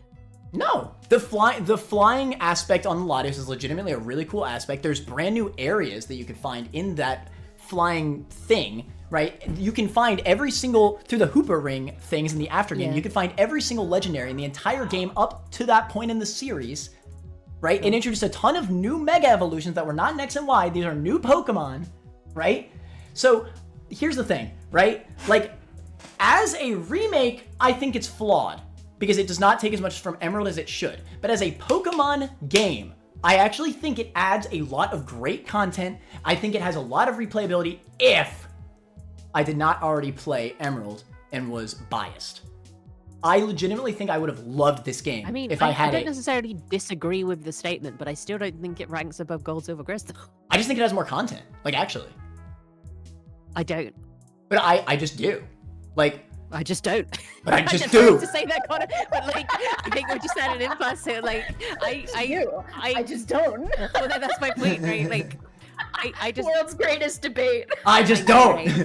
I don't think the content that's there is worth enough, again, given the context of it being released as a remake, it being released after Emerald existing, it being released, you know, in the way X and Y did and taking more from that, and given the context of when Gold, Silver, Crystal released and how much they changed in comparison to Red, Blue, Yellow, and playing them as a first time versus playing Auras for the first time, I don't think that Auras is better than Gold, Silver, Crystal. Alright, that's fine. This is a fine placement, right? Yeah. I think I would say that's fine. To be fair, I do think it's probably better than X and Y. If I was probably familiar with X and Y, I probably would have given up the same thing. I don't think that's a hard take to to give, right? Like, Hoenn as a region is just better than Kalos, right? Yeah, I think Kalos that's is fair a lot enough. very forgettable, right? Like, and the characters are better in ORAS as well. That's why I'm trying to take out my bias, because I do legitimately think, just like, I don't know, like, as a game. Now, granted, context of it being a remake is still important to drop it for, and I agree. I actually disagree with my original placement that it was on the same tier as Ruby Sapphire, because I think impact of when it came out is still very relevant. That being said, I would probably still put it above. And a big thing for me as well is like it continued my trend of like X and Y was where I was like, I'm not really vibing with this. Yeah, And then I was kind of Oras the same like, way. Dude, do I just not like Pokemon anymore? I was the same way. That's my I mean, thinking I of remember, Oras. like, whenever I wanted to battle people in Gen 6, it was always in X and Y, you know? Actually, you know what? Now that we have Oras here, I actually think that X and Y definitely needs to move to, I mean, it's aight. Because if you look at Hoenn, like, Hoenn is just such a better region than X and Y. And, like, X and Y, they're just such bland areas and bland characters the entire playthrough. And I actually think that's very similar to Diamond and Pearl, like base Diamond and Pearl. And I think their impacts are actually similar. So if we think about it, right, Diamond and Pearl, they introduced online and the physical special split, which are massive impacts, right? And obviously it's a new region, just like X and Y. But I actually think even in Diamond and Pearl, the Sinnoh region is still better than Kalos. The Kalos region is terrible. And I think their impacts are similar. And yeah, I don't know. I agree. I think there's definitely an argument for which order it should be in, but I don't have a strong opinion on either being above or behind the other. I just think, like, if I'm going to choose to replay through Diamond a and Pearl game, doesn't have a random rival stopping you every 2 minutes. bro, that crap is so annoying. And it's also not a character you like. Like Barry is I like Barry. Like Barry. You tell me you don't like being stopped by Trevor? Like Barry is funny, bro. My man By says Tierno? my no. My man Barry is funny, bro. Manson. My man Barry, he says POKE balls. All right? That crap is funny, all right? So, but Tier, true. I'm sorry. I just can't do it. There's too many rivals. It's just annoying. You definitely need to bump red, blue, yellow, green up as well. They're being done dirty at the bottom. You're actually right. I agree. Yeah, they're being done very dirty. I feel like if we just Obviously, first thing in the list doesn't. It's completely understandable that they just sort of get left. So yeah, they But definitely I think they're deserve to be definitely, like- above X and Y and Diamond and Pearl. I think they should, like, when we're looking at all the games as a whole, I think it makes more sense to have them on the same tier as Gold and Silver. Honestly, I can see an argument for Oras going behind them, but that might be controversial.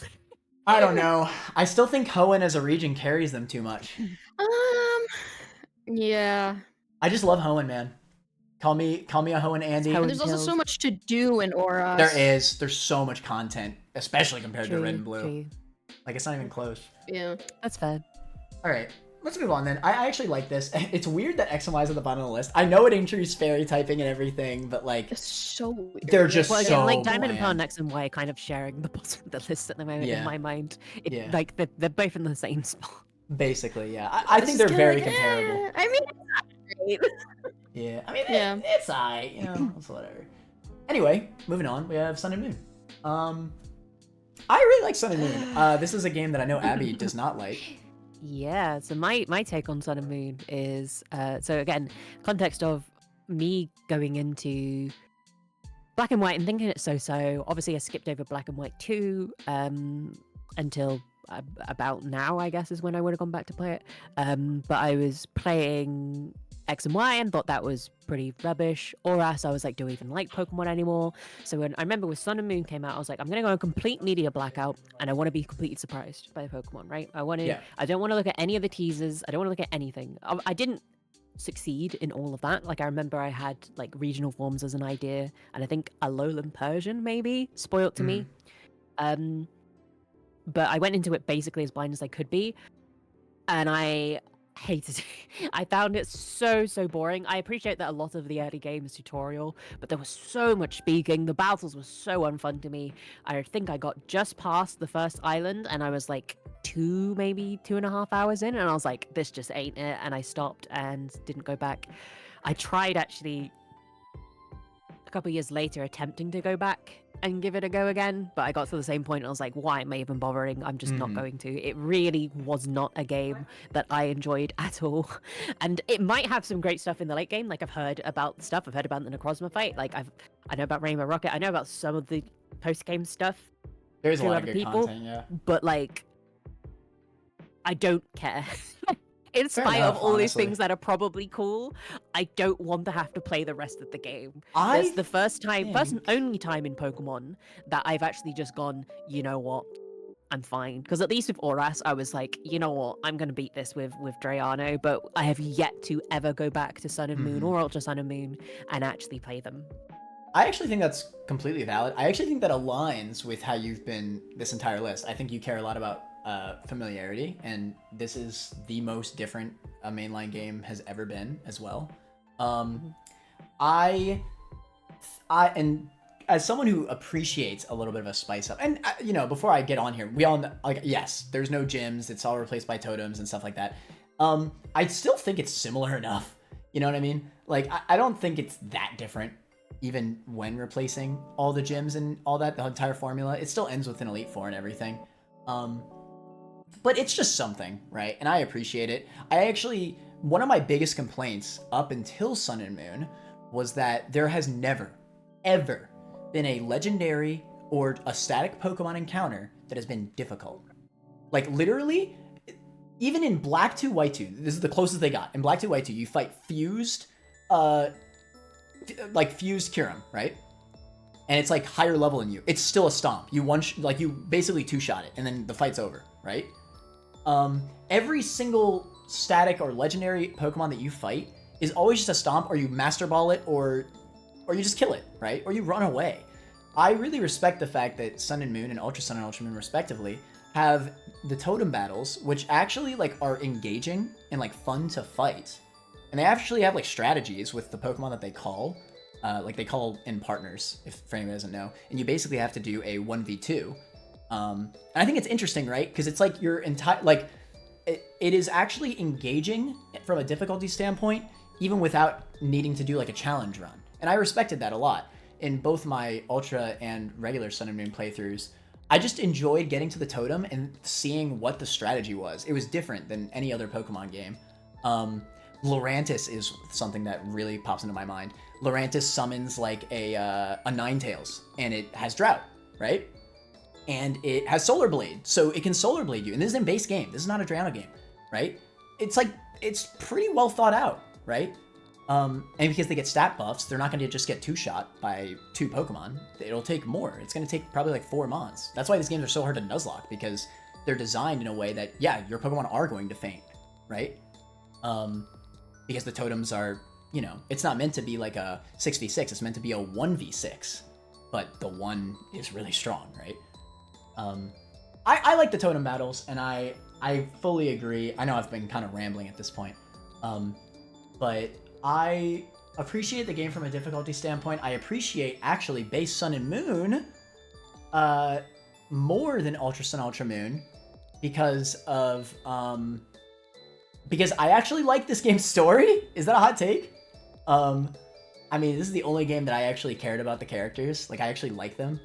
I remember. What I've heard about this is that like it kind of plays a bit more like a JRPG. So It kind of does. like JRPGs, you're probably gonna like this, whereas I obviously don't. So I very much did not vibe with it at all. So my argument here is that I don't think Sun and Moon are good Pokemon games. I actually just think they're pretty solid JRPGs. And I think that's true, because I don't think they have great replayability. They have terrible replayability. I've only played each of Sun and Moon and Ultra Sun and Ultra Moon once each, and I don't plan on going back unless it's like for a ROM hack or something, because they're miserable. Like Abby said, there's so much dialogue, too much dialogue even, too much stopping. I already know the story, so that's not interesting to me anymore. On a first playthrough, great. I experienced it and I actually liked it. I loved my first playthrough. I remember sitting through the credits and thinking, man, that was a great experience, which I haven't felt before ever in a credits scene. I feel, well, actually no, that's not true. Black and White, I felt the same, but still, like, I was sitting in the credits and I was like, man, and then they're showing all the characters as they go past, and like I'm thinking, I actually liked these characters, and I respect that a lot. So for Sun and Moon, I don't know. I mean, you used to really like Sun and Moon too, Dolphin, right? Did you have anything to add into that? I love Sun and Moon. They have my favorite box art legendaries. True. So No, true. yeah, no, I unironically love Sun and Moon and Ultra Sun and Moon I do with too. like a deep passion. It's really truly a debate between like I know this isn't gonna go in insane, but it is very much Definitely so not with Abby between here. Sun and Moon. Yeah, not with Abby here. I don't. Yeah, Well, the thing is, I don't know how to contribute to this conversation meaningfully. Yeah. Because like, I can Yeah. only be like, I fucking hate them. Yeah, I can't exactly. really, I can't really back up my point Yeah. just other than I don't like them. Yeah. Yeah, exactly. No, but it's definitely a toss up between Sun and Moon and Ultra Sun and Moon and Heart Gold Soul Silver for like my favorite Pokemon game. Really? Wow, that's really high. Yeah, so that's I wasn't even gonna put it so, that high. So That's it's really crazy. hard because me and Abby have the polar opposite like, opinions. I was gonna put that crap in trash. Down to Connor. This is gonna come down to Connor as to where we put it. Because I I'd put it really in love trash, these games. unsurprisingly. Yeah. No, I would put it in top 3. So Wow. Okay, have which to one? find a middle Which ground. one? Would you put them both in top 3? Sun and Moon and Ultra Sun, Ultra Moon? to be fair, I would put Ultra Sun and Moon in top 3. Sun and Moon would be lower. So here's the plot twist. But Here's the plot twist. I think I'd rank Sun and Moon above Ultra Sun and Ultra Moon. really? So, no. okay. How are we gonna rank this now? It's a bit odd. Shoot. It's a bit odd. Okay, my reasoning is from context. Fully context based. I think this feels like the most money grubbing strategy since honestly Yellow was a good To point just as make well. Making 2 versions, which really should have just been another 3rd version.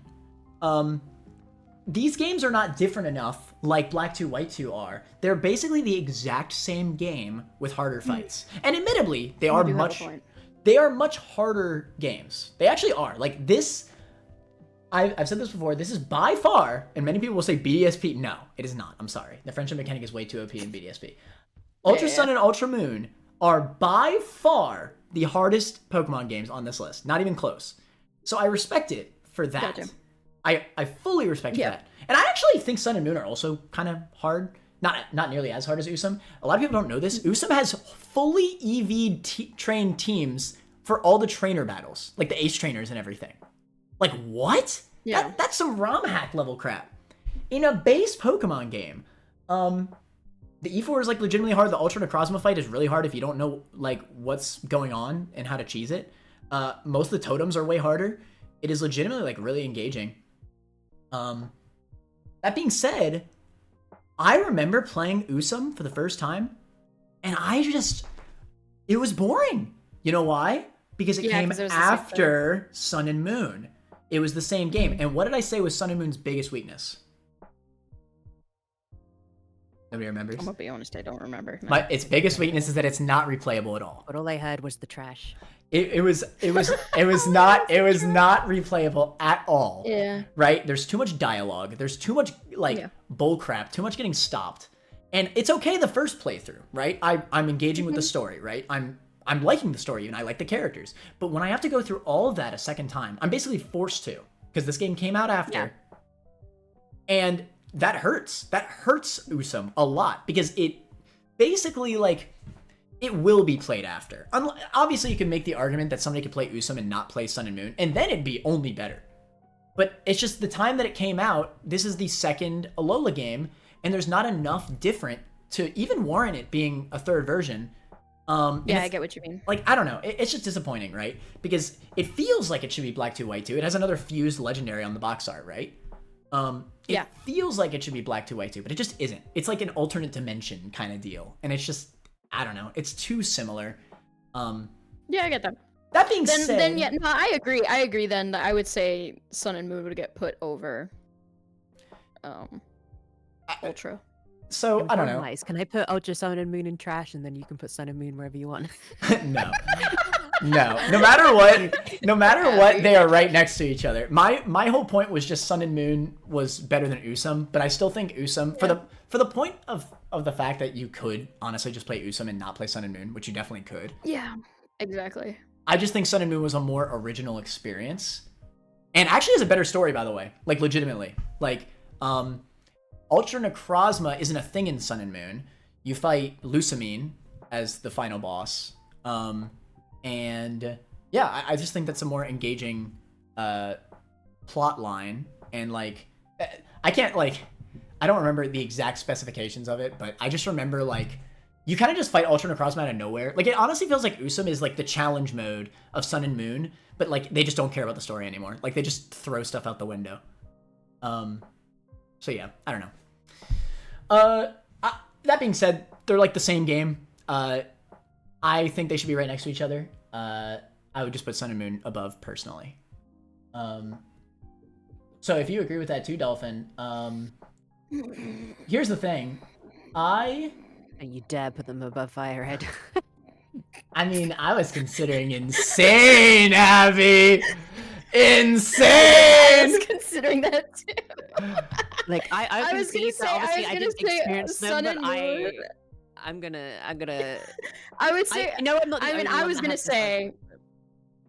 Yeah. I was gonna say Sun and Moon after Emerald, and then Ultra Sun and Moon, like in front of Fire Red Leaf Green. To be fair, I don't even think they denote a tier change from each other. I think to be most fair to Abby, let's just do this since I don't even agree with that.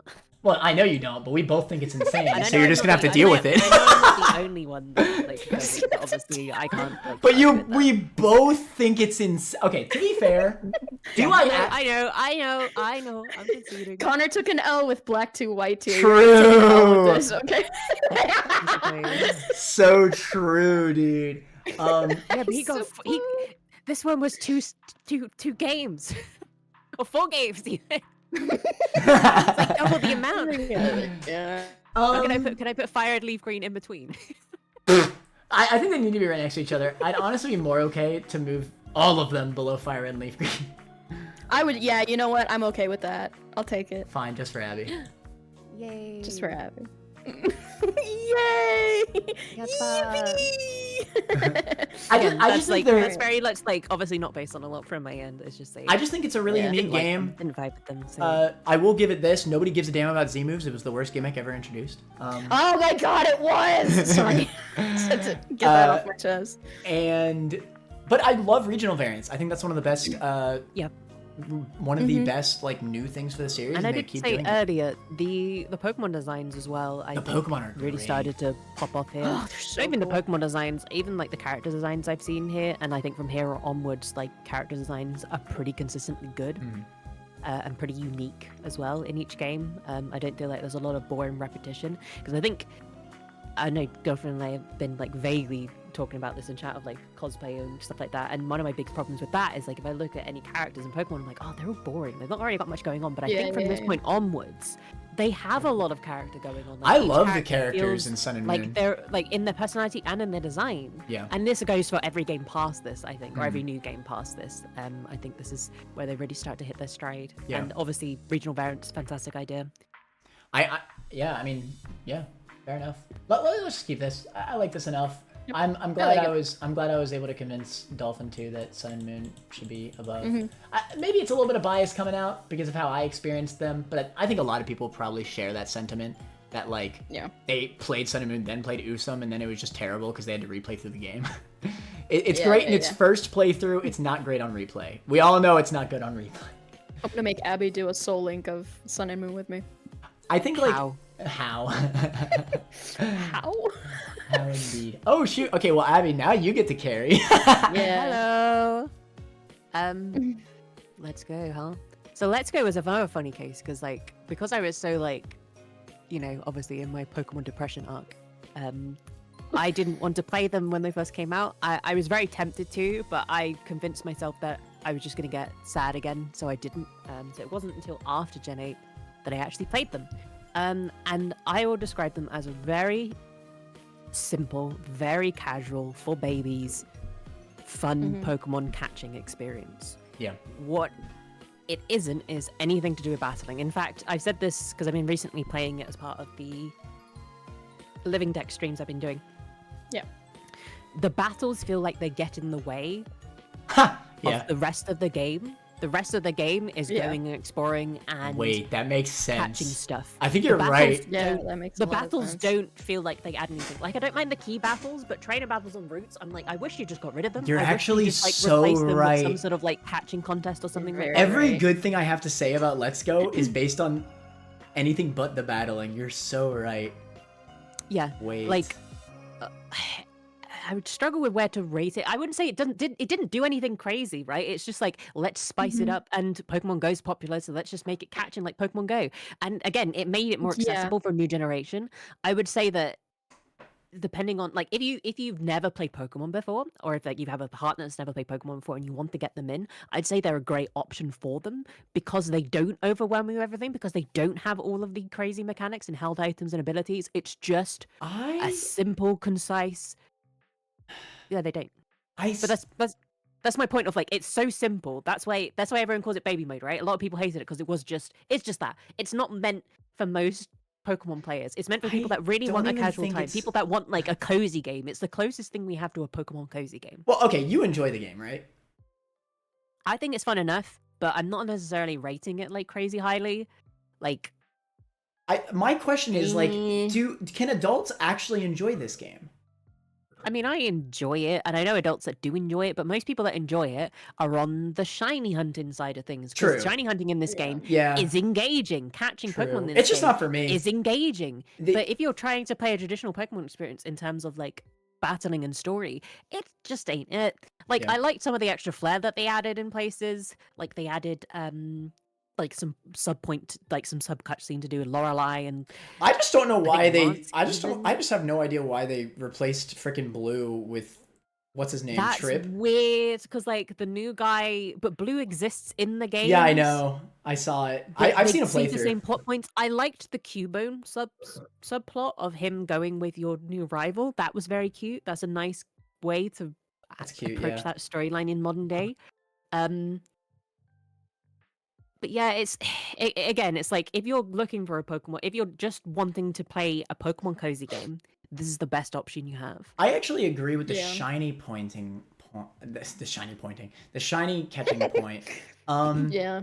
I Honestly, It's just my current recommended placement is that maybe I would put it between Oras and RBY, but I could hear, I'm not set on that. I could I can argue see that moving it though. around elsewhere because it is such a personal thing. I can see people going, "This is my favorite game," Yeah. and I understand them because I immediately understand what type of Pokemon player they are. They're the people that want to just run around and fill out their decks and like catch everything they possibly can and shiny hunt and all of these very cozy, comfy things, which I'm not really paying a lot of attention to. I'm just enjoying my time. I'm enjoying my experience, just existing in this world. I think those players would love this game. I don't have many like negative things that really like. Okay, so my Also, negative. the game is fucking gorgeous, by the way. I just Yeah, want to point that I was out about to there. say Like, that. It is I very wish pretty. they kept that art style. Yeah. into all of the other Switch games. It's absolutely I Yeah, love it. I don't know why they didn't, especially for something like BDSP. I think it's gorgeous. I actually think this 100%. is our best looking Pokemon game, besides debatably Black to White 2 if you prefer the pixel art. Maybe Pokemon Snap, but that's not mainline. Well, yeah, that's not fair, yeah. But yeah, I would argue. So this is coming from somebody who has not played the game. I haven't touched it. I've seen a playthrough, and I appreciate a lot of the fan service and stuff in this game. Again, it's gorgeous. I actually think following Pokemon worked good in this game as well. I love how you could ride on You can like ride them. yeah, I love the riding Pokemon mechanic. I think that's cute. That's cute as hell. You could ride Charizard or Dragonite or yeah, I don't know. I just think that's cool. It's really, really cool. Riding Onix is cool too. It is just the definition of a casual experience. But I actually think you're right. I actually think I would rate the game as high as you put it if there were no battles, or maybe just the gym leaders. Because I think that's really what it is. I think... I must admit, when I recently replayed through it, I was just dodging every trainer. Yeah, but I think, like... I was like, I don't want to battle anything. It's such a blatant issue. I almost actually wish that they went all the way. I wish they just said, screw 100%. it, let's do the catching and screw the battling. Because I can't ignore the fact that the battling is objectively worse than every single game on this list. Like, it is, I mean, like, even from a new player's perspective, like you said, it's good for a person who's never played a Pokemon game. I can't see it. I think, like, Good just good cuts out factors, because like these are people that don't even know what Pokemon are. Yeah, They but don't you could know- say they the need to same learn the type for matchups, something and they like need to learn Fire abilities Red. and held items and all that kind of stuff. It's That's not- also another thing, right? Like I'd be like, you'd probably be just as fine going in Fire Red. It's the only difference is this is kind of technically a bit easier to get a hold of nowadays, like- and it's a bit more tolerable because it's not. I think the slow battles by would modern be. standards. That's it, right? I think the battles would be annoying enough in Let's Go to be more of a slog, because like Fire Red has it all, right? It's chill, it's not hard, it just isn't hard. Like, it's an easy game. Yeah. One of the easiest games on this list, even. If you don't know what you're doing, you can definitely get sort of a bit You- stuck. But it's not I think like the you only can't way you grind a actually, little bit. I think the only way you actually die in Fire Red Leaf Green is if you pick Charmander and you don't get a Mankey. Yeah. That's actually it. I think the game is simple and in a fun, casual way that still has some depth. Like, there's still abilities, there's still, I don't know, there's stuff to do. And on top of that, they also have Gen 2 and 3 mods in the after game, and just more stuff, like just more content in general. I don't know, man. I would fully agree with your spot if the battling was just like yeah, like if it was just taken out, I'd respect it a lot more, I think. Yeah. I definitely think that it would be a much better game if they had reworked the routes to make battling minimal, like challenges or mini games or something. You know, I understand like a need to fill that space with something else, but like, and I don't mind sometimes battling, so having to like battle through like Mount Moon with like Team Rocket or Silph fine, whatever. That's It just feels fine. like a waste of time, doesn't it? And that's To what be fair, they did reduce the trainer density on a lot of routes. There's a lot less trainers than there used to be. But it's still, again, I still was dodging every single trainer I could for the most part because I just didn't want to battle anything. I actually think this is only a good introduction to Pokemon if you have a baby. Like, and this is not me trying to like roast Let's Go or anything. I actually respect this game a lot for what it does, right? I really do. Okay. When you test with Andrea, has Andrea ever played Pokemon? Yeah, maybe I should. Maybe that's what I should do. I should get my fiance to play Let's Go Pikachu and Eevee. But that's the thing, though. Like, she's an adult. I actually think she'd be much better. I actually just I can't see Honestly, it. I think the battling is that annoying.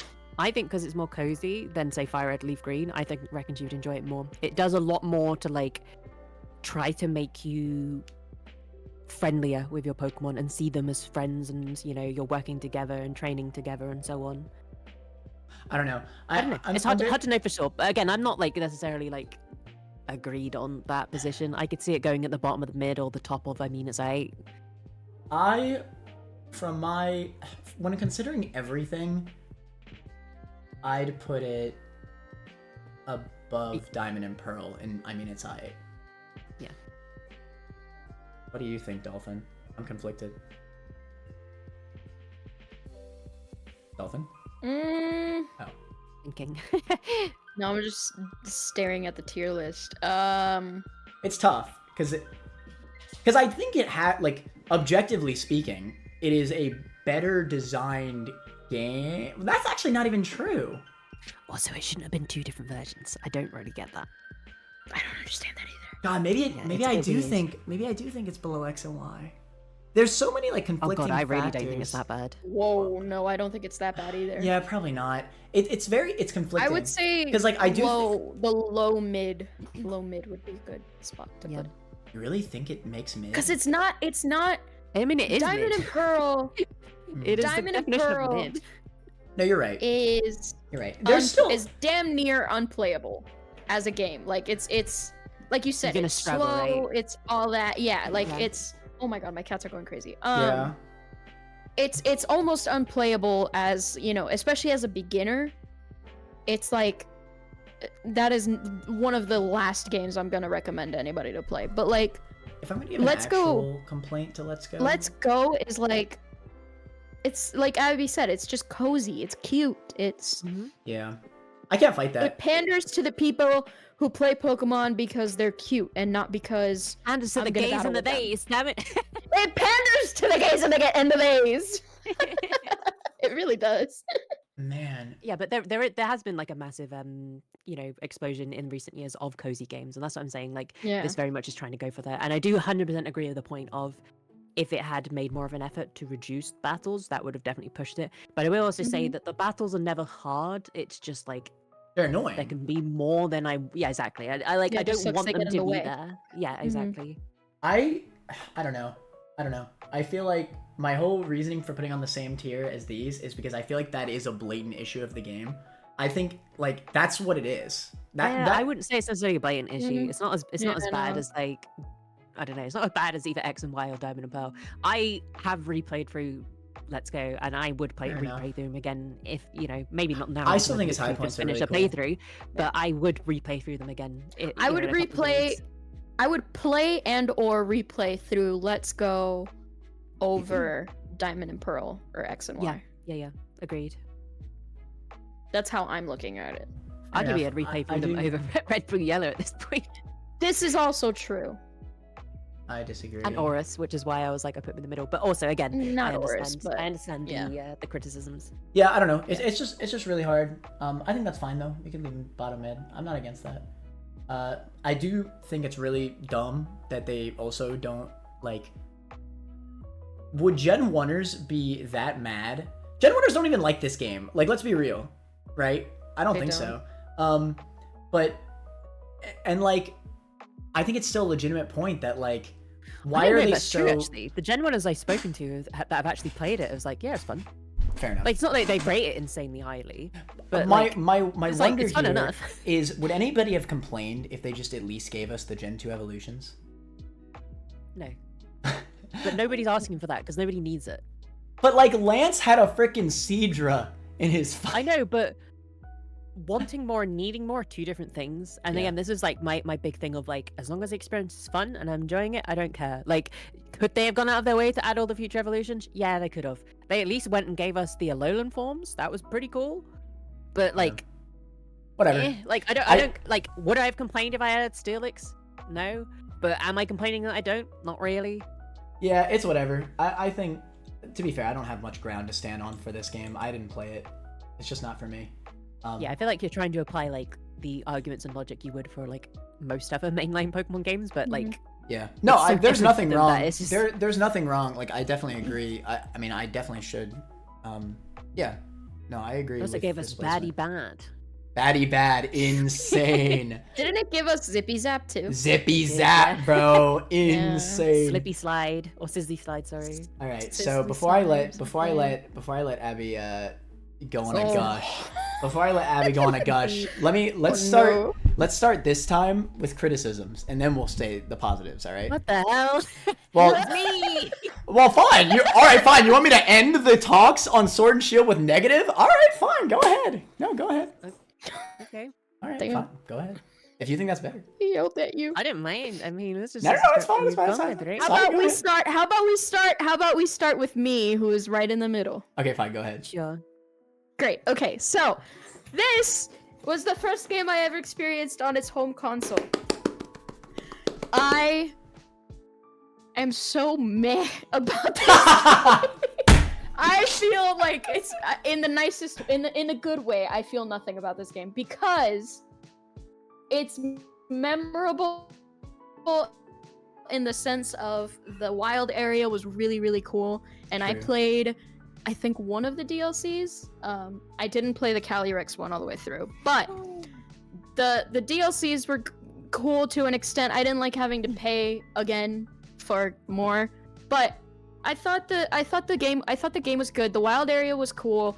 The areas, I feel, from what I'm remembering, were cool. I liked the city. The pacing was weird. Yeah. It felt like it was either too slow or too fast. Mm-hmm. And then suddenly I just got smacked in the face with Eternatus. And then I was like, whoa. Yeah, it was so out of nowhere, isn't it? It was so weird because at first it was like, hey, we have this thing that might end the world. It's like, okay. But you don't come. You go keep doing your gym battles. And I was hate just like, that. That was one of the points I was gonna bring up. That crap pissed me off. Leon came up and said, "There's giant Pokemon rummaging," and he said, "Oh, don't worry about it. By the way, I'm handling it." What? I want to see him. Oh my god, I forgot about that. Oh, I hate that. All right. Just beat the screen as well. But there was that, and then suddenly, it was like, you know, the entire game was like, hey, there's this thing that can quite possibly destroy the world, but you keep doing your stuff over there. And then suddenly it was like, oh my god, we actually do need your help. And I was just like, at the very end. No, it's a legitimate like negative. No, it was at the gyms like had already passed, I think, right? It was like to the Elite Four or something. It was literally in the middle of the league. Yeah. And then they just like cut off. Like you're about to fight Leon, like and right then before your final fight, right? Right before you fight Leon. Oh, by the way, story. What? Like, I'm sorry, that hurt. And then you go up. Like, it's funny because that's the exact same thing Black and White did, but it didn't. Yeah, they were trying to do what Black and White did, but it just didn't. It's not the same because Black and White, they took over the league. They built to it much better. Yeah, that's also true. But they actually went into the league, whereas like there was like some like disappointing buildup. Like we would see Rose or whatever, and like him talking to Leon. And then, like, you go in and you're ready to fight Leon, and I don't know. I guess it's a matter of opinion, but, like, I just think, like, the entire league getting bombarded by this castle that comes out of nowhere is just way cooler than, like... Also, I agree. Than just him showing up on a monitor, by the way. By the way, I am evil. Can I just add Hop, hands down, worst rival. So, Hop for me is I fucking hated him up until post-game. I thought... I liked that by, you know, he was sort of going through this, like, he started being this, like, bubbly character and then ended up being, like, almost having, like, a crisis of faith. And then you really see that in the post-game. Where he's, I did like that. Really, like, hating himself. And then he's, like, you know, coming to terms with what... I know, that's the problem I have with it. I wish that had happened during the game. But up until that point, I didn't give a crap about him. And the only redeeming thing I had about Hop during the game, I was just like... You're just annoying. Yeah. I will say a point that you mentioned earlier before I forget, not liking spending on money on DLC. I prefer buying DLC that provides completely different experiences and completely new areas at half the price of buying a third game.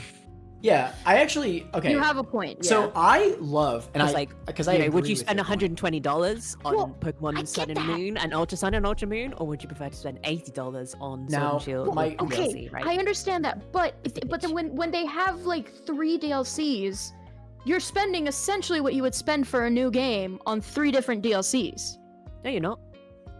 You only buy the DLC once. You buy the DLC pack. But like. Yeah, the pack, but when they're coming out, you have to buy them individually, no? No. You buy the pack. Yeah, and you then can you just buy the pack immediately. That's not that's not the issue. You buy like a single DLC pass, I think it was called, and then you got the DLCs as they released. You couldn't buy them separately. No, it wasn't quite that bad. Because if it was, then I would definitely be like, yeah, that's a bit ridiculous. So no, it's definitely cheaper to do this way than buy the original games and then buy the third. You're right. I agree. Then I apologize. I am a stupido. I agree that DLC is a better direction for Pokemon. I actually think that's smart, right? Instead of a third game, it just makes more sense financially to like for and also, for who the wants fans. To slog through the same game again when you can just take the game you've experienced and build on it? I think that's great. And build on it. Yeah. That being said, I agree. I would be all for it. Like the idea of DLC, genius, right? If it sacrifices the base game, then I think it's overall a negative. And like, you know, I don't know. Obviously, it's up in the air if it was a scenario where this is a complete off the wall reference, but if it's like Kirby, freaking Kirby Star Allies did something where like they released the game and they just kept updating it as time went on, and then that was basically the complete game. To me, that's what this looks like.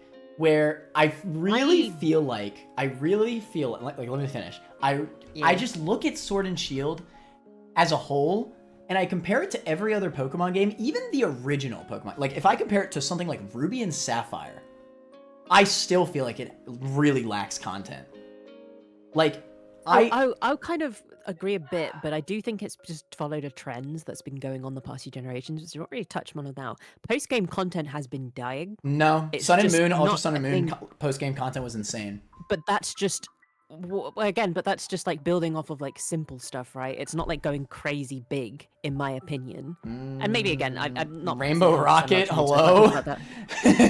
No, but that's the third version thingy, right? So like, what else are they gonna fucking add? Base Sun and Moon also had their own. They barely changed the base game. Base Sun and Moon had their liquor missions as well. They had a whole post-game story.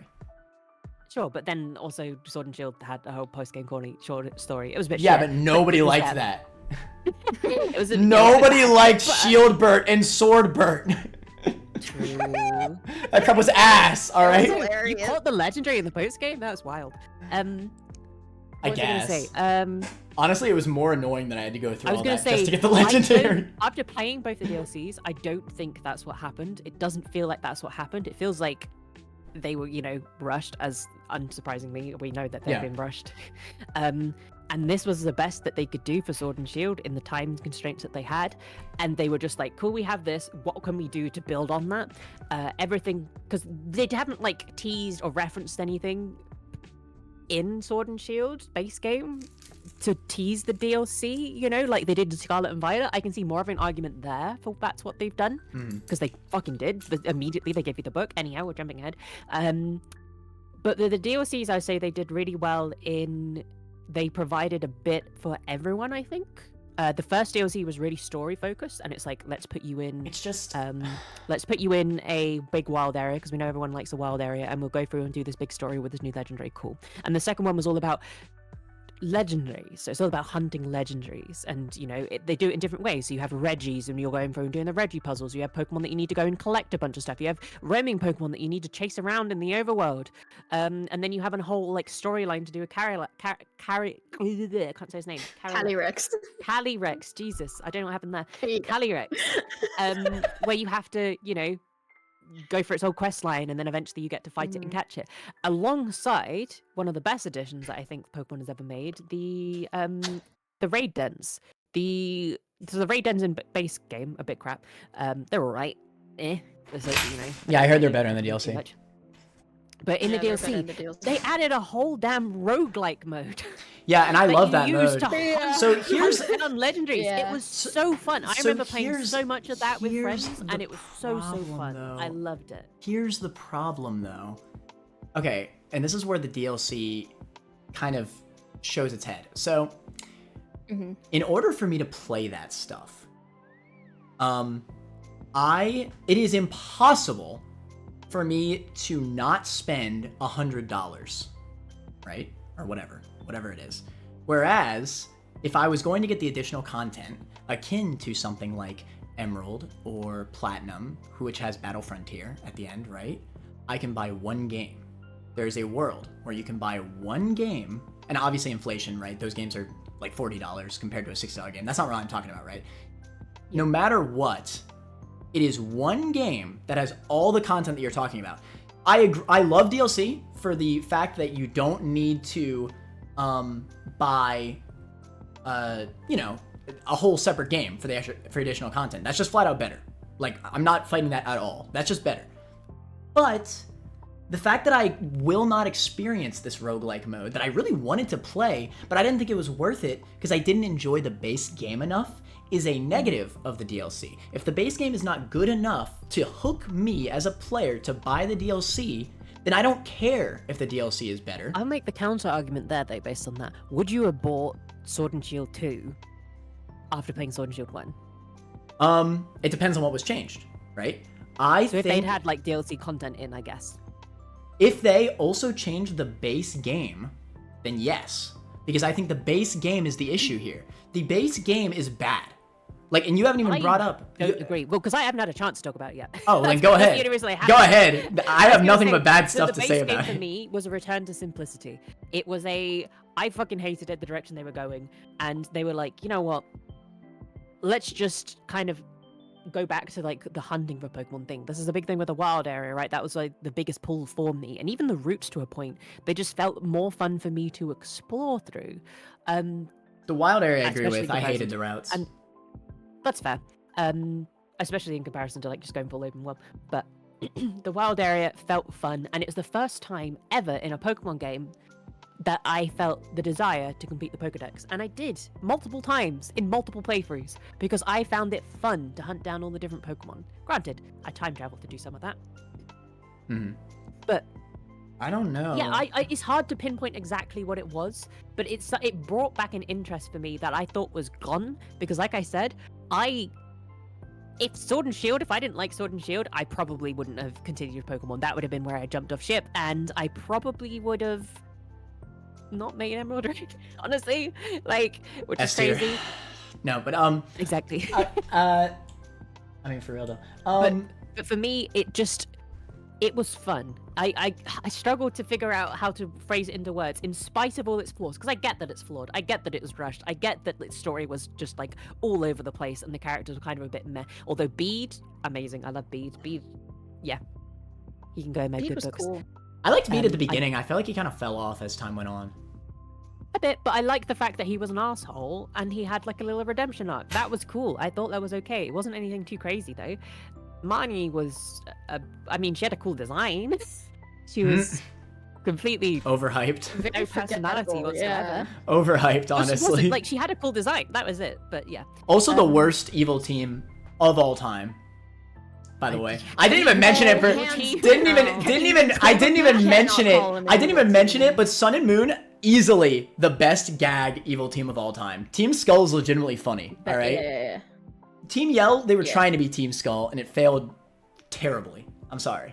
They're just not One funny. thing I They're will annoying. appreciate from them, and maybe this is part of my bias of being British, is like I did like the fact that they were just like football hooligans. I thought that was very funny. The concept's funny, but in practice, actually playing the game, that crap is annoying. Also, gym battle. I always say one thing, another thing it does. I think it did presentation really well. Like the presentation of I the gym agree. battles was just fun. It doesn't matter the fact that they were like piss easy, because they were.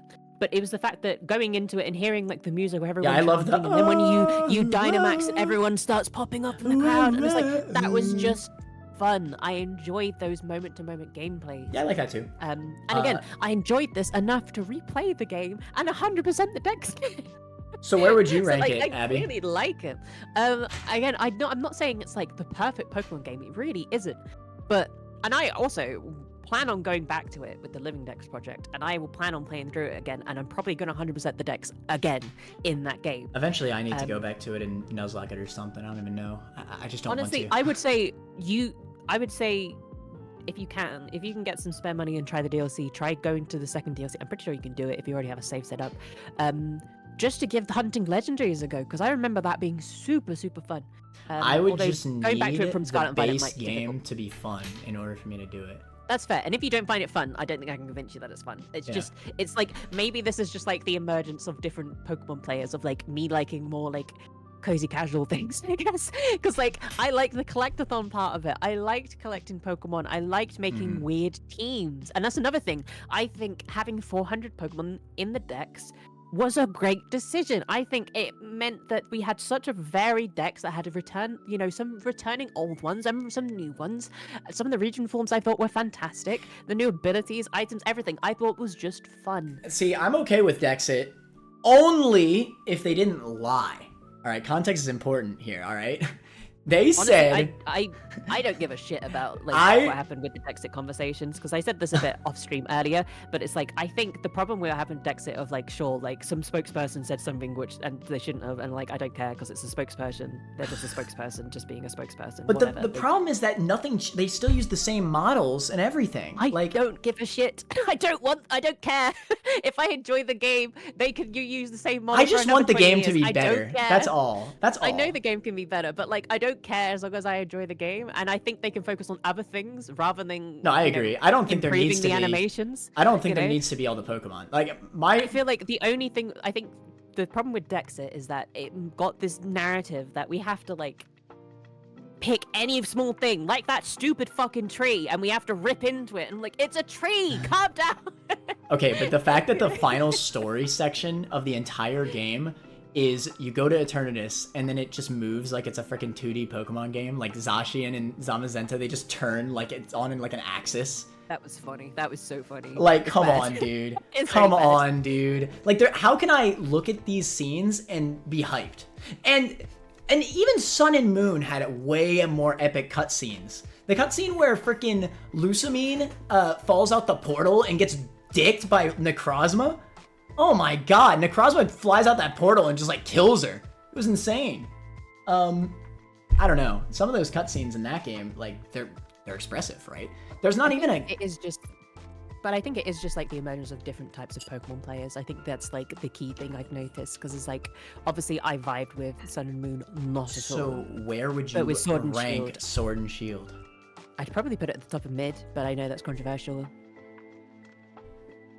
Oh well, if you're putting it at mid, that's not that crazy. I thought you were gonna put it like top of that's pretty good.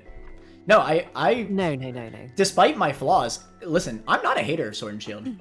Even though I've been devil's advocating it a I've little done bit. nothing but hate Sword and Shield for the past 20 minutes, but I like Sword and Shield. Well, I've been devil advocating as much as I can. I agree with Dolphin.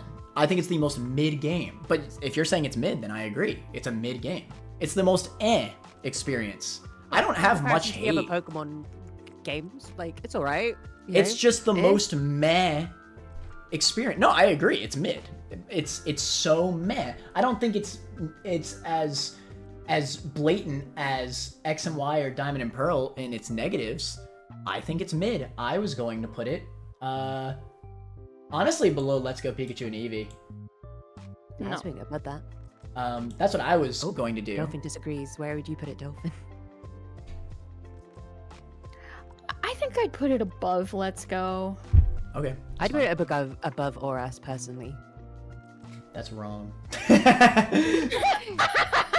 That's wrong. Actually, I'm sorry. Hoenn is so much better than. Going off of I had to get a ROM hack to finish Oras versus me going, Bro, oh yeah, I'll 100% I'm sorry. Hoenn is just so That is much true. better I than see what you Galar. mean. You're just Hoenn build. I'm sorry, I can enjoy every regions. But Kanto's better too. Every one of these regions is so much better than Galar. All right, I don't recognize a single area from Galar. I do. I would put it. I enjoyed the game and I would recognized the put it- areas. Okay, that's fine. Even the games that I would- don't like, I recognize the I areas. think I would put it after Oras. Would be my highest. Because you Above or have to below think. Oras, sorry? You have to think, Connor. Below. What am I? What You do I have to think. The concept of, even if it wasn't implemented fully, the concept of having any kind of open world aspect, even Oh, if it I love. was No, that's very why. That's one of the bland, reasons why it's mid. I considered it. I love the wild area. I think that was was great. revolutionary. That's like, actually. it was crazy. In fact, if there was no So wild cooking area, my curry. in fact, if there was no wild area in this game, that would instantly bring it comparable to X and Y. If there was no wild area, I probably Yeah. wouldn't like it if it had no wild area. yeah, no, Like, it changes legitimately, the game completely I would because it's such a not. significant Trust me, I would not The put it DLC mid. changes wouldn't the be the same at all if there was no wild But, area, because yeah. they were both relying on DLC. No, on I think the wild area is thing. legitimately the thing that's carrying this game. I think that was a good spice up, right? I think. Mhm. Yeah, I think I would put it before Red, Yellow, Blue, and after Oras. Wait, you said that wrong. That is the wrong Like- words. Sorry, I mean, that- after it would after be- red, yellow, blue, before all that. I just don't think it's fair to put it above No, red, blue. in the and middle, yellow. in the middle of the two. Is where I would put it. agree with Dolphin's placement. Well, yeah, of course you do. Of course you would. I actually think Also, it even. sold more than red and blue and yellow did. Oh yeah, because we're definitely talking about sales here. Yeah, for sure. It's just sickening. I don't know. I don't know, man. I think like red and blue, I think their impact is so much greater than the novelties that Sword and Shield has. Like, legitimately, like. In which case, take Oras down. Oras go. And still have it, as long as it's still above, then I'm It's actually just okay hard. I mean, I wouldn't put it above, but if you're going off that, then yeah, If It's that's just the hard case- because I'll it's hard accept this. because I'm not happy with this, but I'll if you're accept talking it. innovations, it's really hard to Sword and put Shield red, innovated yellow, the blue least. into that situation Sword and because Shield. they didn't- also created the game. Yeah, Of course. the entire game was innovation, right? Of course. Yeah. But like it's more than that too. Like I mean, the Kanto region is like a pretty solid region. Like legitimately, like I don't know. I like the Kanto region. I'm not like a Gen 1 or anything, but I think it's a solid region. I I recognize. think it's okay. I think it's a bit dull in places. It's definitely better than Galar. I'm sorry, Galar is like bottom. I don't know. I bottom think Gala 3. has at least more going on than Kanto does. No, Not by much, mind you. I would agree. I just disagree. I don't know. Even just like See? Even Dolphin agrees with me, and Dolphin thought it was pretty meh. name all the areas in Galar right now, Dolphin. Name all of the areas. I can name all the areas in Red and Blue. That's because they're fucking 25 years old. Exactly. Name all the areas in Sun and Moon. There was that. Why are you guys making me do it? To be fair, you could just say Um. like a bunch of British towns that sort of sound a bit like British towns. The only area I It was- recognize from Sword and Shield is the one mushroom area. That one city. Shack upon Brook. The mushroom area is the only cool area in that game. Um, I don't know. um, Are we just okay? Are we just okay with this then? There was I'd tolerate it, but I prefer it being a bit higher. But I'm okay with it being there was Hold on, I'm accessing my memory bank. Beep beep beep beep beep. beep. It was I mean, the only one I remember by Postwick, Postwick, that is one. You're right. the only one I remember by name is Wyndon. Wyndham, Turfield? I remember that. Turfield. Hello. Freezington. Bro, I've never heard of that Motostoke? once in my life. Okay, I remember Motostoke. Motostoke. I remember Motostoke. You don't remember Wyndon. That one, the Freezington was Yeah, that's in what the I DLC. Oh, was it? Wedgehurst. Don't worry about Hammer- it. Walk. Just right. Let's move on. You're good, Dolphin. Stone Dolphin, Put it higher, Dolphin. put it higher. No. Balonlia, Spikemouth, Hulberry, Reading off a list. and Oh. Testing. They definitely are, bro. All right, whatever. Let's move on. All right, this is fine. I'm really not that much. I just think they're bland. Yeah. I don't hate Sword and Shield. I just think they're bland. That's all. But yeah, that's really the end of it for me. Speaking of hating, Now this is a game I hate. This is Connor's favorite game. This is a game I hate. yeah. All right, so I think this is the only Pokemon game on the entire list that I legitimately hate. Yeah. Actually, Let's Go Pikachu and Eevee. It's not for me. It's not for me, right? Elfin, do you hate this game? These have issues. These have issues. BDSP are just bad. I'm sorry. Dolphin, do you hate this game? Um, I don't hate it. Wait, so hang on, but I going don't by love that it. logic, I we mean, need I to put it can- right next to Sun and Moon. Hell yeah, baby! What is this logic leap, Abby? What logic leap are you getting at? Well, I hated Sun and Moon, and it's You still like up this game? pretty high, and I think this game's alright. And Dolphin thinks it's so clearly they gotta go next to Sun and Moon. That makes no sense. Clearly. You don't even think it's that high. You probably think it's mid. I do think it's mid. Well, then what the fudge? None of us even think it's that pretty good. It's gotta be next to Anyways, Sun and Moon. I'm joking, I'm joking, I'm joking. Okay. Listen, I think it did what it wanted to do perfectly. It Agreed. was a remake of Diamond and Pearl, but I do agree it should have been. It was a Should remake have been a remake. of Diamond and Pearl. It should have been a remake of Platinum. I agree with that. They It should doesn't. have Okay. added all the shit from That's Platinum. that's the other That- thing. That is a huge L Okay. on their side, but I would still put it in. Listen, I did enjoy the game, but I would still put it in trash.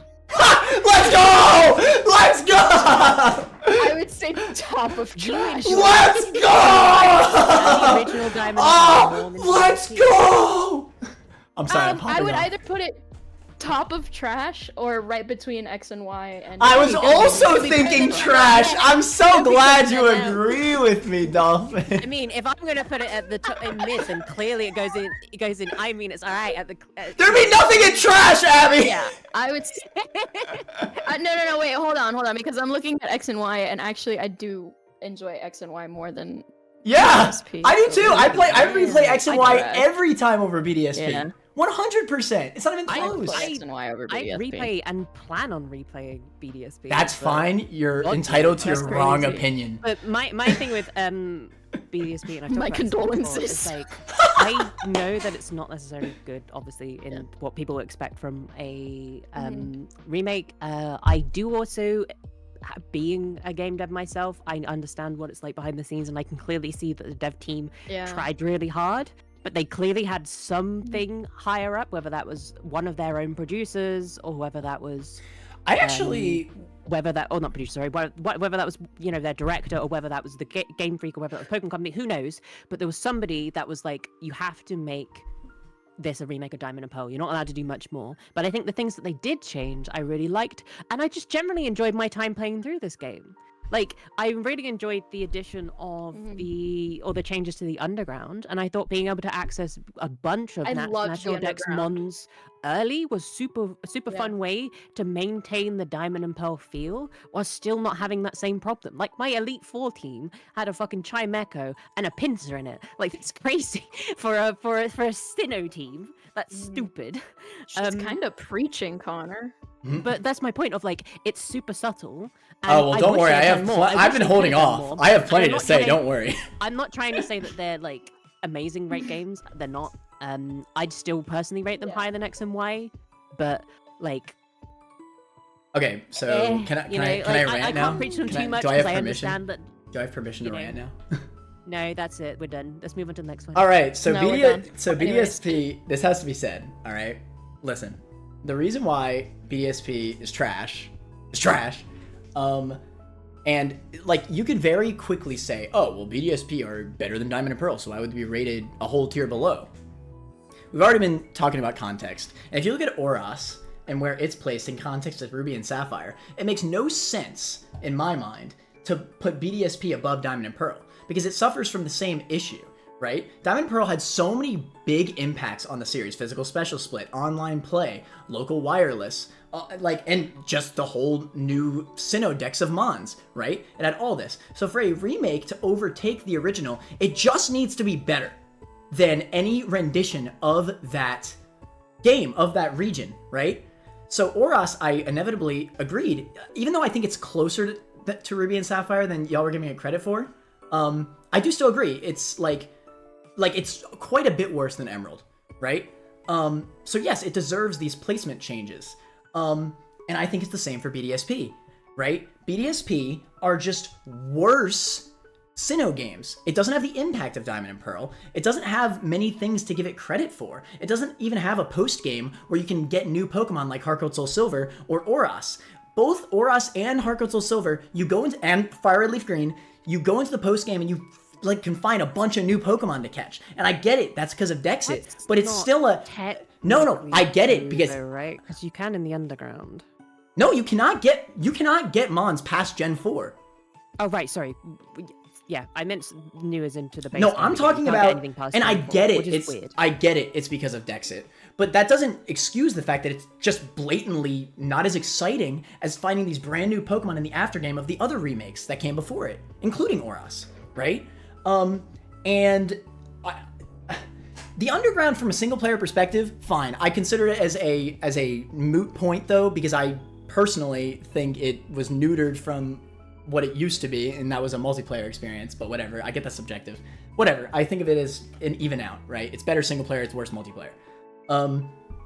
Whatever, I just don't consider it blatantly.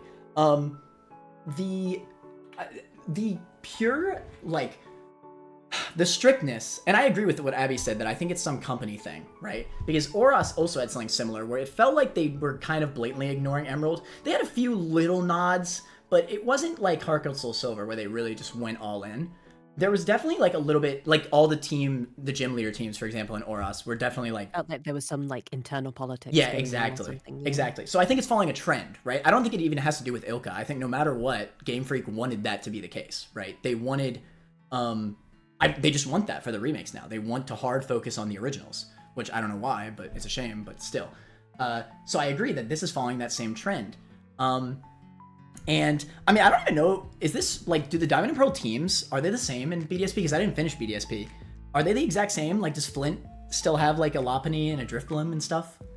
So I think I the don't teams are the remember. same, but I think the movesets are completely different. So everything Yeah. is Now- has competitive movesets, EV trained, held items, all that, right? Now, and I love that. I actually think that would be a huge point, enough for me to bring it into, I mean, it's I. However, it gets countered because the ability of it actually being a legitimate challenging Pokemon game, as opposed to something like Usum, is that it has a forced friendship mechanic. I know it sounds like a meme, but like the fact that it's not an option is a blatant issue that Game Freak has been following and all the way up until Scarlet and Violet. Well, they take away options from the player. Why isn't this an option anymore? The friendship mechanic. The Pokemon and Me introduced in X and Y, that was always a mechanic where you could get like the enhanced critical hit ratios, live on 1 HP, and everything, right? That was always an option. And it's fine that that was an option, right? It's fun to mess around with. But if you want to replay through the game and not deal with that, why is it forced, right? Just why? So like all of these negatives really compound. And on top of all that, like I'm sorry, I know I'm ranting a lot, but like, why was it so anal about it? Like, just blatant design issues. Like, they kept Eterna Forest the same as Diamond and Pearl, even though it just was more appealing in Platinum. The same with the Eterna building, just a basic ass building. And the Pokétch has one button? Why? Like, that's not an issue in Diamond and Pearl, because whatever, it's the first time they did it. They improved it in Platinum, whatever. But the fact that they had that as a quality of life change and just decided, no, let's not do this. Like, I know that's a small thing, but it really just shows how blatantly dumb this rule is that they have. Because it's just a quality of life change, but they said, no, let's not do it. Because that's Platinum, not Diamond and Pearl. Why? So yeah, I don't know. There was one other thing I was gonna make, one other point I was gonna make, but I said enough probably. I just needed to get my rant out on BDSP. I just think it, and oh yeah, that was it. I also subjectively do not like how it looks. I know it's very subjective. Do y'all like how this game looks? I think it looks okay. I think it looks like a mixture of Sword and Shield and Let's Go. And I think it's fine. I don't mind the chibi. Bro, It's not my stuff. favorite, but it's come alright. on. So yeah, it's not my favorite, but it's alright. I don't know. hate it. Completely subjective. I can't like make this as a legitimate point, but I don't like how it looks. I think it looks the worst in the series. It's also very buggy. Like, people were bugging out the game the moment it came out. It was kind of crazy. I don't know. Whatever. I can go on and on. I do think it should be trash, also because we're not gonna have any trash if we don't put it in trash. But Dolphin, if you, I think it's trash, but it's high quality trash. It's not Pokemon has a bad level of quality. trash. Pokemon has a level of Yeah. quality. There's no like, I mean, there's no 0 where out of would- 10 Pokemon game. hang Right? on though, because I would put it at the top of I mean it's alright. Connor would clearly put it in trash. What would you put it in, Dolphin? I would put it right between OG Diamond and Pearl and X and Y. Really? I thought so. You'd Yeah. really play BDSP over X and Y? Yeah. I would. Really? I feel like there's so much more to do in BDSP. BDSP was one of the first Pokemon games that, like, I didn't do it, but I really wanted to complete the Mhm. Pokédex, and I started to, but Tell then you I what. just ended up stopping. Let's in the middle then, because there does have to be some trash, right? It's a bell curve.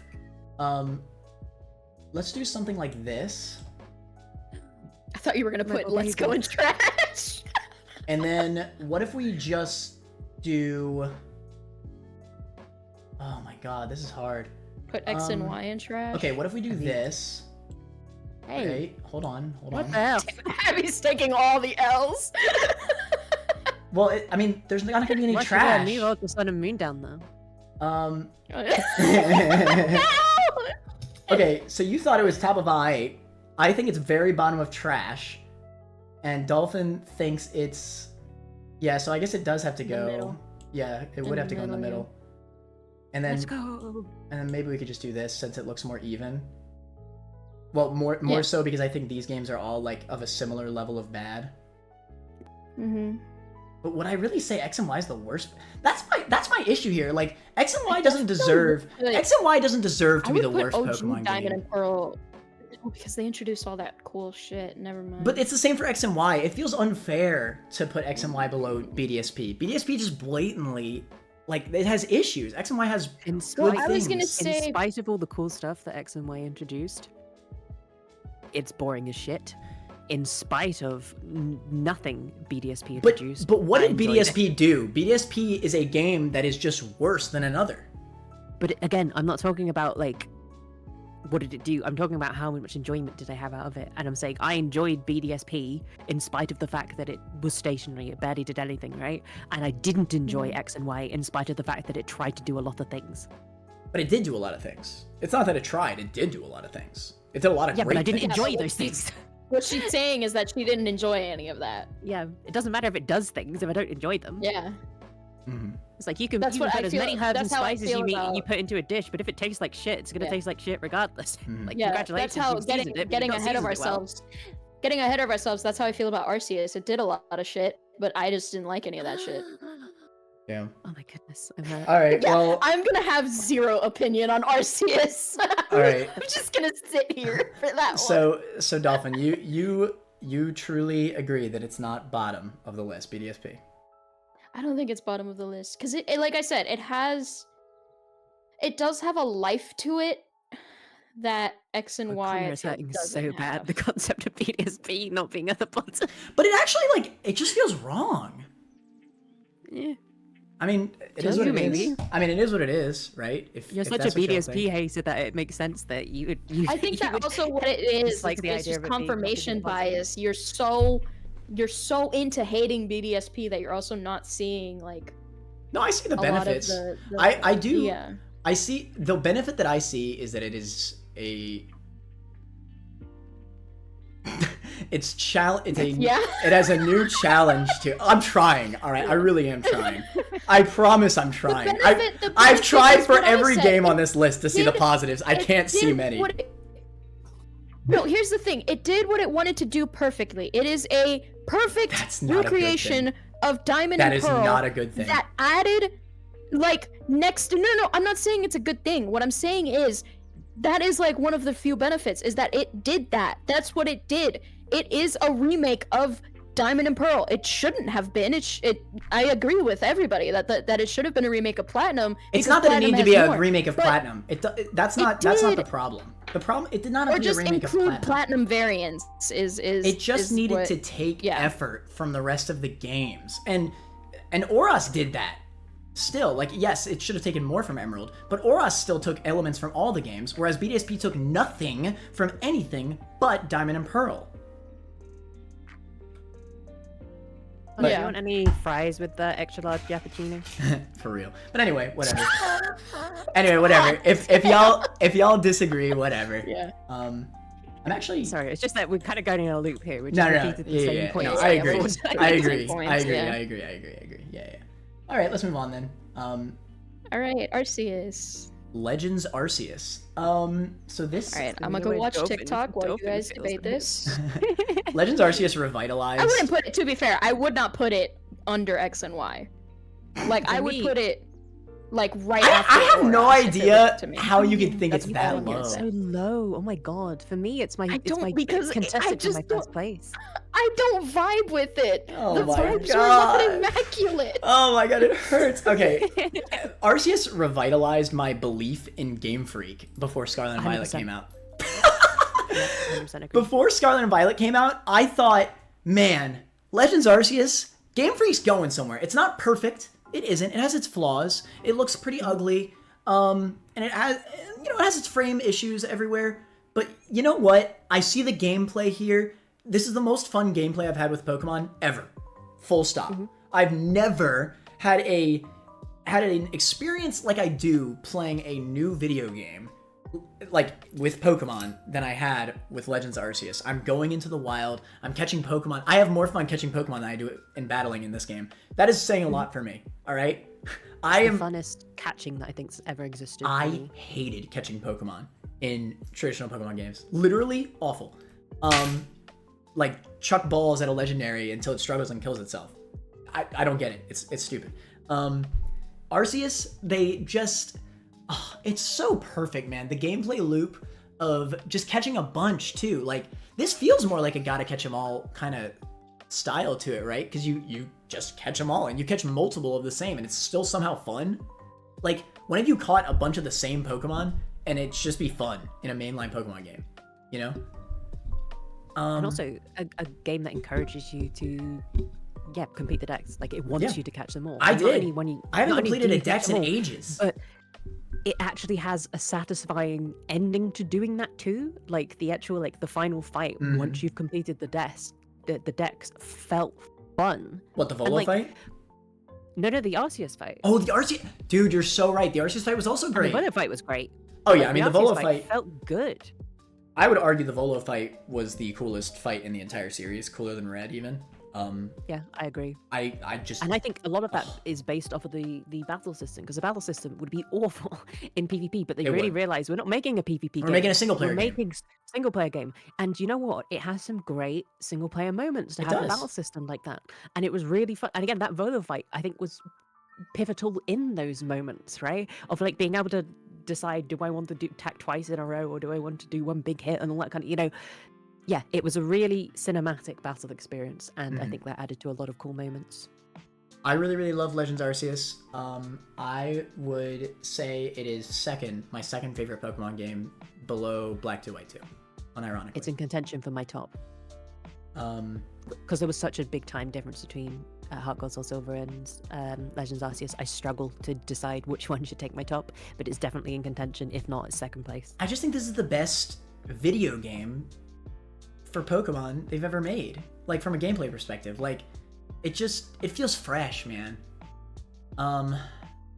It's just that you don't vibe with like the formula change, Dolphin, or is it just not the type of game you're looking for? Like I think it's a mixture of the two. I didn't really vibe with the formula change that much. I was telling Connor earlier before you joined, I played the entirety of Arceus. And I have to agree, the what was it, the alpha, is that what it is? The alpha fights were cool. Yeah, the alpha Pokemon, those fights were awesome, and the Volo fight was super awesome. But I don't know, there was just something about it. There's a lot about it that I like. I like the open world concept, but I don't know if it's just that they like the formula change was a bit too much for me. And it's kind of like the same thing with Black and White, where it's like that it lost that familiarity, like it was a Pokemon game, but it didn't feel like a Pokemon game. And I don't know, like I know a lot of fans, that's kind of exactly what they were looking for, or they at least discovered that was exactly what they were looking for afterwards. But I don't know, for me it just didn't, you know, click with me. Like I didn't like it. I think that's fair. I think again that kind of boils down to the previous points I was making around like Let's Go and Sword and Shield, that like clearly there's more varieties of Pokemon players I think that are being made now. Like yeah, exactly. There's a lot of the opinions of players are so divisive because the player base wants different things. Which is fine. It just means that based on who you are, those games are going to be received completely differently. Right. I guess I'm just shocked. I'm just average, right? Because I think Connor and I would both put it in insane. And where did you say you'd put it? I'm just shocked that you put it. I'd put it after Oras, but honestly, I just can't believe you'd put it trash in your own list. Like you really would play every single game. No. I would not put it in trash. Is the thing. I would play like Arceus over like Let's Go and Sword and Shield. But I wouldn't. Like after, I would play it over Sword and Shield, but I wouldn't play it over Oras, is what I'm saying. Also, remember to take your mind out of like challenge running and stuff. Like, you know, as a base game, a lot of these games are not as fun to replay is something like Arceus. Arceus has a very like No, I'm fresh... not putting challenge run at all into my brain. Like I fully am just thinking base game. But the more I look at it, the more I'm kind of like, highest I would say is like, the problem is I love Sun and Moon so much. I'd probably say before Sun and Moon. Damn, I feel insulted. I think for the to include Dolphin's placement, because at the end of the Or day, like high, that's pretty good. at the end of the Put it day, in the middle of Sun and Moon and not just Sun and Moon. I think it makes the most sense to put bottom of Insane, because my theory is that Abby would put it here, and in my list, it would go like Black to White 2 would be here, and this would be here. So it's in this spot for both me and Abby, right? Yeah. No matter what. Yeah, I Either can, that or I you can, could I put it at can. The very top of that's pretty good. Either or, I think would probably. Yeah, I think bottom of Insane is okay. I can live with that. And I think it's fine to be there. You kind of account for the formula change and it being the bottom, whereas the ones above it are like, you know, they're traditional Pokemon experiences, right? Yeah. So I think it's fine to be here. I'm not too upset about that. Obviously, we have 2 insane reppers, so, and pretty high insane too. Okay, that's fine. Let's do that. And Scarlet and Violet. How about y'all start with Scarlet and Violet? Controversial games. It is very controversial. I mean, I the love problem with Scarlet and Scarlet Violet and has always Violet. been that like they're fun in spite of the fact that Yeah, they're fun so in spite of their awful. insane flaws. Yeah. Yeah, like the Um, flaws are really hard to look over, but they Mhm. are fun. Because like the biggest flaw for me is like obviously the performance, and Yeah. it doesn't look great. But like I can overlook those things because the game's fun. Although It's hard to big not problem I think have about with it is because the open world is not an open world. Yeah. It's Like not. it's open, Yeah. but they don't want you to play it as an open world. They yeah. want you I to hate play that. it in like the pre-decided order that they've decided. And they don't even it's order it. suffers for it. It's so bad. They don't even order it either. So even if you want They to play don't. it as a linear game, you just like you- suffer. If you look up the map of like the recommended order they want you to play it in, it's insane. They're just like. I just zipping don't you even know across the how map they constantly. thought it was a good idea. I don't know. But like Um, in spite of all those things, everyone I've heard that's like played it through to completion liked it. But then I do know people that have stopped playing it because it is so bad. Like it's the most buggy, the worst performance Pokemon game I've ever. said it before, but by far. it's buggier than Gen 1, and by kind of a Yeah, lot. 100%. Like, and it's a shame. Like, it is the newest game, and you know what? Like, giving Pokemon credit, like they really haven't made a buggy game all the way up, and like not like even Arceus. Like, I don't think Arceus was really buggy. It was just laggy. Yeah, they had some bugs here and there, but I wouldn't But it even wasn't- say Arceus was that it wasn't laggy, especially in comparison buggy. to Scarlet and Violet. And you know? all these games, all the like since it's actually feels like it's been since Gen 1. Maybe there was some in Gen 2 that I don't know about, but it actually feels like it hasn't been since Gen 1 since we had such blatant bugs. You know? Yeah. Well, actually, no, that's not true. Diamond and Pearl AI bug was really bad, but still, that's a little bit more niche anyway. But that's like a single bug versus like yeah, exactly. Like a smorgasbord bunch of them that Scarlet obvious and Violet bugs. has. Yeah. Right. So, like, it's hard because I love the passion of Scarlet and Violet. There's something here to make a great Pokemon game.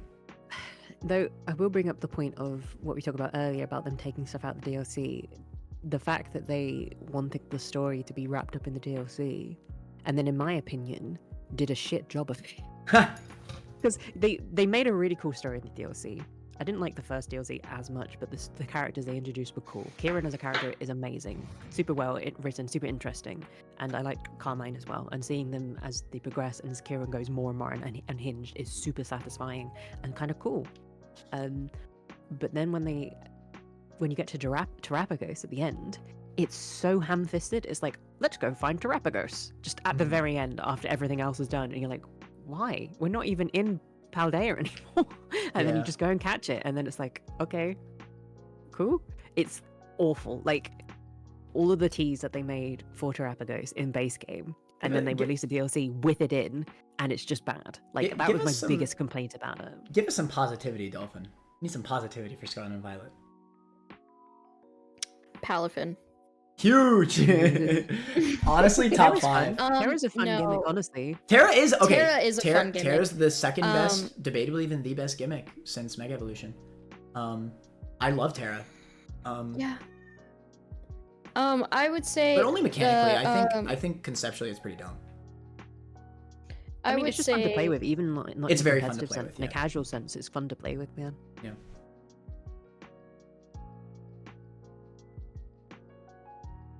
I would say that the story of SV, just the fact that they have 3 different storylines that you can follow is really cool. I like the Arven one, also- but Anytime a the mainline other... Pokemon game has made me cry. Yeah, the Arven, yeah, Arven same. carries, and Arven and the Area Zero is the only good one though, I feel, in terms of the actual story. I don't know. I liked Nimona as a rival. Well, I thought she yeah, was but kind that of wasn't- cool. She was alright. That wasn't story. No, it was all right, and I Penny- thought the Penny storylines was a little bit meh. The Penny storyline was but it Like, was I get the like point they good were for, going I for, guess, but, like eh. yeah, I get what they were going for, Yeah. but it was The Arven storyline literally made me cry. I thought Yeah. Area Zero was fucking amazing. It was. The Paradox Pokemon were Agreed, cool yeah. as shit. If Um, Area Zero was the whole I didn't game, play the DLC, but if Area Zero you was the know. whole game, it'd be top of the list, I think. Like, Oh, yeah. in terms of I like didn't hype. I didn't mind the open world, but like not really open world aspect.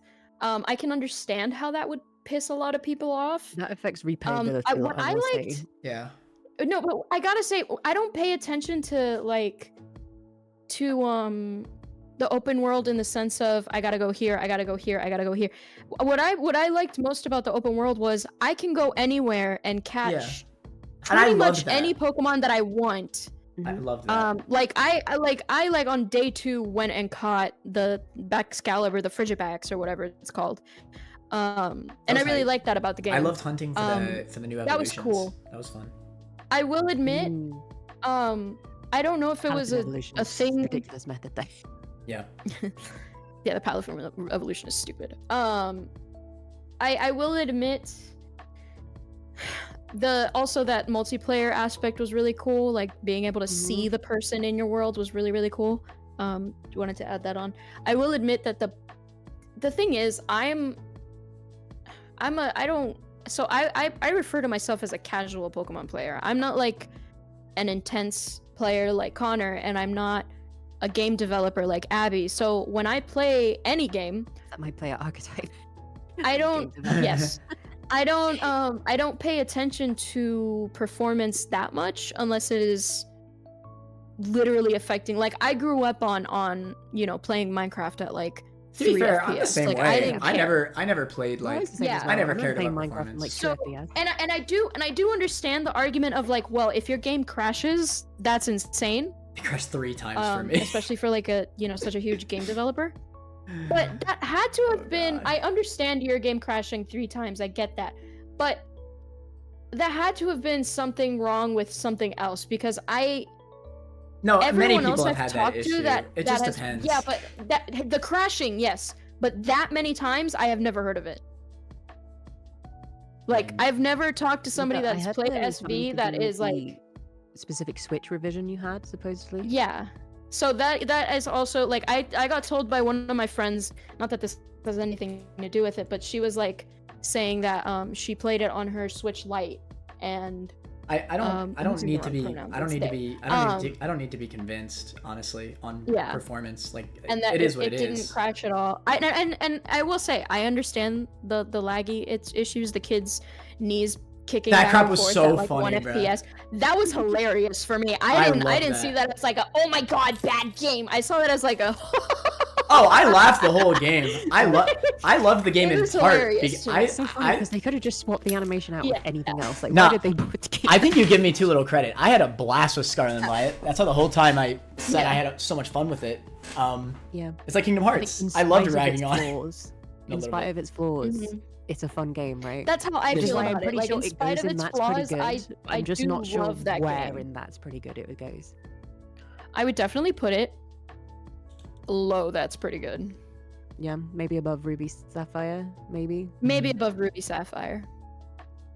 I almost said above Black and White, but honestly, Man, I don't know if you guys would. I really hate Much to be. as much as I kind of half shit on Black and White, I don't Yeah. think So Black I've and White beats Yeah. it. I used to say this is my favorite 3D Pokemon game, and it's actually still close. I just realized as more time went on that Sun and Moon I definitely came out of way more enjoying it. And like by quite a bit, honestly. Scarlet and Violet feels a bit like Stockholm Syndrome, to be fair. Once you stepped away from it for a bit, you look back Yeah, and you you're like, go, did I like it? yeah. Yeah, you're like, did I hate You know, and I did love a lot about it. I think the new Pokemon are great in here. Really good competitive stuff got added. Terrestrialization. Oh my god, incredible competitive stuff. Yeah. Yeah. Lots of power creep too. And they gave new evolutions too. Yeah, the new evolutions. I loved Annihilate. I love Completely forgot about that part. Yeah. The stupid. The stupid, the Dunsparce, my guy. It's such a dumb evolution, but I love that evolution because I know swear they did. damn well Right. Game Freak did that on purpose to make people mad. I respect They that did. crap. I respect the bit to the bit, but I respect still- it, I but- hate it. But respect I it too. really hate that I can't. Man. I really feel like I put it right next to Sword and Shield. I feel so I guess we bad. compromise and put it in mid then. I feel really bad because y'all It's the think funny it's thing so is much because higher. I completely understand the argument for anyone. Like you put it anywhere on the board, Yeah. you could put it in the very bottom of trash, and I'd be like, okay. You could put it at the very top of the insane. I'd be like, okay. I completely understand. I love this game. I really Yeah, like for my exactly. first playthrough, but like when I think about the idea of replaying through it or even getting the DLC, it was the same thing for I Sword did and Shield. replay through it, and it was not a fun replay through. I'll Yeah. be honest. It was all right. I I basically just speed ran to like the final area and then caught like a super strong mon. And then, Yeah. I also have to Yeah. say, Sword and Shield was the first game that ever I finished playing it and I was like, holy shit. And I ended up getting the full decks when it didn't have DLCs. yeah. Like at this Scarlet and point now, Violet I wouldn't decks have it. felt like a But slog. I must admit. Yeah. Like I did do it, but it felt it like didn't for me. I felt like it And was fun for me. I I don't- thought it was fun. And okay, I, I preferred should also Sword and Shield to mention Scarlet and Violet in terms of picking up the decks. I should also Don't really know mention why. I should bring up Mm. this a little bit. It's not going to affect my ranking that much, but like it's just like with the context of like how this happened and how buggy it happened and like its mechanical changes, like I can't ignore stuff like like as a long-term fan, it's hard for me to ignore stuff like they got rid of the set mode. Like I know that you can just click no, right? But like why did they take that out, man? That's like it's been a thing since Gen 1. Hey, Like I'm not trying to like sound like oh well this ruined the game, but it's just like these little decisions that Game Freak makes as time It's so goes weird on. 'cause that it's- made it isn't like yeah. competitive. So Yeah, weird, like I just don't get it's it, man. frustrating. And yes, you could just click no every time it asks, but like it's just a little bit of extra annoyance every single time you kill a Pokemon, right? It's just removing quality of life. Yeah, like why I just bother? don't get it, man. I just don't get it. And No, I agree. I don't know. It bums me out because my first playthrough of this game, I loved it, but I just look back on it and I think, man, this game could have been so much better. It has it has one of the coolest end games I've ever seen. I loved the Area Zero section. I was invested. I think also if it had voice acting, it would have been. Oh my a god, bit you're higher so too, 'cause, right, like, dude. The it Area really- Zero. It really, That was my really only wanted complaint. to have voice acting. It really walking through wanted Area to. Zero and seeing the subtitles pop up on the screen. It and was I had to bad. keep stopping to read them, and I'm like, That was so Jesus, bad. just want Because you to talk to me. it's such a shame because we can all see the power that these scenes have. You know, like the character writing is really good. And And I assume you've seen the people that dubbed over some of those cutscenes, right? And they're so good. Like the Mhm. couple Yeah. like some fans dubbed over the cutscenes, Yeah. right? And there's Yeah, voice they're acting, really- and there's so much better. They hit so really much good. harder. it just hurts, man. I want Pokemon Company to go all the way instead of like trying to stay too old timey. You know, Arceus agreed. felt like they were really making an effort. I know that game doesn't have voice acting either, but at least from the gameplay, right? It really felt like they were trying to make a big stride. And to go from Arceus into Scarlet and Violet, it was so hard. Like when I streamed Scarlet and Violet, it was so challenging for me to just not compare the two directly. There's a bit of the game also feels a little bit Yeah. dead due to that lack of noise. Like I've said so many times, or for so long now, I wish at the very least they just added like the Breath of the Wild style, like almost like noises characters make when you talk to them, just like Yes, something like that when something. you talk to them. Some personality, because right? it would make the characters feel like people rather than Because the writing text of or this game boxes. is phenomenal. Like some of the best writing we've had. But like, Yeah. And all of those cutscenes would be way more easy to, tolerate. Arvin storyline if it had voice you know, line. it would have been Jesus Christ. it would have been I mincemeat. know, right? But that would have been amazing. Destroyed It would have me. been it would have actually been amazing. And I really wish I could rank it higher because I think there's so much great stuff here. But it's just impossible. I can't Yeah. as much as I like the game, I just can't. So this is where I'd rank it, but y'all would still do that's pretty good, huh? Should I do like somewhere in mid? Yeah, I it's don't know, dude. Maybe the bottom of mid. I don't know. I'd probably put it above Oras because again, I play it. I would. but I would put it over I guess. Oras. Alright, that's fine. But again, it's a difficult. I could see just- it going anywhere on the board, and I would agree with you. It just feels very similar to Sword and Shield to me because I just like I see No, it has a something. much better story than Sword and Well, Shield. it does. No, for sure. It does, yeah. Yeah. I think its highs are much higher than Sword and Shield, but its lows are way Yeah. lower than Sword and Shield. Like way lower than Sword and Shield. Lower than BDSP. It is. No, like I mean no Yeah. no cap. Its lows are lower than BSP, and I hate BSP. Yeah, I don't know. It's such a bummer. BDSP has graphics. It's like the graphics disappear. Oh my god. I do. I feel So what bad, are we man. putting in top 3 is the real question. Oh right, I forgot. I mean, I think honestly, just putting those top 3 games would work for me, but would Yeah. those work for both of you? Yeah. Yeah, that works for me. That feels good. I'm perfectly content You've with got- that. You've got me and Abby's favorite. Although, I mean, Sun and Moon should go up there too, but you know. If Sun and Moon goes up there, I'm gonna eat a shoe.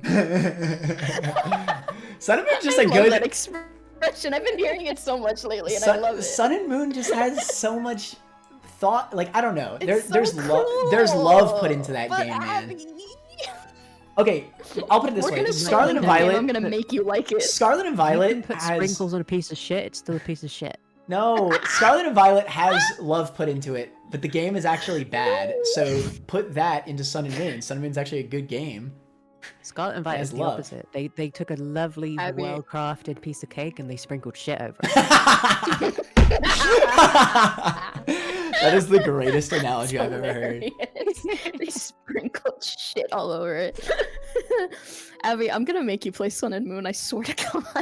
I almost feel like I Right. wanna. I almost mean, feel like I don't know, dude. I don't know. You know can what? make me play Arceus, don't worry.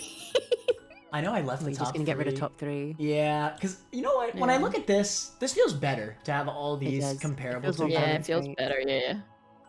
I don't like especially separating Platinum from Emerald just feels wrong. Top 5. Yeah, insane. These are the insane They're kind Pokemon of games. the same games, but from different generations, right? In different consoles. They kind of hold the same. Yeah, different Yeah. eras as well. Yeah, Yeah, yeah. Well, to be fair, a lot of this is. Yeah, most of this is actually around a similar era. Emerald barely. They're all like sequels or one-offs. No, I meant like they're all There's no released at a actual similar. mainline game. Like they're all Yeah, right. released midline through the series, then Arceus is just chilling. Yeah. Yeah, right. It's almost like Pokemon peaked around that era. Yeah. You know, I didn't mean to say it, but Just wait that, until ZA comes out and it's going to end up in I trash. hope so. I hope so. I really We hope hope it's gonna end up in ZA. trash. I hope not. I- You just said I hope so. No, I'm sorry. I meant To it I. ending up in No, trash. no. I hope ZA is better than Arceus. I want it to be like the best I Pokemon want When game. is ZA ZA to be coming my out, by the favorite way? game. Yeah, I we don't know yet. It's actively- 2025. They haven't set a date yet. I We'll probably get actively- more in February when Pokemon Day drops. Man, I just want that game to be awesome. I really do. Okay, but that was a great list. Let us know in the comments if y'all liked our combination. I feel like we made a pretty good list. I think a lot of people would actually agree with this outcome for the most part. There's definitely some argument for some It's gonna be shifting that around, one obviously, person. unsurprisingly. It's gonna be that one but person in the comments that it's X and reasonable. Y should be an insane. I mean, they probably exist. I'm sure there's X and Y stands Yeah. Yeah. that love it above everything else. I mean, I can even see it feels wrong because I feel like X and Y are so comparable to Diamond and Pearl. I don't want to bring up the conversation again, but whatever. It's The just real thing hard you to should be stay doing in separated. chat is you or in the comments, sorry, in chat. I'm used to streams. Right. The real thing you should be doing in the comments is telling us why the actual top of the list is actually Pokemon Dash. True.